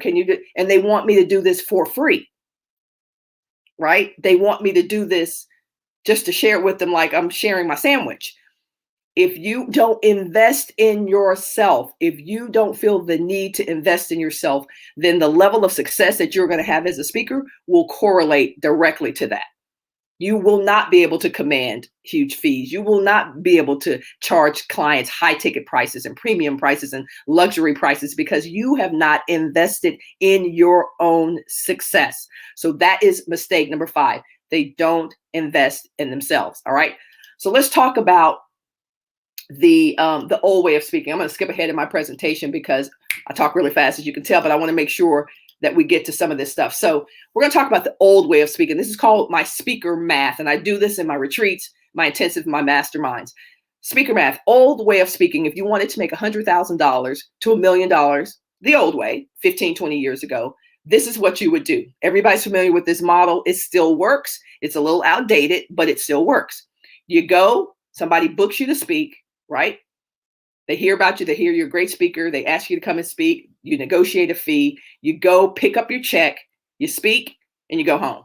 You speak, you pick up a check and you go home, right? So if you wanted to make $100,000 with the old way, you would just need to figure out how to, if your speaker's fee was $10,000, you need to get what? 10 speaking gigs, right? Pretty easy math, the old way of making $100,000, right? But the thing that's not still workable in this day and age, given the amount of competition, right? The number of people who are speakers, coaches, trainers, personalities, it's highly competitive. The problem with the old model is that it requires what? It requires you to be there, right? It requires you to be there. So in order for me to make my $1 million, my math has to figure out, I got to get 10 gigs at $100,000 or whatever denomination I choose my speaker's fee to be to get to my $1 million. The problem again is that it requires me to be there. It requires my physical appearance. I want to share a quick story with you. Where are we? 2021, 2003 was the last time I went back to the city in Italy where I played professional basketball. And I was doing a speaker's engagement with my good friend, Dorothea McGuire. Hope you're listening. And she invited me to London to do one of her events with Stedman Graham and some other great speakers. And we had this one-day event in London. And then when I left London, I was going to go to Italy to visit my friends. So I go to my little town called Cesena, Italy. And when I get there, I'm sick. All of a sudden, I legit get laryngitis on the spot as soon as I get to Italy. And I'm coughing. I can't speak. I can't do anything. I can't go to the party that they've put together for me the night that I get there. We have to postpone it. And I look on my phone, get on the computer, log into my PayPal account, and I made close to $10,000 as a speaker, right? The point is, here I am 4,000 miles away from my home, from the United States, making almost $10,000 in a day when I had no voice. You see what I mean? So my voice, my physical presence wasn't required for me to make that 10 grand. That's the fallacy and the flaw of the old way of speaking. Because if I were still just operating on the notion that, hey, I need to go get my 25 grand for my speaking fee, I need to negotiate my speaking fee. With laryngitis, there was no way I could get paid. That's the flaw in the old way of speaking. Does it still work? Are people still doing speaking fees? Absolutely. But if you are relying on speaking fees, then you are setting yourself up for financial failure, because there will come a time that for whatever reason, you can't get to your speaking engagement plane, train, automobile, laryngitis, then you will not be able to make your money. All right. So I want you to broaden your thoughts about how you become a speaker, and make sure that if you are still doing it the old way, that you at least incorporate some of the things I'm going to talk about in the new way. All right. So you can still make money as a speaker. You can still make millions as a speaker, speaking, going to get your gig, showing up for your gig and getting your cash, and then coming home and starting that all over again. I don't know about you, but I don't want to be in an airport or an airplane 300 days out of 365, but that's just me. All right. So the new way, the new speaker math, okay, is you can incorporate what I just said, but you can also incorporate 4 to 20 other revenue streams.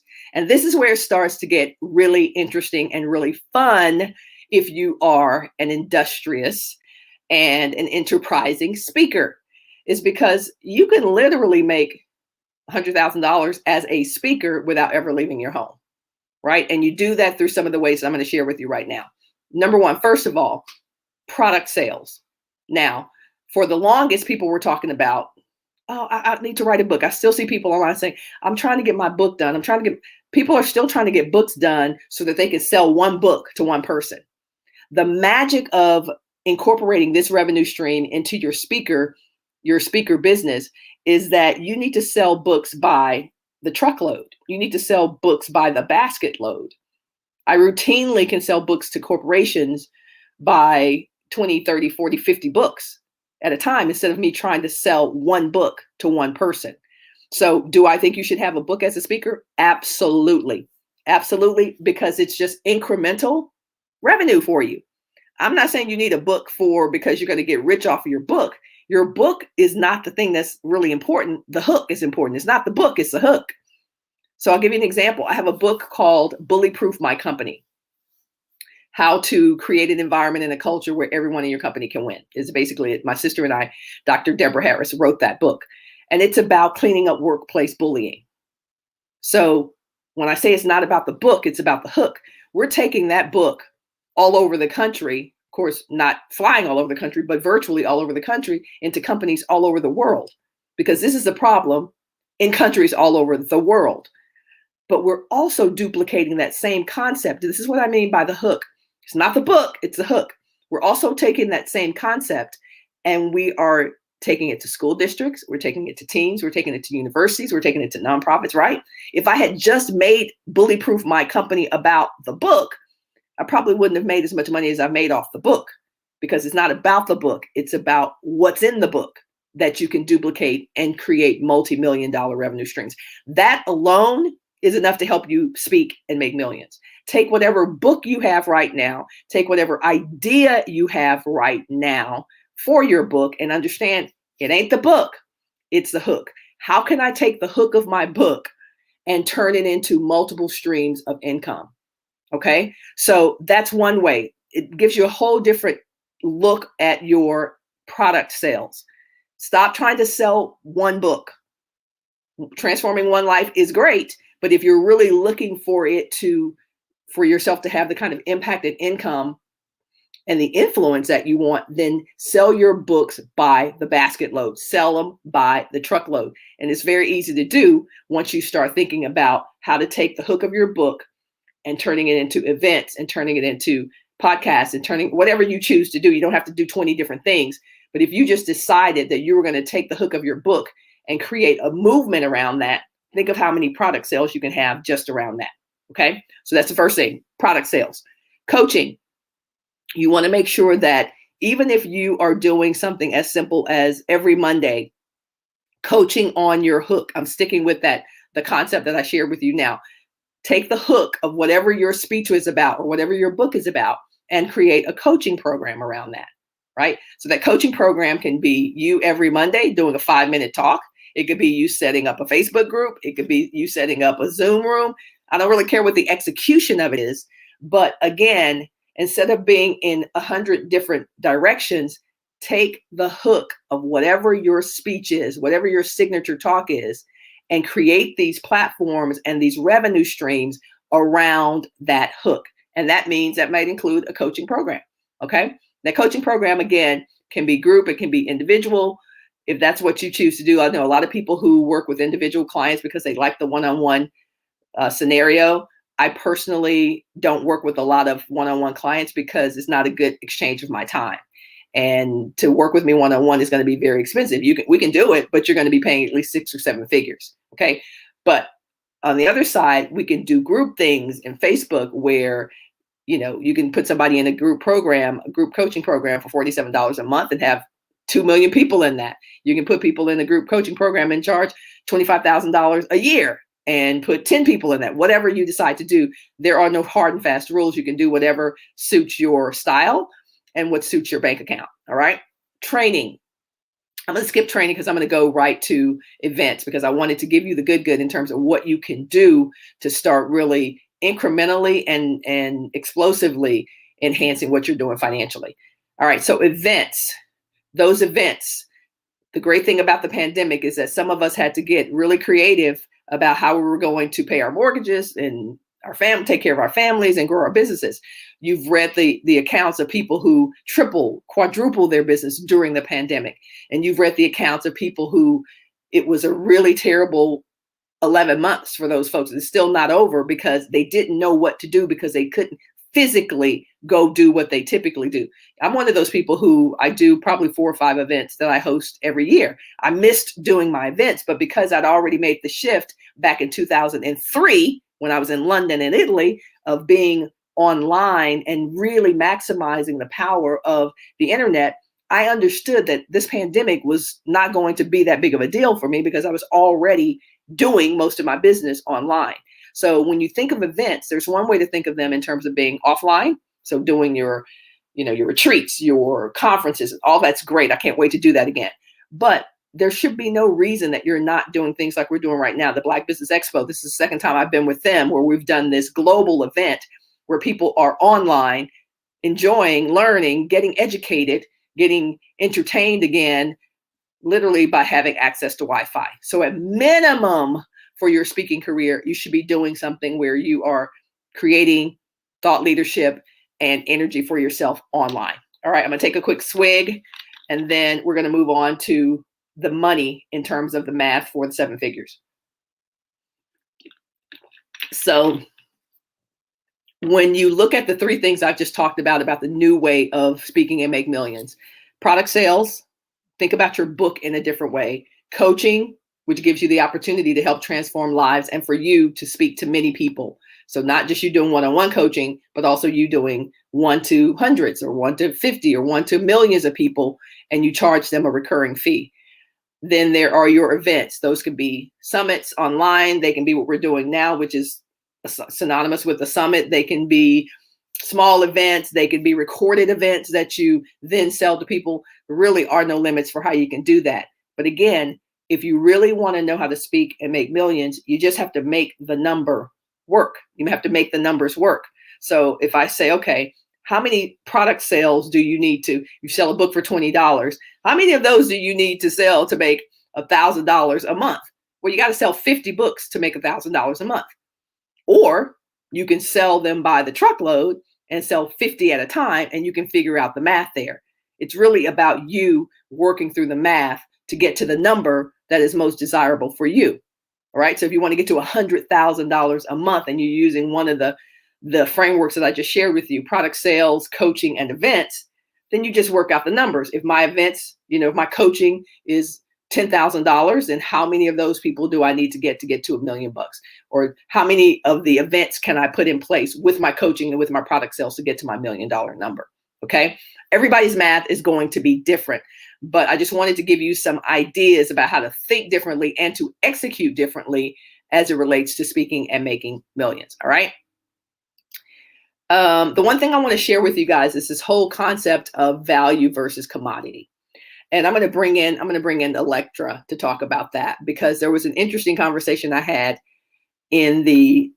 around my appearance on Shark Tank and whether somebody would pay $3, $4 for a sports drink.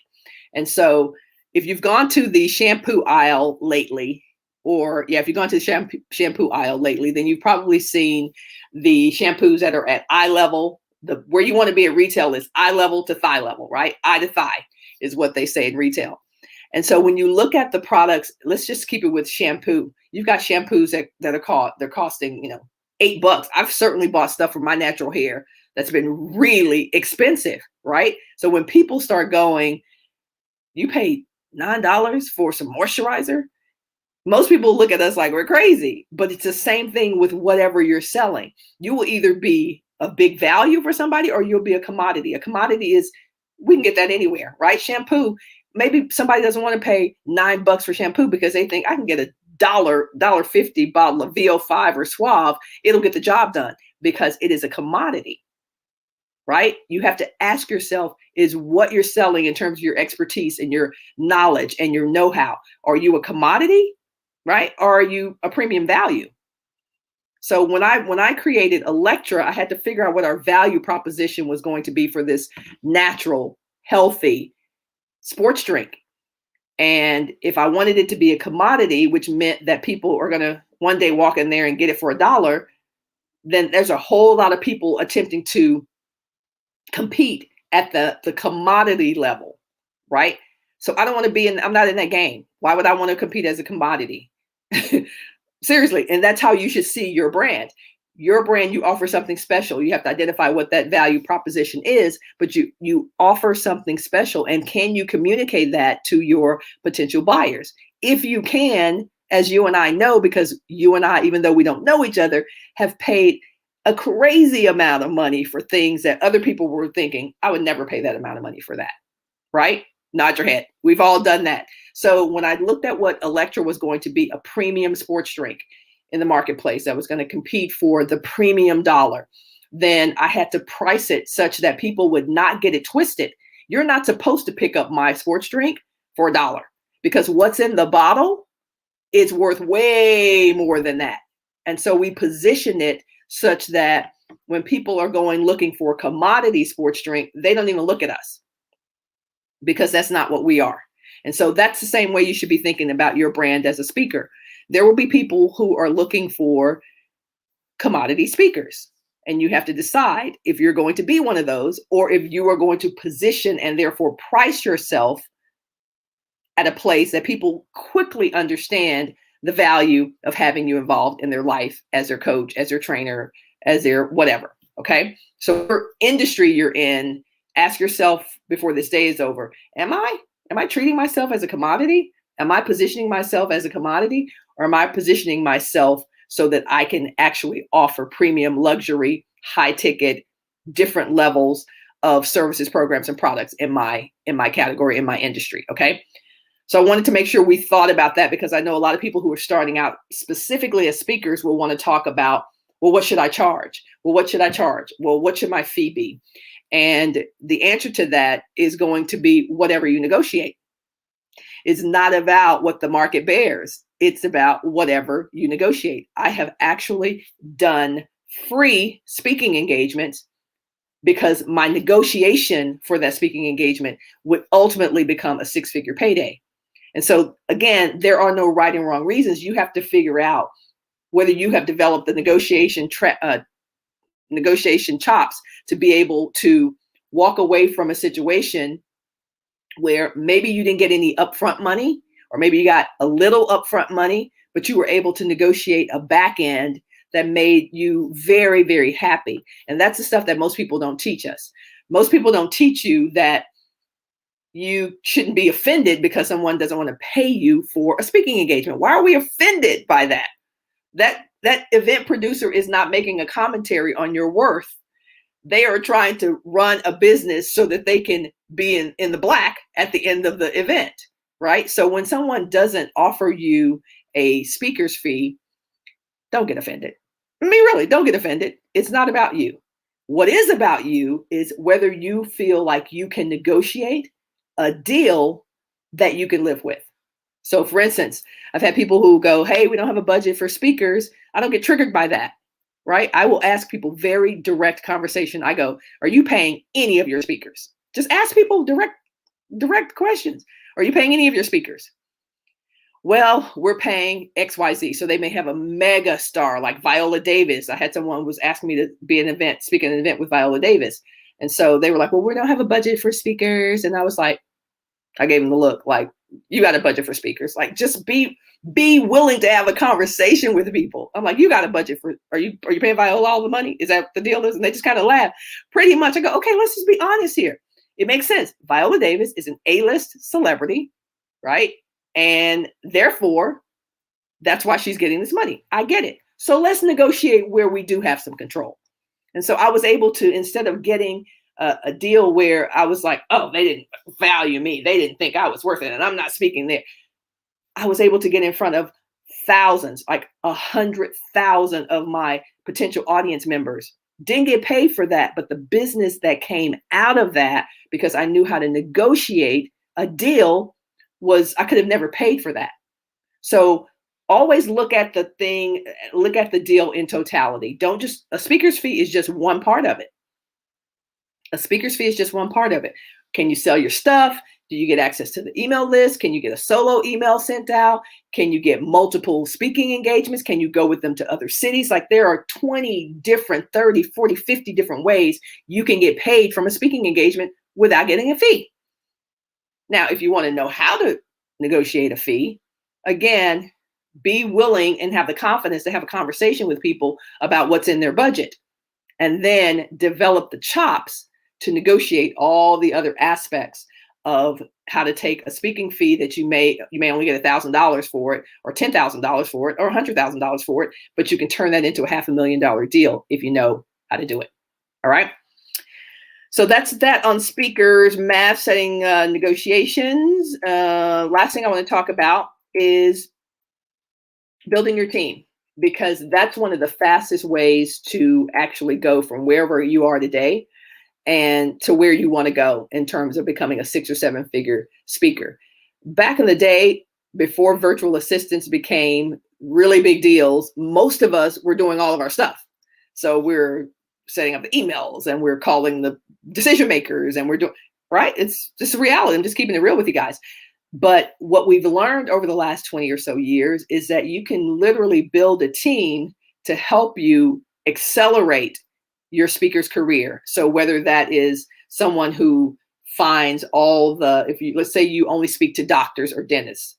So let's say you hire a virtual assistant on Fiverr or Upwork.com, and you hire this person to go. I do this all the time, by the way. So I'm practicing what I preach. Done this for 20 years. You go, you hire someone to find all the conferences, all the dentist conferences, all the doctors conferences, and you show them how to, this is what I need in this spreadsheet. I need the date of this. I need the contact person. I need their email. I need their phone number. So you're building a database of the places where you are most likely to speak. You hire this person, you can hire this person for 20, 40, $100. I don't know what you need to spend, depends on the quality of the person.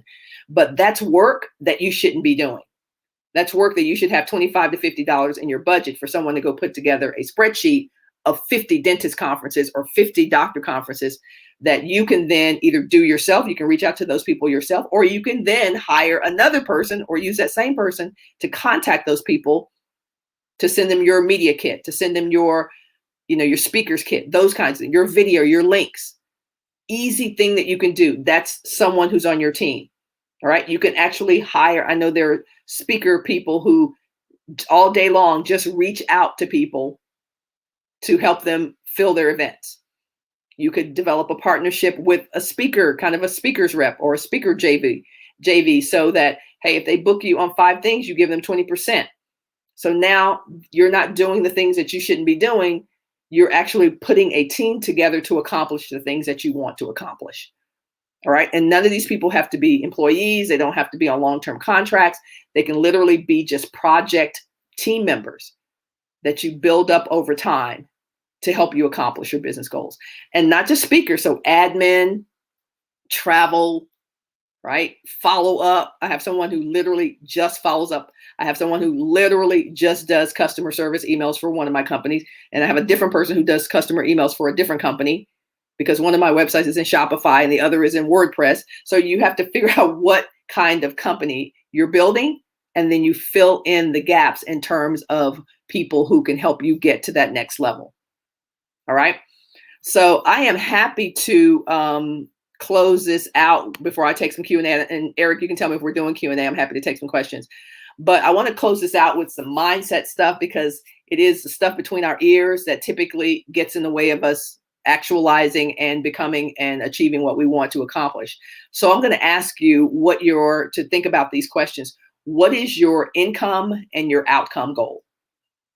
What is your income? So that's what you want to manifest, create, co-create from a financial standpoint, from a career standpoint, from an impact standpoint. And then what are your outcome goals? Why are you doing this? The thing that's helped me to accelerate the students that I've worked with over the past 25 years, their goals is to ask them, why are you doing this? What is the point of this? And once you can connect to, and you guys have heard the why, once you can connect to your why, once you can connect to not just your vision, but for me, your mission. Once you can truly become a mission-centered speaker, then the opportunities start to open up for you. At least they did for me and the people that I've worked with. When speakers were just saying, I have this topic, things were working for them. But once they said, I have this mission, I have a mission to end hunger. I have a mission to stop over-incarceration of Black and brown people. I have a mission of financial empowerment for women. I have a mission, right? Once people connect to their mission, then identifying those outcome goals becomes very, very easy. Most speakers are not connected to their mission. They're connected to their topic. Very different. So I'm going to ask you to create that 6 or 7 figure mindset for 2021. I believe everybody listening to me live and in replay, there's absolutely no reason you shouldn't be doing 6 figures a month as a speaker. But if we're just going to generalize for the year of 2021, you should definitely be doing 6 or 7 figures. But you have to get connected to the mission behind your speaker's career. So what are the income goals? That's easy because we love talking about making money.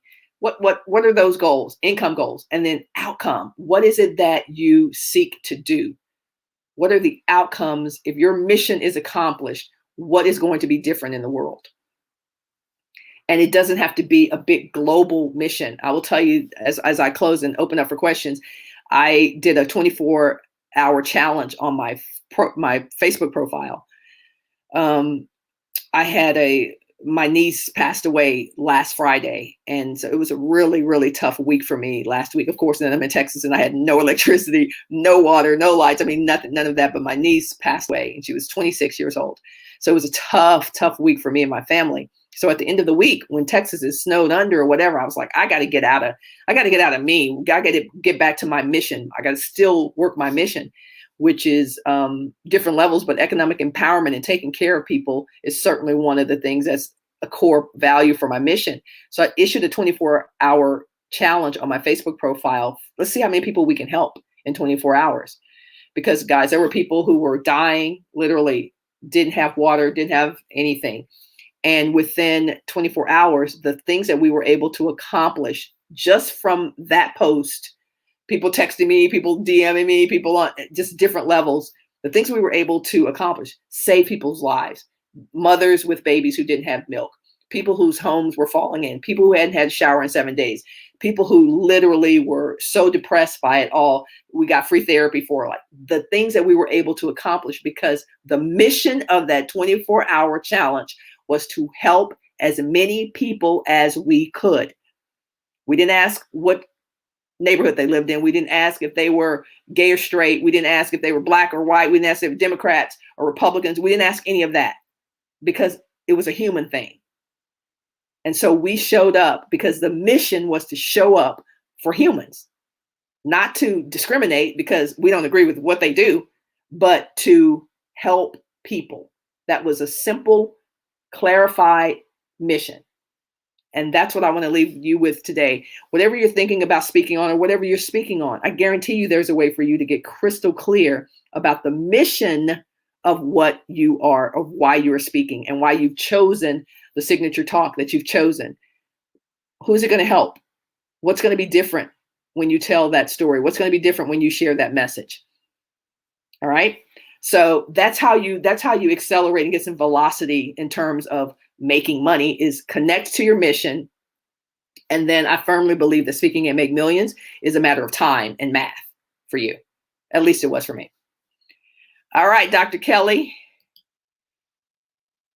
Let's see if you are out there. I am happy to take some questions. You can put some questions in there, and then I will. I'll keep going, but I also want to take a swig of water and answer some questions if y'all have any.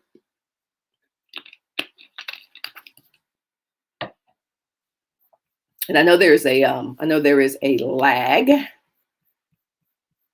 All right, Mark is asking, can we get a lecture in New York? You can get a lecture at I Drink a Lecture with the C, by the way, Mark.com, idrinkalecture.com. And then we're just getting into our first retailer, but we're already talking to retailers on the East Coast and retailers on the West Coast. All right. All right. So if you guys have questions, let me know. Otherwise, I'm going to open up the presentation and keep going. So I understand I got time. All right, so I'm going to go back to the 6-figure mindset. I talked about your income and your outcome goals. I have 4 or 5 questions here that have to be answered when you're talking about become a speaker. The thing is, are you willing to train and implement? Every great athlete, great thought leader, has had to train to become great. And a lot of times I think with speakers, we perceive that we are so gifted. We are so gifted and we are so amazingly charismatic and with our audiences that we don't need to train. And nothing could be farther from the truth. Everybody needs to train. Everybody needs to get in the lab, get in the gym, get in the silence in the sanctuary, and to train to be good at what they do. And I know a lot of speakers, I've come in contact with a lot of speakers over the last few weeks, certainly during the pandemic, who were not open to feedback, who are saying, well, this is what I've been doing for most of my life. And this is just a gift I've been given. This is just who I am. And when I get up there and I speak and I'm like, yeah, but you're talking too long. You're talking about the same thing over and over. You have no structure to your speech and your audience is not following you. Yes, there is a germ, there is a crumb of a message there, but unless it's put into a framework, you will not have the kind of impact that you can have as a speaker.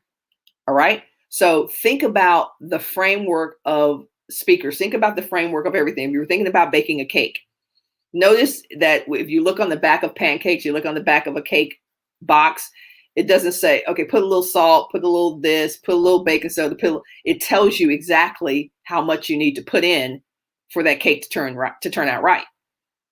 Those are your ingredients. Those are your standard operating procedures. That's how you get the cake to work. And sometimes as speakers, because it's a creative expression, we don't think there should be parameters and a framework around it for us to be good, but nothing could be farther from the truth. You need a framework to become great at speaking. So that means you need to know how to come on stage or get on a Zoom and bring your audience into the conversation. That means you need to figure out what 3 or 4 things you're going to tell your audience and talk about, how long you're going to talk about those things, and then how you're going to wrap it up. How many of you, raise your hand virtually, have ever heard a sermon?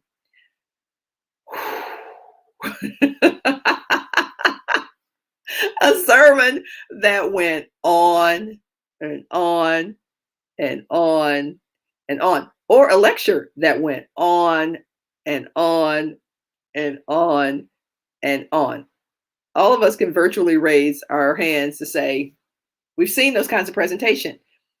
And whether the speaker got lost or what, we don't know what happened. The framework wasn't there. And therefore, the impact that the speaker could have had was a lot less based on their inability or unwillingness in some cases to follow their framework. Okay. So are you willing to train and implement? That's what that question was.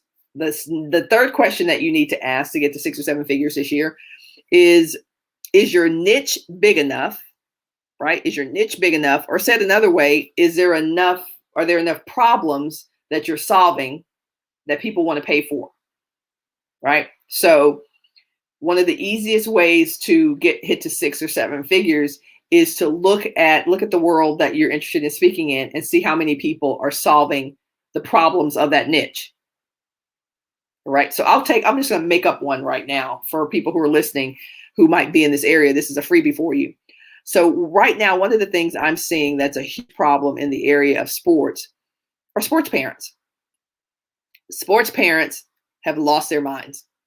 I mean, they really have. Some of the things that these parents are doing at games, at meets, at events, online is absolutely out of control. Right? And I'm not talking about the coaches are out of control, all of that is true, but we're not talking about them right now. We're talking about this lane right here, which are sports parents. Big niche. What are some of the problems that these parents who have athletes, what are some of the problems that they need solved? Well, there's a lack of knowledge about things that are happening at universities. There's a lack of knowledge about academic integrity. There's a lack of knowledge. There are lots of there's probably 20 to 30 topics that if you're interested in really carving out a signature space for you as a speaker, it's wide open right now because not a lot of people are doing that. They're not targeting parents. They're targeting their athletes. They're trying to get their parents to sign up for video services and highlight services and showcases and all that. But they're only thinking about the athlete. They're not thinking about the totality, the total arena around the athlete, which includes coaches, parents, officials, right? That alone, sports parenting alone, is $1 million, multi-million-dollar opportunity for someone who has the ability to identify the problems that sports parents have and to solve those problems, to bring solutions to them that they will listen to. Because what are the challenges of the sports parents arena? Number one, most parents, even though there's no rule book for parents, most parents are not open to you telling them anything about how to raise their children, even though they may not know the most. So that's one challenge.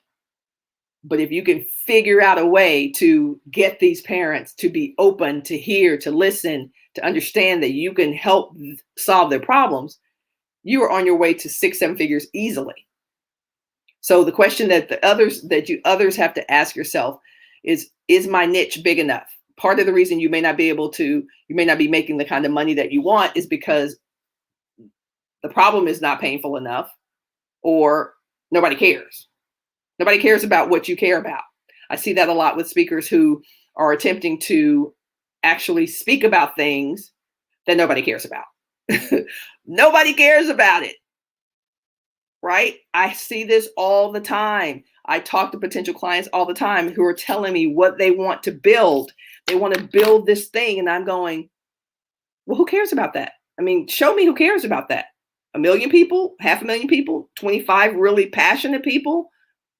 Because it is possible to build your career around a small niche, but those people have to care about whatever you're bringing to them. You can't solve a problem that is not painful for people. So let me give you one way to think about the problem that you solve as a speaker, as a coach, trainer, consultant. There is, let's say if you go to the dentist and the dentist says that you have the beginning, they see that on the X-ray, they see the beginning of a cavity. Okay, so they say, everything looks pretty good, but I see right there on this back right molar is the beginning of a little bit of decay. That's one thing a dentist says. And then the second thing they say is, but I see this thing over here on the left side, and it looks like that crown is about to abscess.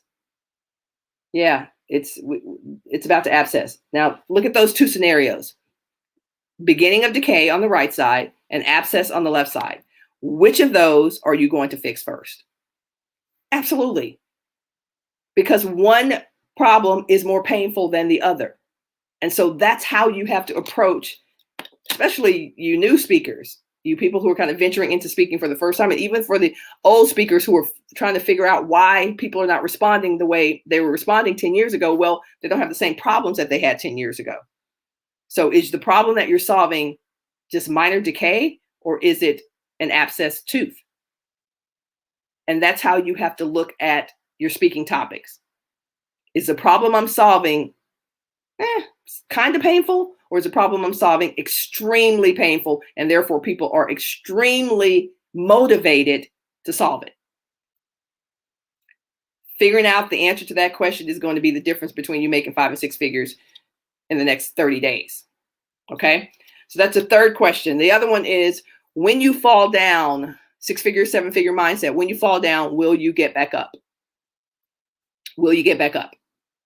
When you fall down, will you get back up? When somebody says no, when you ask to be on that summit, when you apply to be a global speaker, when you apply to do this, and they say, not a good fit for us. When somebody doesn't buy your product, you've done everything you thought you could do, and then they don't buy your product. When you fall down, are you going to get back up? Okay.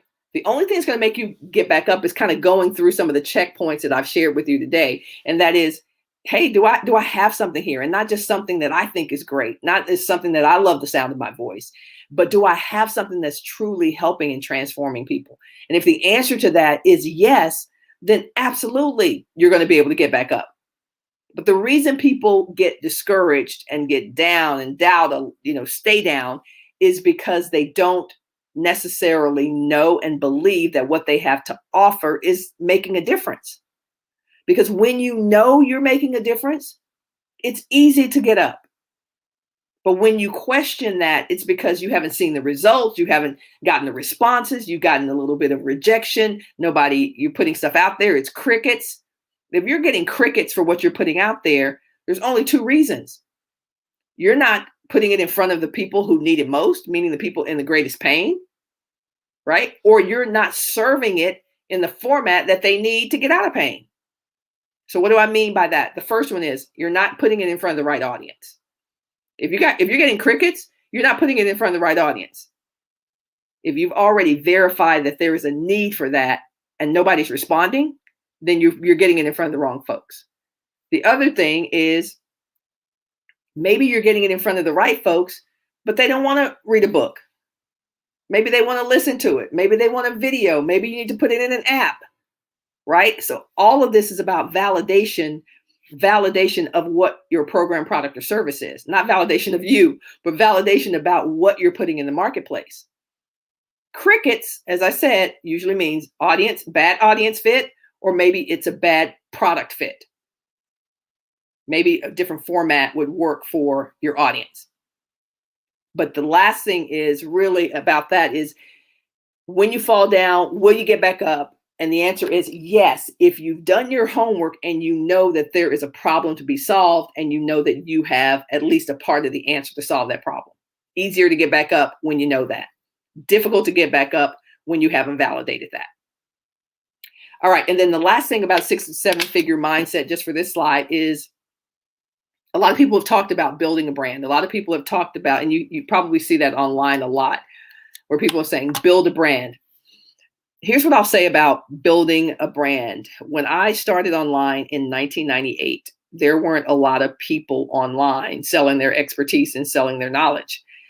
And there certainly weren't a lot of people who looked like me. So I've started my first business online in 1998. You can go to archive.org or waybackmachine.org, and you can type in franharris.com, and you can see my first website in 1998. So I've been at this a really long time.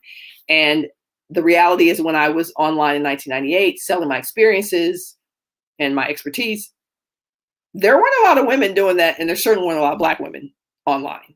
So when you go and you start to think about where we are today, what is that? 23, 28? I don't know. Anyway, long time. 23 years ago? Was it 23 years ago? Or 33 years ago? I don't remember. But nevertheless, 1998, and there were not that many people. When you look at where we are today, 2021, there are so many more people doing it. There's so many more people who are selling their expertise, selling their knowledge, selling their experiences online. And so you might be challenged to think, well, I mean, Fran, if you started in 1998, it makes sense you are where you are, but I'm never going to do it because I'm just finding out about this internet thing 2 years ago. You've probably heard the saying, the best time to start on the internet was 28 years ago or whatever it was. And the next best time to do it is now, because there's still so much that can be done. But the thing that will accelerate what you're doing And what people mean when they say you need to build a brand, what they're saying is that you need to build a distinctive brand.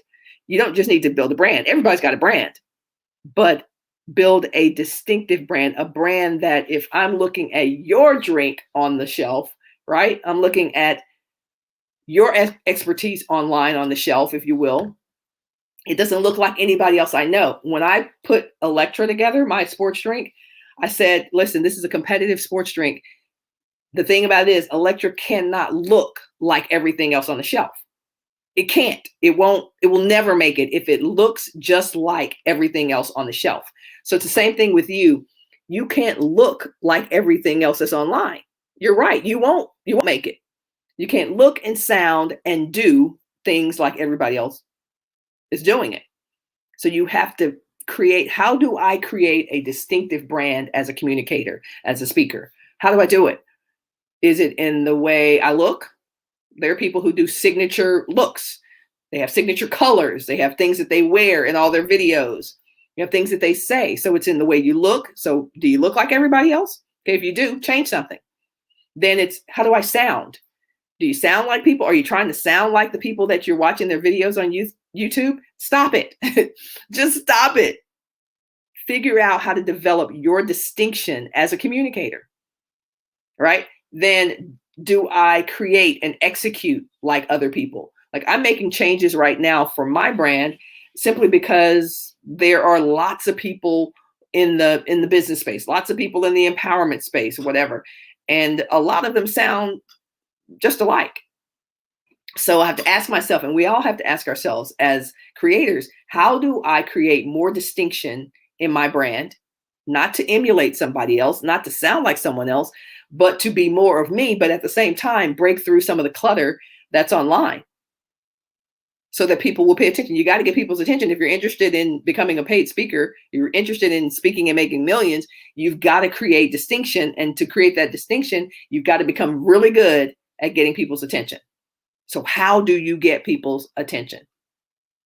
Right? How do you do that? Through your videos, through your content, through your lives, through your emails, through your existence online. How do you get people's attention? That's how you start to build a brand. Right? But it has to come from a place, again, as I said, probably 30 or 40 minutes ago, from your mission. What is at the center of your mission? And who is it that you wish to speak to? And more importantly, what is their greatest problem? Because your content is not about you. Your content is about them. So ask yourself, who am I? But more importantly, what problem is my target audience having that I can help them solve today? All right, Eric. Hello. Hey. The biggest deal today is figuring out how do we get your product on our shelves here in North Carolina. Listen, we got to support you. I'm already ready to do some ads. Good. Look, I was telling my mother the other day, I said, I'm going to tell Fran I got a great ad for her. My ad goes like this. I close my eyes and I say, I am Electra. Yes, you are. I am everything for the world. I am Electra. Yeah, it's something we was playing around with. But more importantly, we know we'll see you on Wednesday. Yep. What are the numbers or the emails that people can get you, the websites and those kinds of things? Yeah, I'll keep it simple. If you are interested in creating a 6 or 7 figure income stream as a speaker, coach, consultant this year, not somewhere in the far distance, you can schedule an appointment with me at speakandmakemillions.com. Speakandmakemillions.com. That's all you need to know, because that's all this is about. So that's the only reason we should be talking to each other is Speak and Make Millions. But also you can hook up with me on LinkedIn as well. If you want to talk about some other stuff, go to LinkedIn, Fran Harris, you can find me. Well, we want to thank you so very much. And of course, I say it every time, I'll see you on the other side. Absolutely. Thanks, Eric. Okay, bye-bye. And of course, as I get ready, we are moving on and on. The day is going so rapidly. Our next guest is Pamela Gales. Hello, Pamela. How you doing? I'm good. How are you? Can you hear me?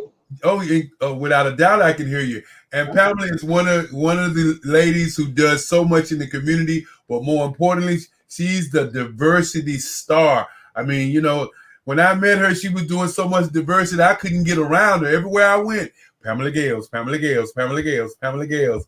And then when I got a chance to meet her, I found out how genuine and how dedicated she is to this work. And it truly is some work. Yes, it is. It's a lot of work. A lot of work. And as I say to each one of my guests, I'll see you on the other side. Ladies and gentlemen, Pamela Gales. Good afternoon, everyone. I want to see if I can share my screen here. Thank you for joining me today. I'm glad that Eric invited me to talk today. Today I'm going to talk to you about some business strategies for minority and women businesses that are in North Carolina and want to do business with, want to do government contracting. So let me see if I can share my screen here.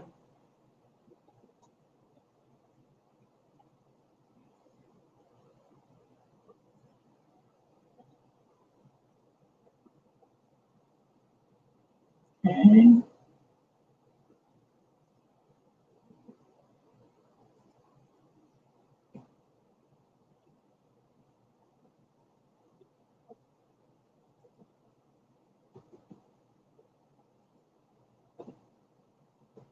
Can everyone see my screen?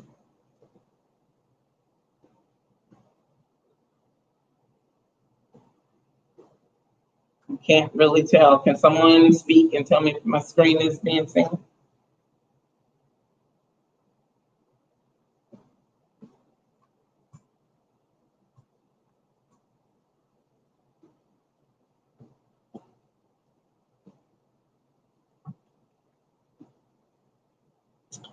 Okay, well, we're going to talk about some business strategies today for government contracting.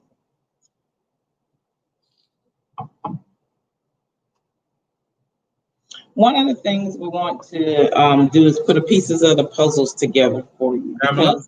Yes. Okay, I you know, a lot of times when we have a difficulties, I'll come back to see if we can work it out, because we know many people that set up their presentation, they set it up with, you know, the actual presentation so that it runs a little bit smoother for them. I know you can talk for 40 minutes without a doubt, but okay, let's see what we need to do to make it happen. Well, am I not sharing my screen? You're not sharing your screen at the moment. Look down where you see the share button down at the bottom and click on it. Okay, I click share. Mm-hmm. So you see, I see that. So you see that. There you go. There you go. And I'm going to disappear because I've done my part. Wait a minute. Let me make sure. Because when I click from the beginning, it goes back to. So you let me see. Just speak to me and tell me if you can see my screen. Yes. Okay. I thought I didn't know if it was okay. All right. Okay. Now you do have a second screen over there that you can close down, I believe. Okay. Look across. Yeah, but it's not. I'm not able to close. Wait a minute. Let me do it this way. See if there's a button for your notes. Look over there. Okay, that's not it.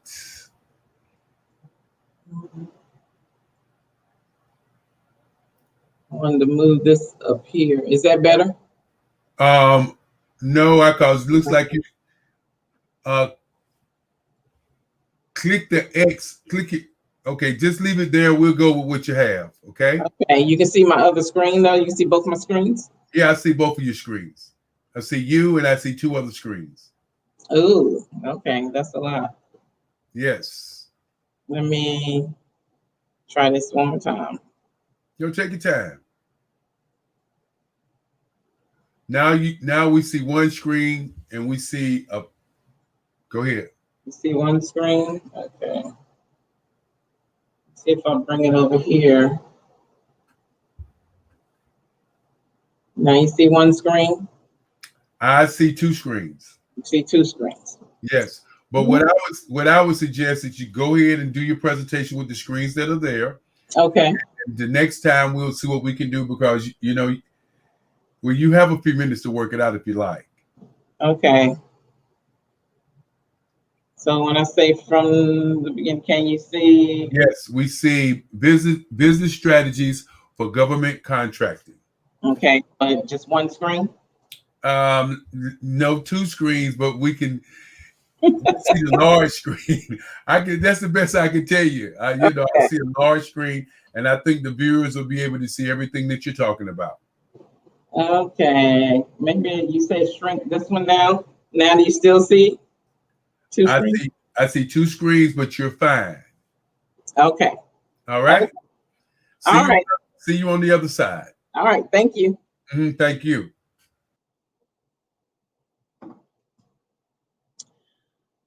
Good afternoon, everyone. Hopefully we can, even if you're seeing two screens, hopefully you can see the presentation well enough that you'll be able to understand what I'm talking about and get something out of the presentation.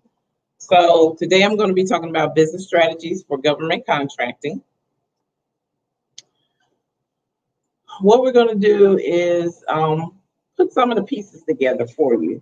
So I know it's kind of difficult sometimes to know how to finagle through the government process, and it gets kind of difficult and frustrating.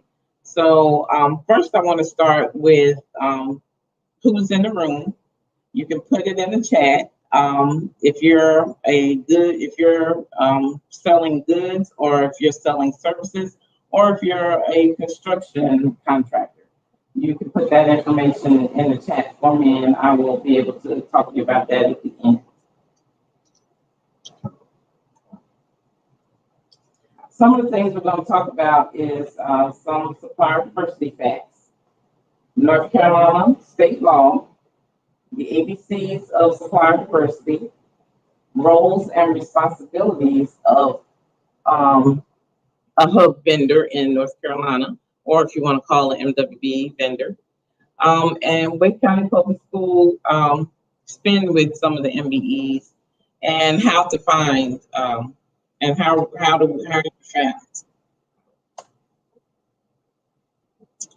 Okay. A lot of times I like to put this up here because you remember the game show, Are You Smarter Than a Fifth Grader? Well, I like to say, are you smarter than a buyer? Because the buyer in government purchasing is the one that you're dealing with most of the time when you're a vendor. You're coming in talking to them, you're sending your quotes to them. But I like to say, are you smarter than a buyer? Because that gives you, I'm gonna give you some information on how to be able to know what the buyer is looking for in your proposals, in your purchase of goods contracts and things like that. From their perspective, what are they looking for when you're working with them? Just first, I want to give you some supplier diversity facts and why we like to make sure that we're dealing with minority and women businesses in government. You should always think of yourself as an asset to us, because we think of you as an asset. So when you're dealing with us, I'm just going to give you some of the reasons why supplier diversity is important. First of all, what is supplier diversity? Because a lot of people think of supplier diversity is just like dealing with anybody. But for me, supplier diversity is the practice of intentionally including minority and women business enterprises when purchasing goods, services, or construction projects. So when you're dealing with the government, those are the things that when we talk about supplier diversity, that is, or someone having a supplier diversity program, that's what we're looking for. Who are diverse suppliers? Small minority owned, women owned, and disabled businesses is what we consider MWBEs or hub firms that we do our business with in government contracting. So what constitutes including a diverse supplier? Including a diverse supplier means that we're ensuring that diverse suppliers are invited to participate in all contracting opportunities. It means that we want to make sure that you're getting a seat at the table. And that's just the bottom line. We just want to make sure you're getting a seat at the table. And most programs are run that way because there wouldn't be an opportunity for you to have a seat at the table if there weren't supplier diversity programs that made those opportunities available. So a little bit about why Wake County Public Schools thinks supplier diversity is important, which is, I'm sorry, when I introduced myself, I didn't say I was with Wake County Public Schools, but with Wake County Public Schools, opening procurement opportunities to suppliers from a variety of backgrounds, viewpoints, and experiences can yield us a better business outcome when we're thinking about buying our products and goods. Using a larger and broader pool of potential vendors creates greater competition. It provides new and innovative business solutions and economically empowers the diverse communities in which WCPSS operates. In other words, it makes good sense for WCPSS to engage in supplier diversity. And with my program, with my supplier diversity program, I'm out in the community. I'm always looking for new pools of vendors. I'm always trying to make that opportunity available for you. No, I can't hand you a bid or a contract, but I can help you make sure that that opportunity is provided for you. So the North Carolina state statute has been in place since 1989 that requires units of local government to put together a program that would require some type and promote some type of minority participation. So most of us know that if you're a hub vendor, you're a historically underutilized business, that at least 51% of your business has to be owned by a woman or a minority.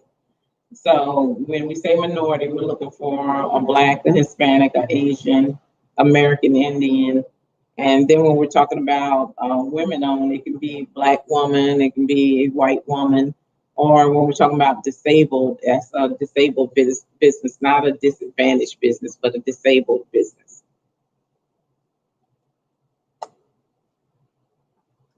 Now I'm going to talk about some of the ABCs of supplier diversity, which is what the buyer is looking for when you're reaching out to them to talk to them about your product or your service, or if you're a contractor trying to figure out what type of projects they have coming up for construction. Excuse me 1 minute. Okay. There are two types of bids that we look for hub participation on. Formal bids, which are sealed competitive bids. We have to advertise them. They're open in public. They're approved by our board or our commissioners, and awarded to the lowest responsible bidder. So remember that, the responsible bidder. On informal bids, we're usually looking for to obtain something over the telephone. We may ask you for a fax. We may get it by email, or we may even have a sealed bid on an informal bid. It just depends on what we're bidding. And that is also subjected to public inspection after award. So formal bids are not subject to that inspection, but informal bids are subject to inspection right after we award it, because if it comes in by email, someone may say, hey, I'd like to see the bids that came in, today, then we can, share that with them. On formal bids, it has to be awarded first. So you would not be able to see the formal bids until the board has approved those. So a lot of times after the bid is awarded, on a formal bid, a lot of people will come back and say, hey, can I, see what my, how mine compared to the other ones, but we cannot do that until after the bid has been awarded. So there are three types of purchases that we make as government entities. We purchase supplies, materials, and equipment. We do construction and repair, which is our major construction projects, and we purchase services. So those are the three areas that most people are going to be categorized in, or most of our bids are going to be categorized in when we're talking about contracting with us. So some of the type of contracts that can be awarded to hubs are service contracts, purchase of goods. Now I have in parentheses does not have a required number of bids, because a lot of people think that if it's a formal purchase of goods that you have to have a certain number of bids, but you do not. When it's a formal purchase of goods, you only have you're only required to get, how you can get however many bids you want to. We get consulting contracts from hub firms. We do grant agreements, and then we have construction. Now, construction has the 3 bid requirement. You do have to have 3 bids when you're doing formal construction, but when you're doing informal construction, you do not have to have 3 bids. So, and we consider, I'll talk about the dollar limits a little bit. When you're dealing with the state of North Carolina, formal construction is $500,000 and above. When you're talking about informal construction bids, that's $500,000 and below. That's $30,000 up to $500,000. So we consider that range in construction.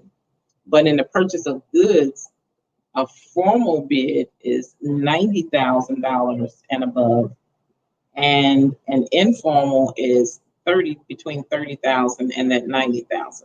So they may just ask you for a quote in between that range. But when you get in the formal range, it's going to be a sealed bid type of sealed bid situation. Even with the construction, the 3 bid rule is that if it's formal, you have to have 3 bids before you can even open the bids. So let's talk about selection of architect, engineers, or surveyors. So when we're talking about architect, engineer, or surveyor, we're talking about professional services. Those services require the best qualified selection process. So you can even add construction manager and risk in there now, because we require that they require that we send out a request for qualification instead of a request for bid on these type of bidding situations. So we also require to do a resolution to, the board can do a resolution to adopt, to be exempt from a selection if it's 50,000 and below. So if you know that you're going to have a consulting contract with us, and it's something that we use all the time, and say it's 50,000, it's below the 50,000 mark, then you do not have to go to the board. We do not have to go to the board to approve that. We have the authorization from the board to go ahead and approve that. If it's above 50,000, the board can exempt it, but it's very rare and it's on a case-by-case basis. But it cannot be delegated to anybody to do that unless it's under $50,000.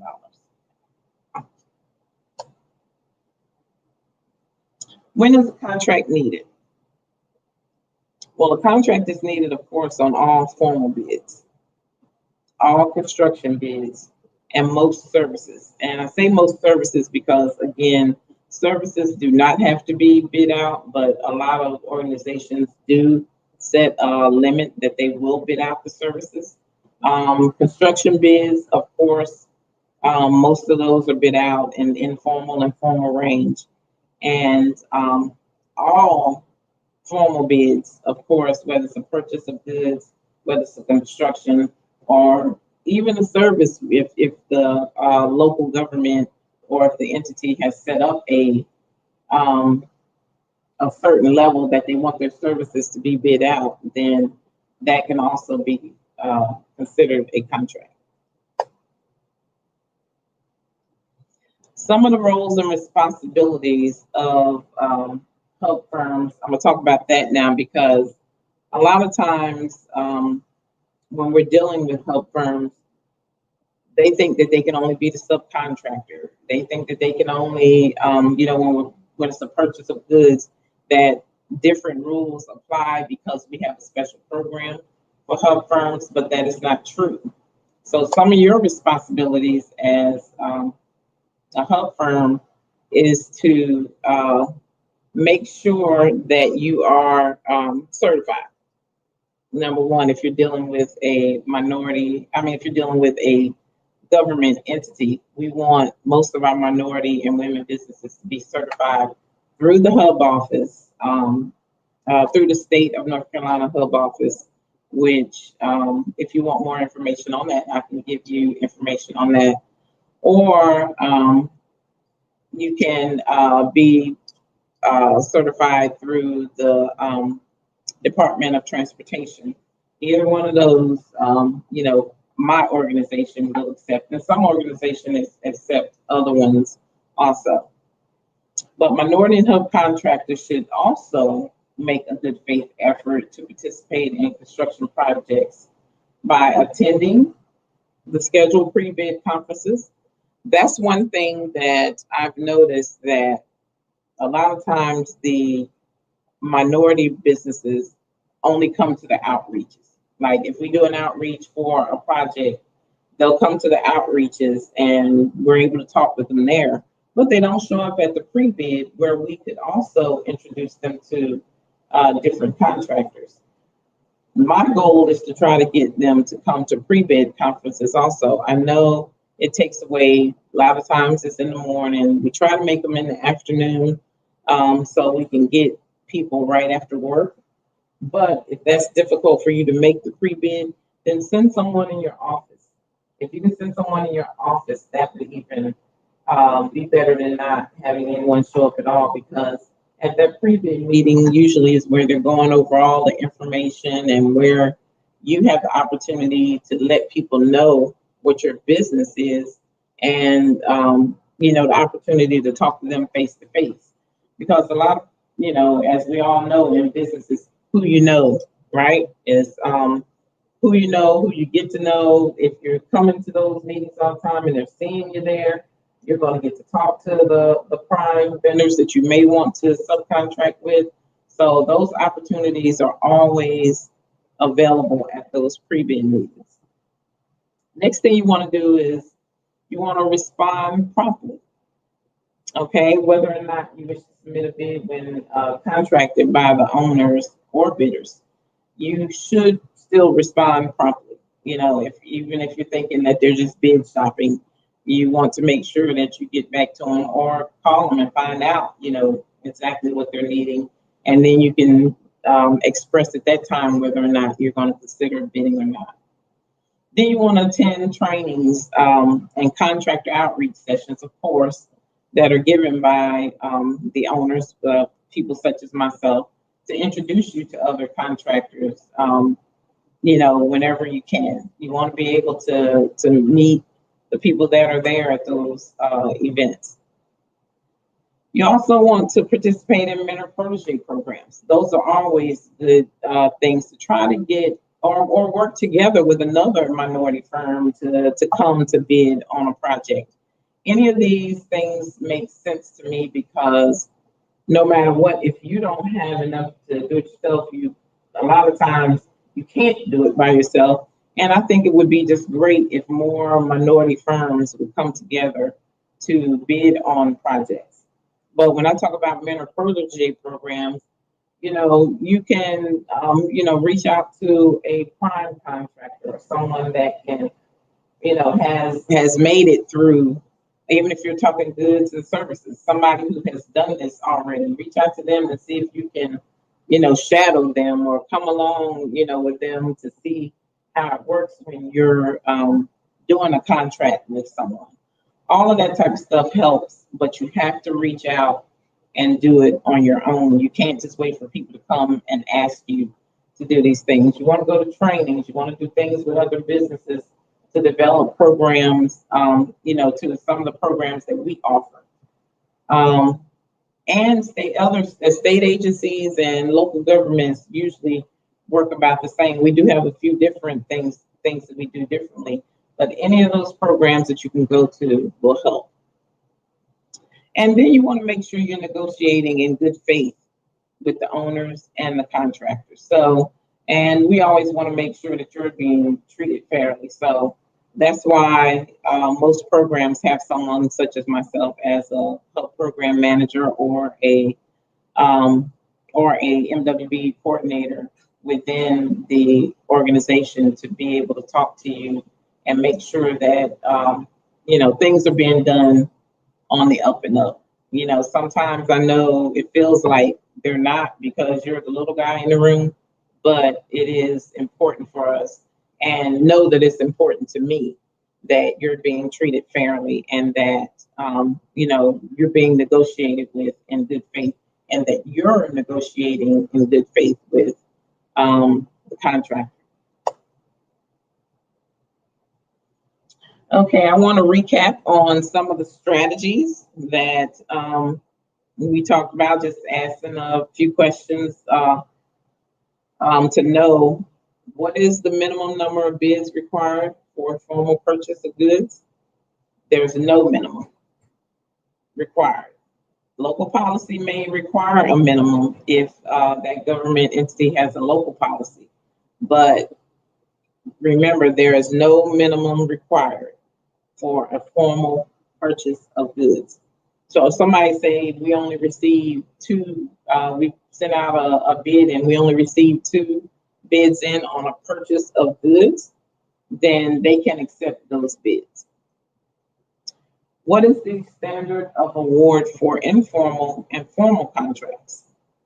The lowest responsive and responsible bid.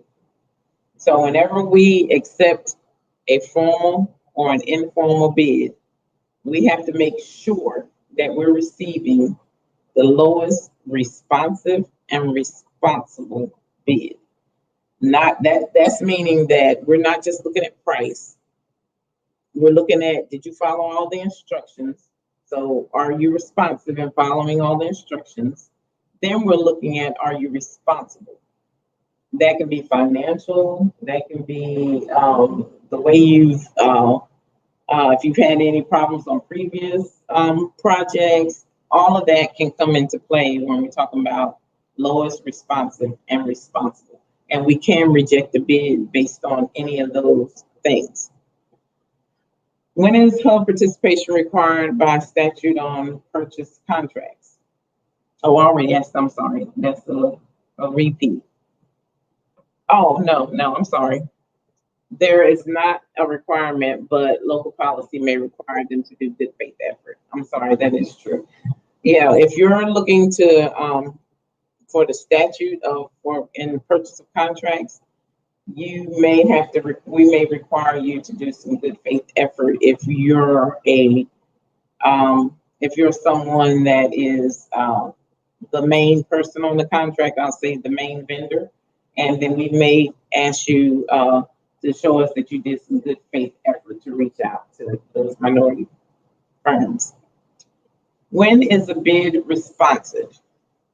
So there's 2 answers to that. When the bid meets the applicable legal requirements, and when the bid substantially conforms to the bid specifications. Okay, when it conforms substantially to the bid specifications. And when is a bid responsible? The bidder has the skill, judgment, and integrity necessary to faithfully perform the contract. And the bidder has sufficient financial resources, this is what I was talking about a few minutes ago, to perform the contract. And when a bidder has the ability to perform the contract. Okay?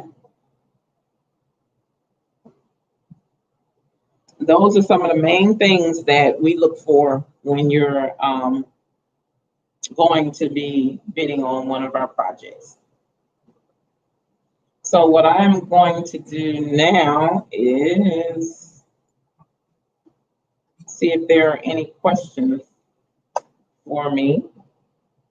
Here's my contact information if you would like to contact me. I will also, I don't have my email address up there, but I can put my email address in the chat. Okay, and if they're ready to take some questions, if there are any questions.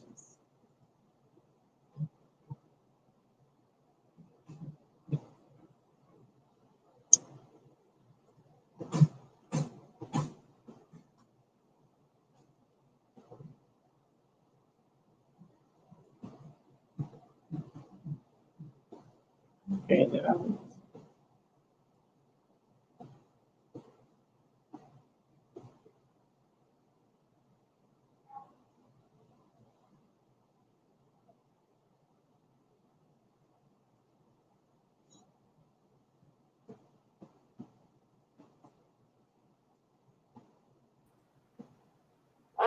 okay. One painting and that. I can't hear you. Say that again.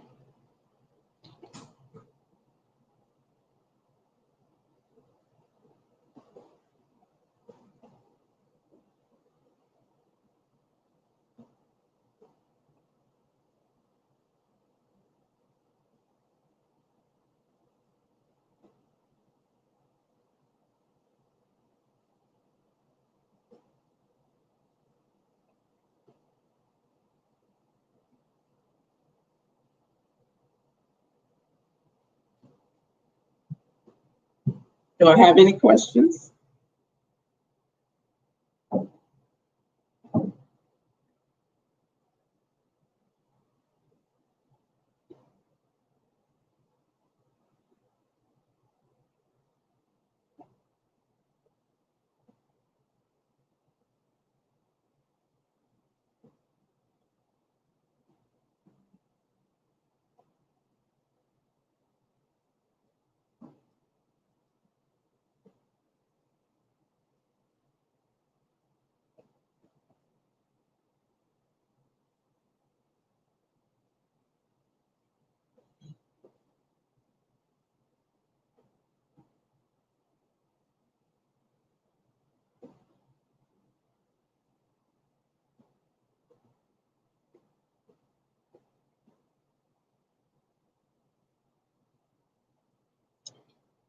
What has surprised me in my work?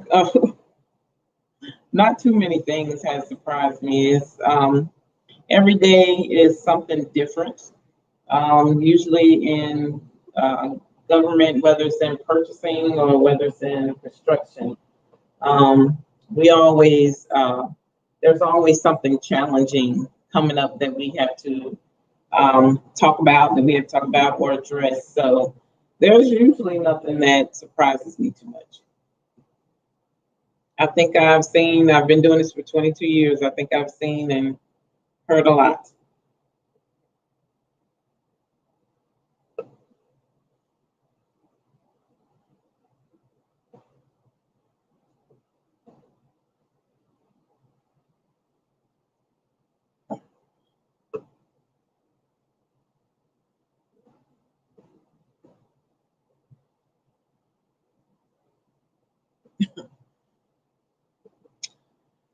Well, the most unusual thing that has happened is, let me think, the most unusual, because something crazy happens all the time. Well, now during this COVID, it's even more happening, but when COVID first started, we had to figure out how to do bid openings and make them open to the public and make it where, you know, it was fair and still following the statute. So we had to figure out whether or not we were going to have them drop off their bids. Usually now we've got it down pat. We have them drop off their bids. Then we give them another time to log on online to be able to see the bid opening live, because all bid openings are supposed to be, the ones that are formal are supposed to be open in public. So that was the craziest thing, trying to figure that out. And a lot of people really not knowing how to use the technology to be able to do that. So now that we've been doing this for about a year now, but I think we're a little better at it. But at first, it was really challenging to figure out how we can still follow the legal statute and have a public bid opening, and also be able to have someone see us open the bid to know that it was fair and that it was read aloud.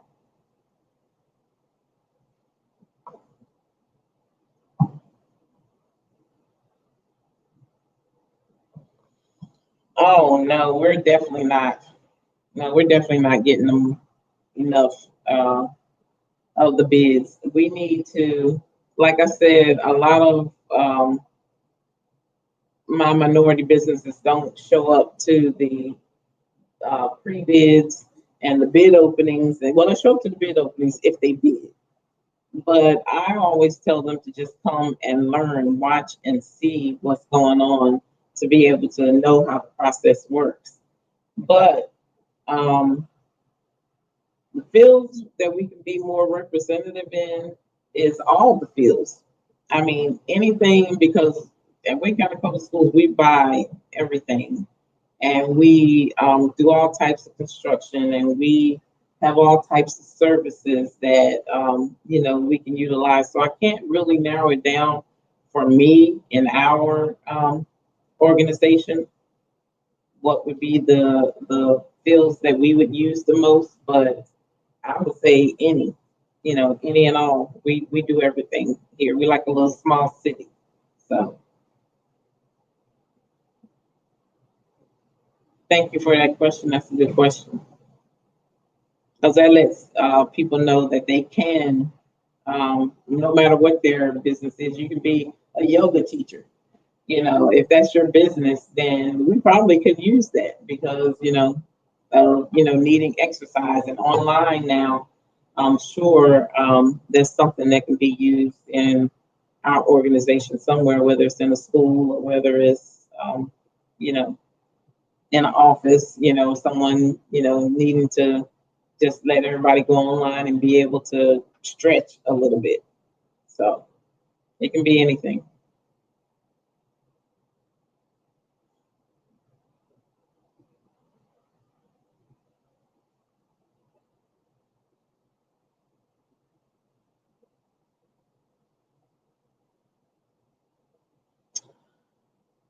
I would say the process for getting more minority, what is the process for getting more minority contracts? I think, from my perspective, I think it's the minority firms knowing about what's available out there, and how that's done is by contacting, the organizations directly. To know what their bids are, going to the websites. Of course it's going to have to be a bidding process on some of them, but some of them, sometimes you can reach out to them on a procurement card. Someone can purchase up to $2,500. If you're a small business with goods, selling your goods, $2,500 is quite a bit that nobody would have to sign off on, that they can go out and make that purchase without being, without their hands being tied of having to do a bid. So it just depends on the organization you're dealing with. You need to make sure that you understand the process of whether you're dealing with the city of Raleigh, whether you're dealing with Wake County, whether you're dealing with Durham County, City of Durham, Wake County Public Schools. Everybody has their own way of how they put out the information. So you need to contact the different organizations to find out. I know it can be tedious, but if you're in the city of Durham and you want to do business with the city of Durham, it's good to know how the city of Durham puts out their contracts. And yes, you should look for, should you look for RFPs or use word of mouth, you should look for RFPs. Sometimes you'll hear about word of mouth. Sometimes you can't. You know, you don't get it by word of mouth. A lot of times it's how you go about finding the right people to talk to within that organization.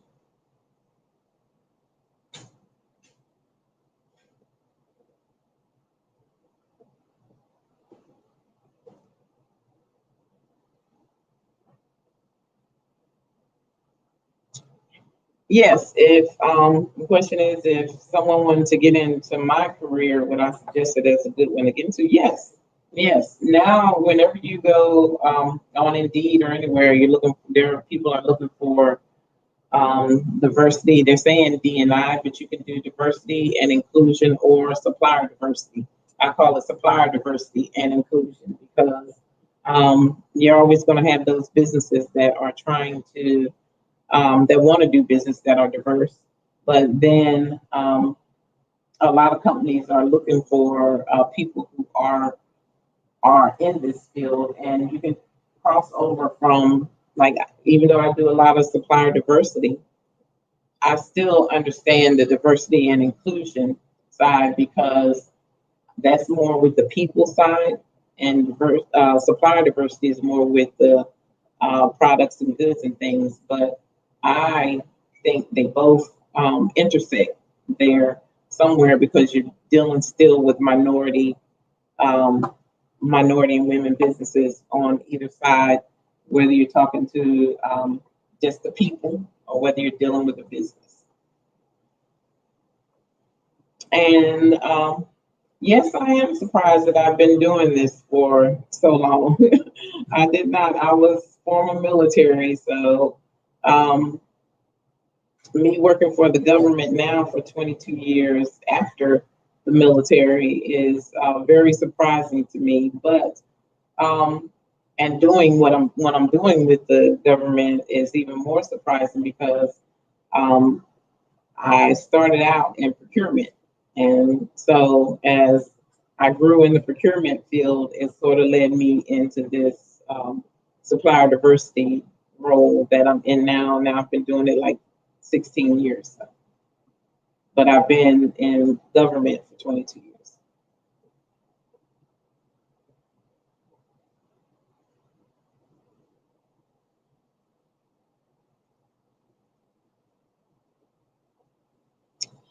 No, I did not do purchasing in the military. I just was in the middle. I did work with contracts though because I was in administration, so it was kind of easy to transfer into the purchasing role when I got out of the military.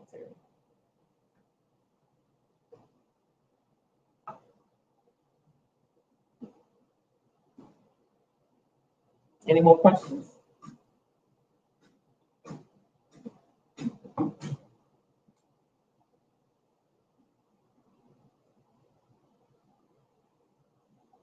So Mark, you're the only one asking questions. Are you the only one here?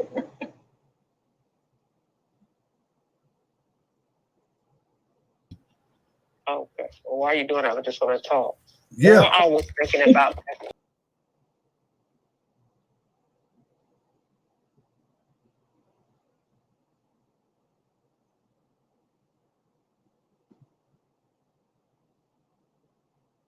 Can you still hear me?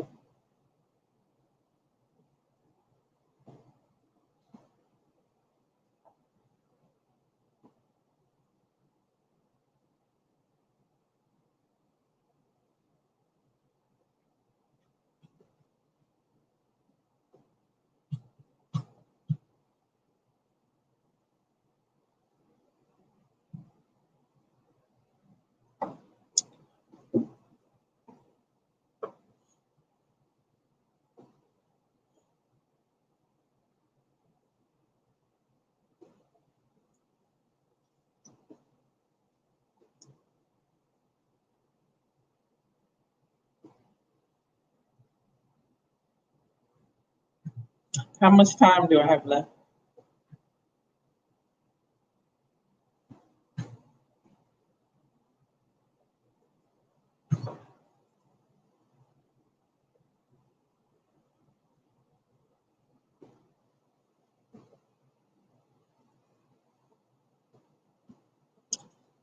The one drawback of working in my department is that I don't have enough resources. That's the one drawback, is that I wish I had more people to be able to help me do what I do. And I think I would be able to touch a lot more minority and women businesses if I were able to have more resources, meaning bodies. I have software, I have, different things that can help me on the computer, but I can't be everywhere and do everything. Happy to be here today doing this, but at different times, I am not able to, have enough of me to go around. So I would say having more resources.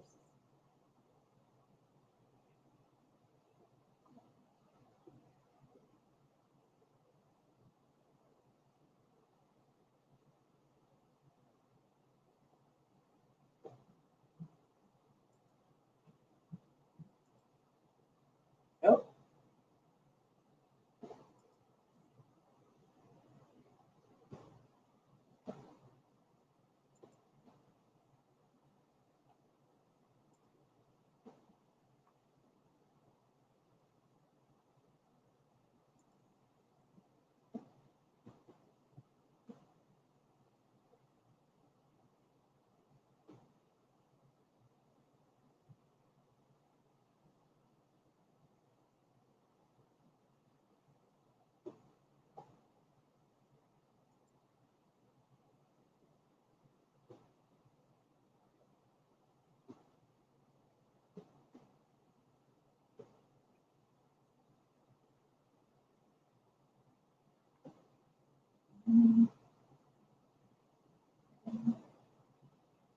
Any more questions?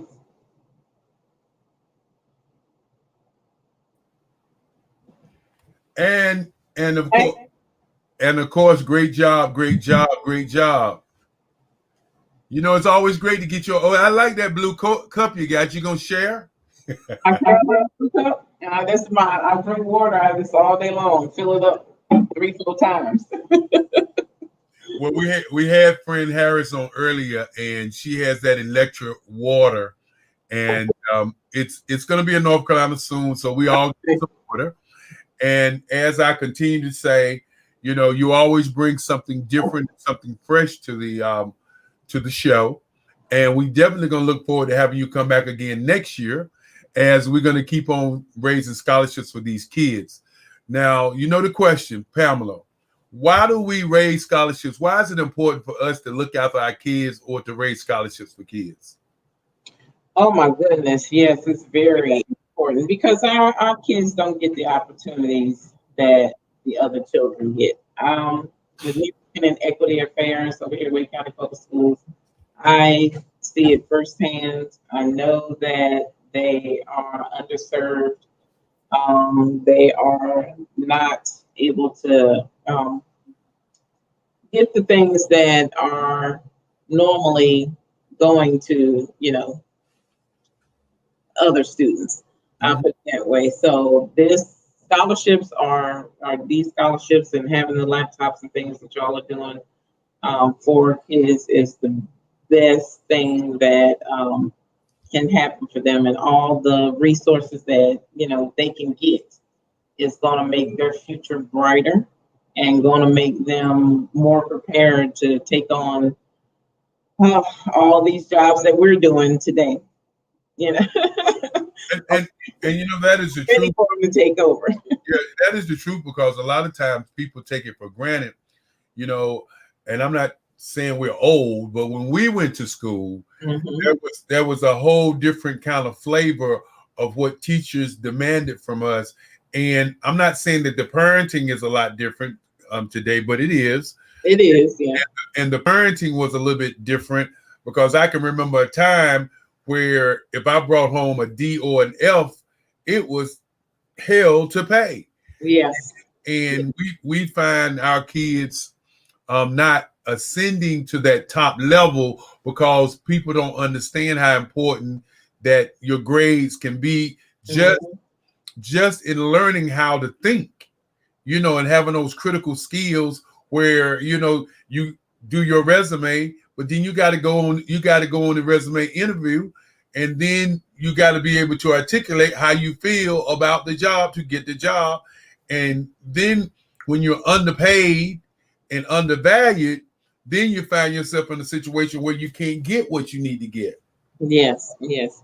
And we need to be able to let them know they can have that voice in our communities and in these businesses and in these corporations that is needed. But you have to start by getting your education. And, you know, and I hear people talk about, you know, some of these people who have got out of high school or didn't finish junior high school who made it. And while I understand that they did make it, we shouldn't put our kids in a box of entertainment, or we put our kids in a box of sports, you know, because, you know, sports and entertainment is just what it is. You know, it's a skill. Don't get it twisted. I tell people all the time, you know, taking a jump shot and hitting the last shot, that's not easy. That's a skill. But when you only have 450 jobs in the NBA, and the average guy is going to spend 10 years, you know, 7 to 10 years, how do you fit into that?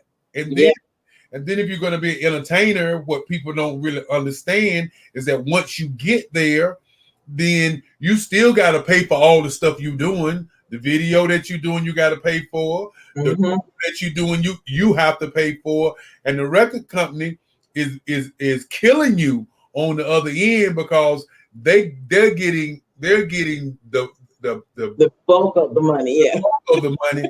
And you know, these rappers who be throwing these chains on these goals, not making the money, and then 10 years later you wonder, well, what happened to him? I thought he was. I mean, I give you a classic example.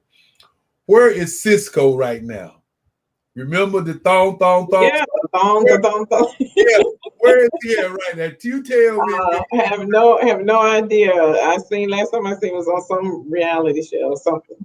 That's my point, and it's hard to tell our kids sometimes that they have to look at more than entertainment and sports, because you know there's several NBA and football players who didn't make it after the first 2 years. You got to ask yourself, if I get a $10 million contract, and I've never had $10 million before in my life, what am I going to do with that money? Blow it. Yeah. Blow it. It's gone. So, you know, Shaq was on one time, and he said that he bought his mama a car, he bought a house, and he bought him a car, and he looked up, and his accountant said, you need to slow down because you're not going to have any money. And so he decided to do endorsements. And they can start out with a trade, even, Eric. They can start with a trade. Go to community college, learn a trade, you know, use your hands, you know, if you're, you know, talented with your hands, you know, you can learn a small trade and still make money. And that's another thing. We have been fooled to believe that a brick mason is not a good job. We have been fooled to believe that cleaning buildings or being, as they call, a janitor job. But you think about it like this here. If you had 4 buildings, we're talking about, let's just say 6-7 story buildings, right? In Research Triangle Park. And you was clearing, let's just say $200,000 a year. Okay? Times 4, that's $800,000 a year you can make. We don't do the numbers. When you start talking about government contracts, people will fill out the information one time, they won't get a contract, and that's it. They're done. Yeah.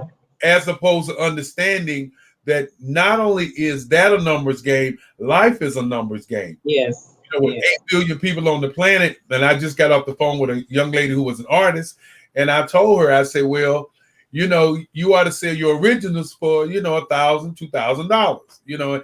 And she was like, wow. And I was like, no, it's not wow, it's business. I said, you take your prints and sell them for the $200 and $300, but you have to find your audience, because your audience is out there and they will pay you for what you're worth. And sometimes we don't value what we're worth. As my great grandmama my grandmother used to say, if you don't value your value will not be valuable. That's right. That's right. I agree. And that's why I tell them, you know, don't give up. You know, I know people say, oh, no, government contracts too hard. No, if you learn the process, you're eventually going to. I have had so many that did stick with it, and they seen that they came and they watched how the other people were bidding. And it's a skill to that. You have to watch how they're bidding and watch how the numbers are done and see what your overhead is and see what this is and be able to put it all, you know, get an estimator, put all that stuff in together to, you know, you can't just come in there and say, oh, you know, here's my bid for, you know, this, you're done. You know, you got to build your skills up to be able to, and then once they start winning those bids, then it's, you know, bid after bid, you know, it's not just once. And I think that is the hardest part of what people have to do, is to be patient in business. That's it. It's easy, you know, to start up and, you know, this is what I see happening. You get that first fill of money because you're just starting and you're excited. And then you start filling the orders. You're excited. And then you get your building. And now you have a bill. And now you got to pay that bill. And let's not forget, you need to pay yourself, because you know me. I believe in paying me first. I don't care how many pennies come in the house. I'm going to get mine first. And I got a bank account that says Eric Kelly III. I get mine first. And then we start talking about other things. You know, I was telling somebody that was very interesting when COVID happened, that I was thinking about moving my office downtown Durham. And I moved out of my office over 15051, and COVID hit, right? And I was like, okay, now I don't have an office. And the next thing I know, it was like, we're not going to anybody's office. And that's right. You ain't need an office.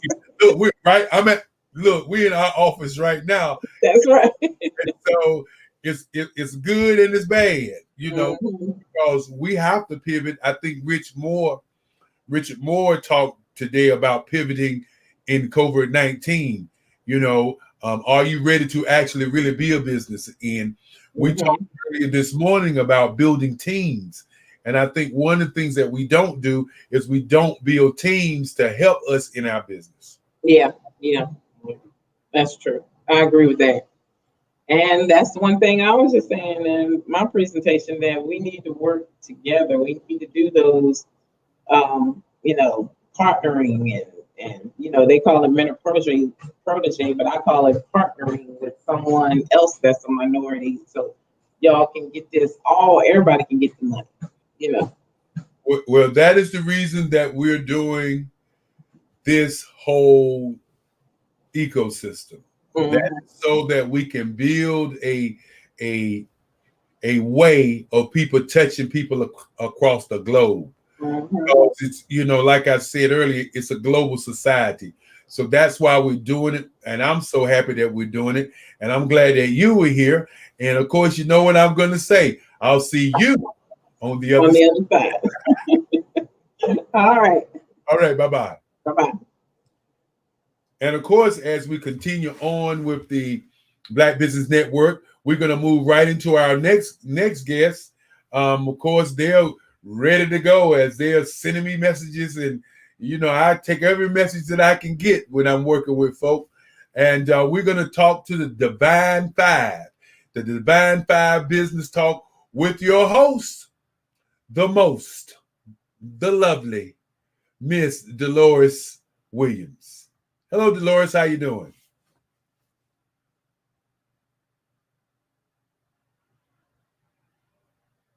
And you know, I'll wait for you to bring them up, Mark. Bring up Maxine and the other ladies on the other side.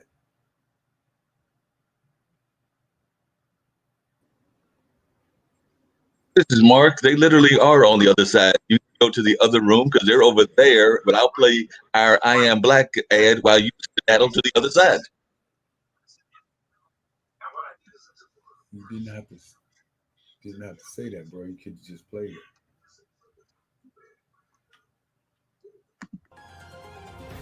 I am Black business. From the moment I wake until the time I sleep, I am Black business. I am Black business. Are you Black business? I am Black business. Do you support Black businesses? I support Black business because I am Black business. Black Business Expo, one of the largest business showcases in the history of Black America in North Carolina. Sign up today at www.blackbusinessexpousa.com or call 919-380-9090. I am Black business. I am Black business. From the moment I wake until the time I sleep, I am Black business. I am Black business. Are you Black business? I am Black business. Do you support Black businesses? I support Black business because I am Black business. Black Business Expo, one of the largest business showcases in the history of Black America in North Carolina. Sign up today at www.blackbusinessexpousa.com or call 919-380-9090. I am Black business. I am Black business. From the moment I wake until the time I sleep, I am Black business. I am Black business. Are you Black business? I am Black business. Do you support Black businesses? I support Black business because I am Black business. Black Business Expo, one of the largest business showcases in the history of Black America in North Carolina. Sign up today at www.blackbusinessexpousa.com or call 919-380-9090. I am Black business. I am Black business. From the moment I wake until the time I sleep, I am Black business. I am Black business. Are you Black business? I am Black business. Do you support Black businesses? I support Black business because I am Black business. Black Business Expo, one of the largest business showcases in the history of Black America in North Carolina. Sign up today at www.blackbusinessexpousa.com or call 919-380-9090. I am Black business. I am Black business. From the moment I wake until the time I sleep, I am Black business.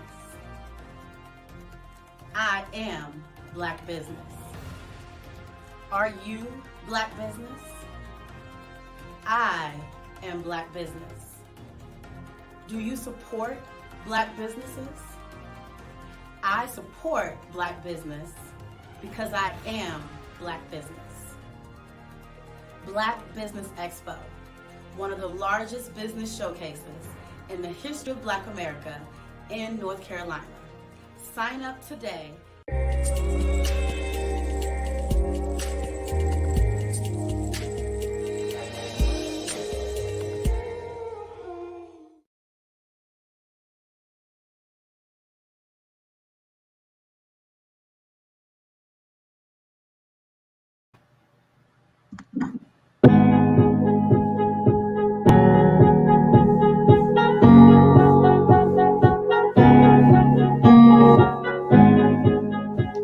We need that, man.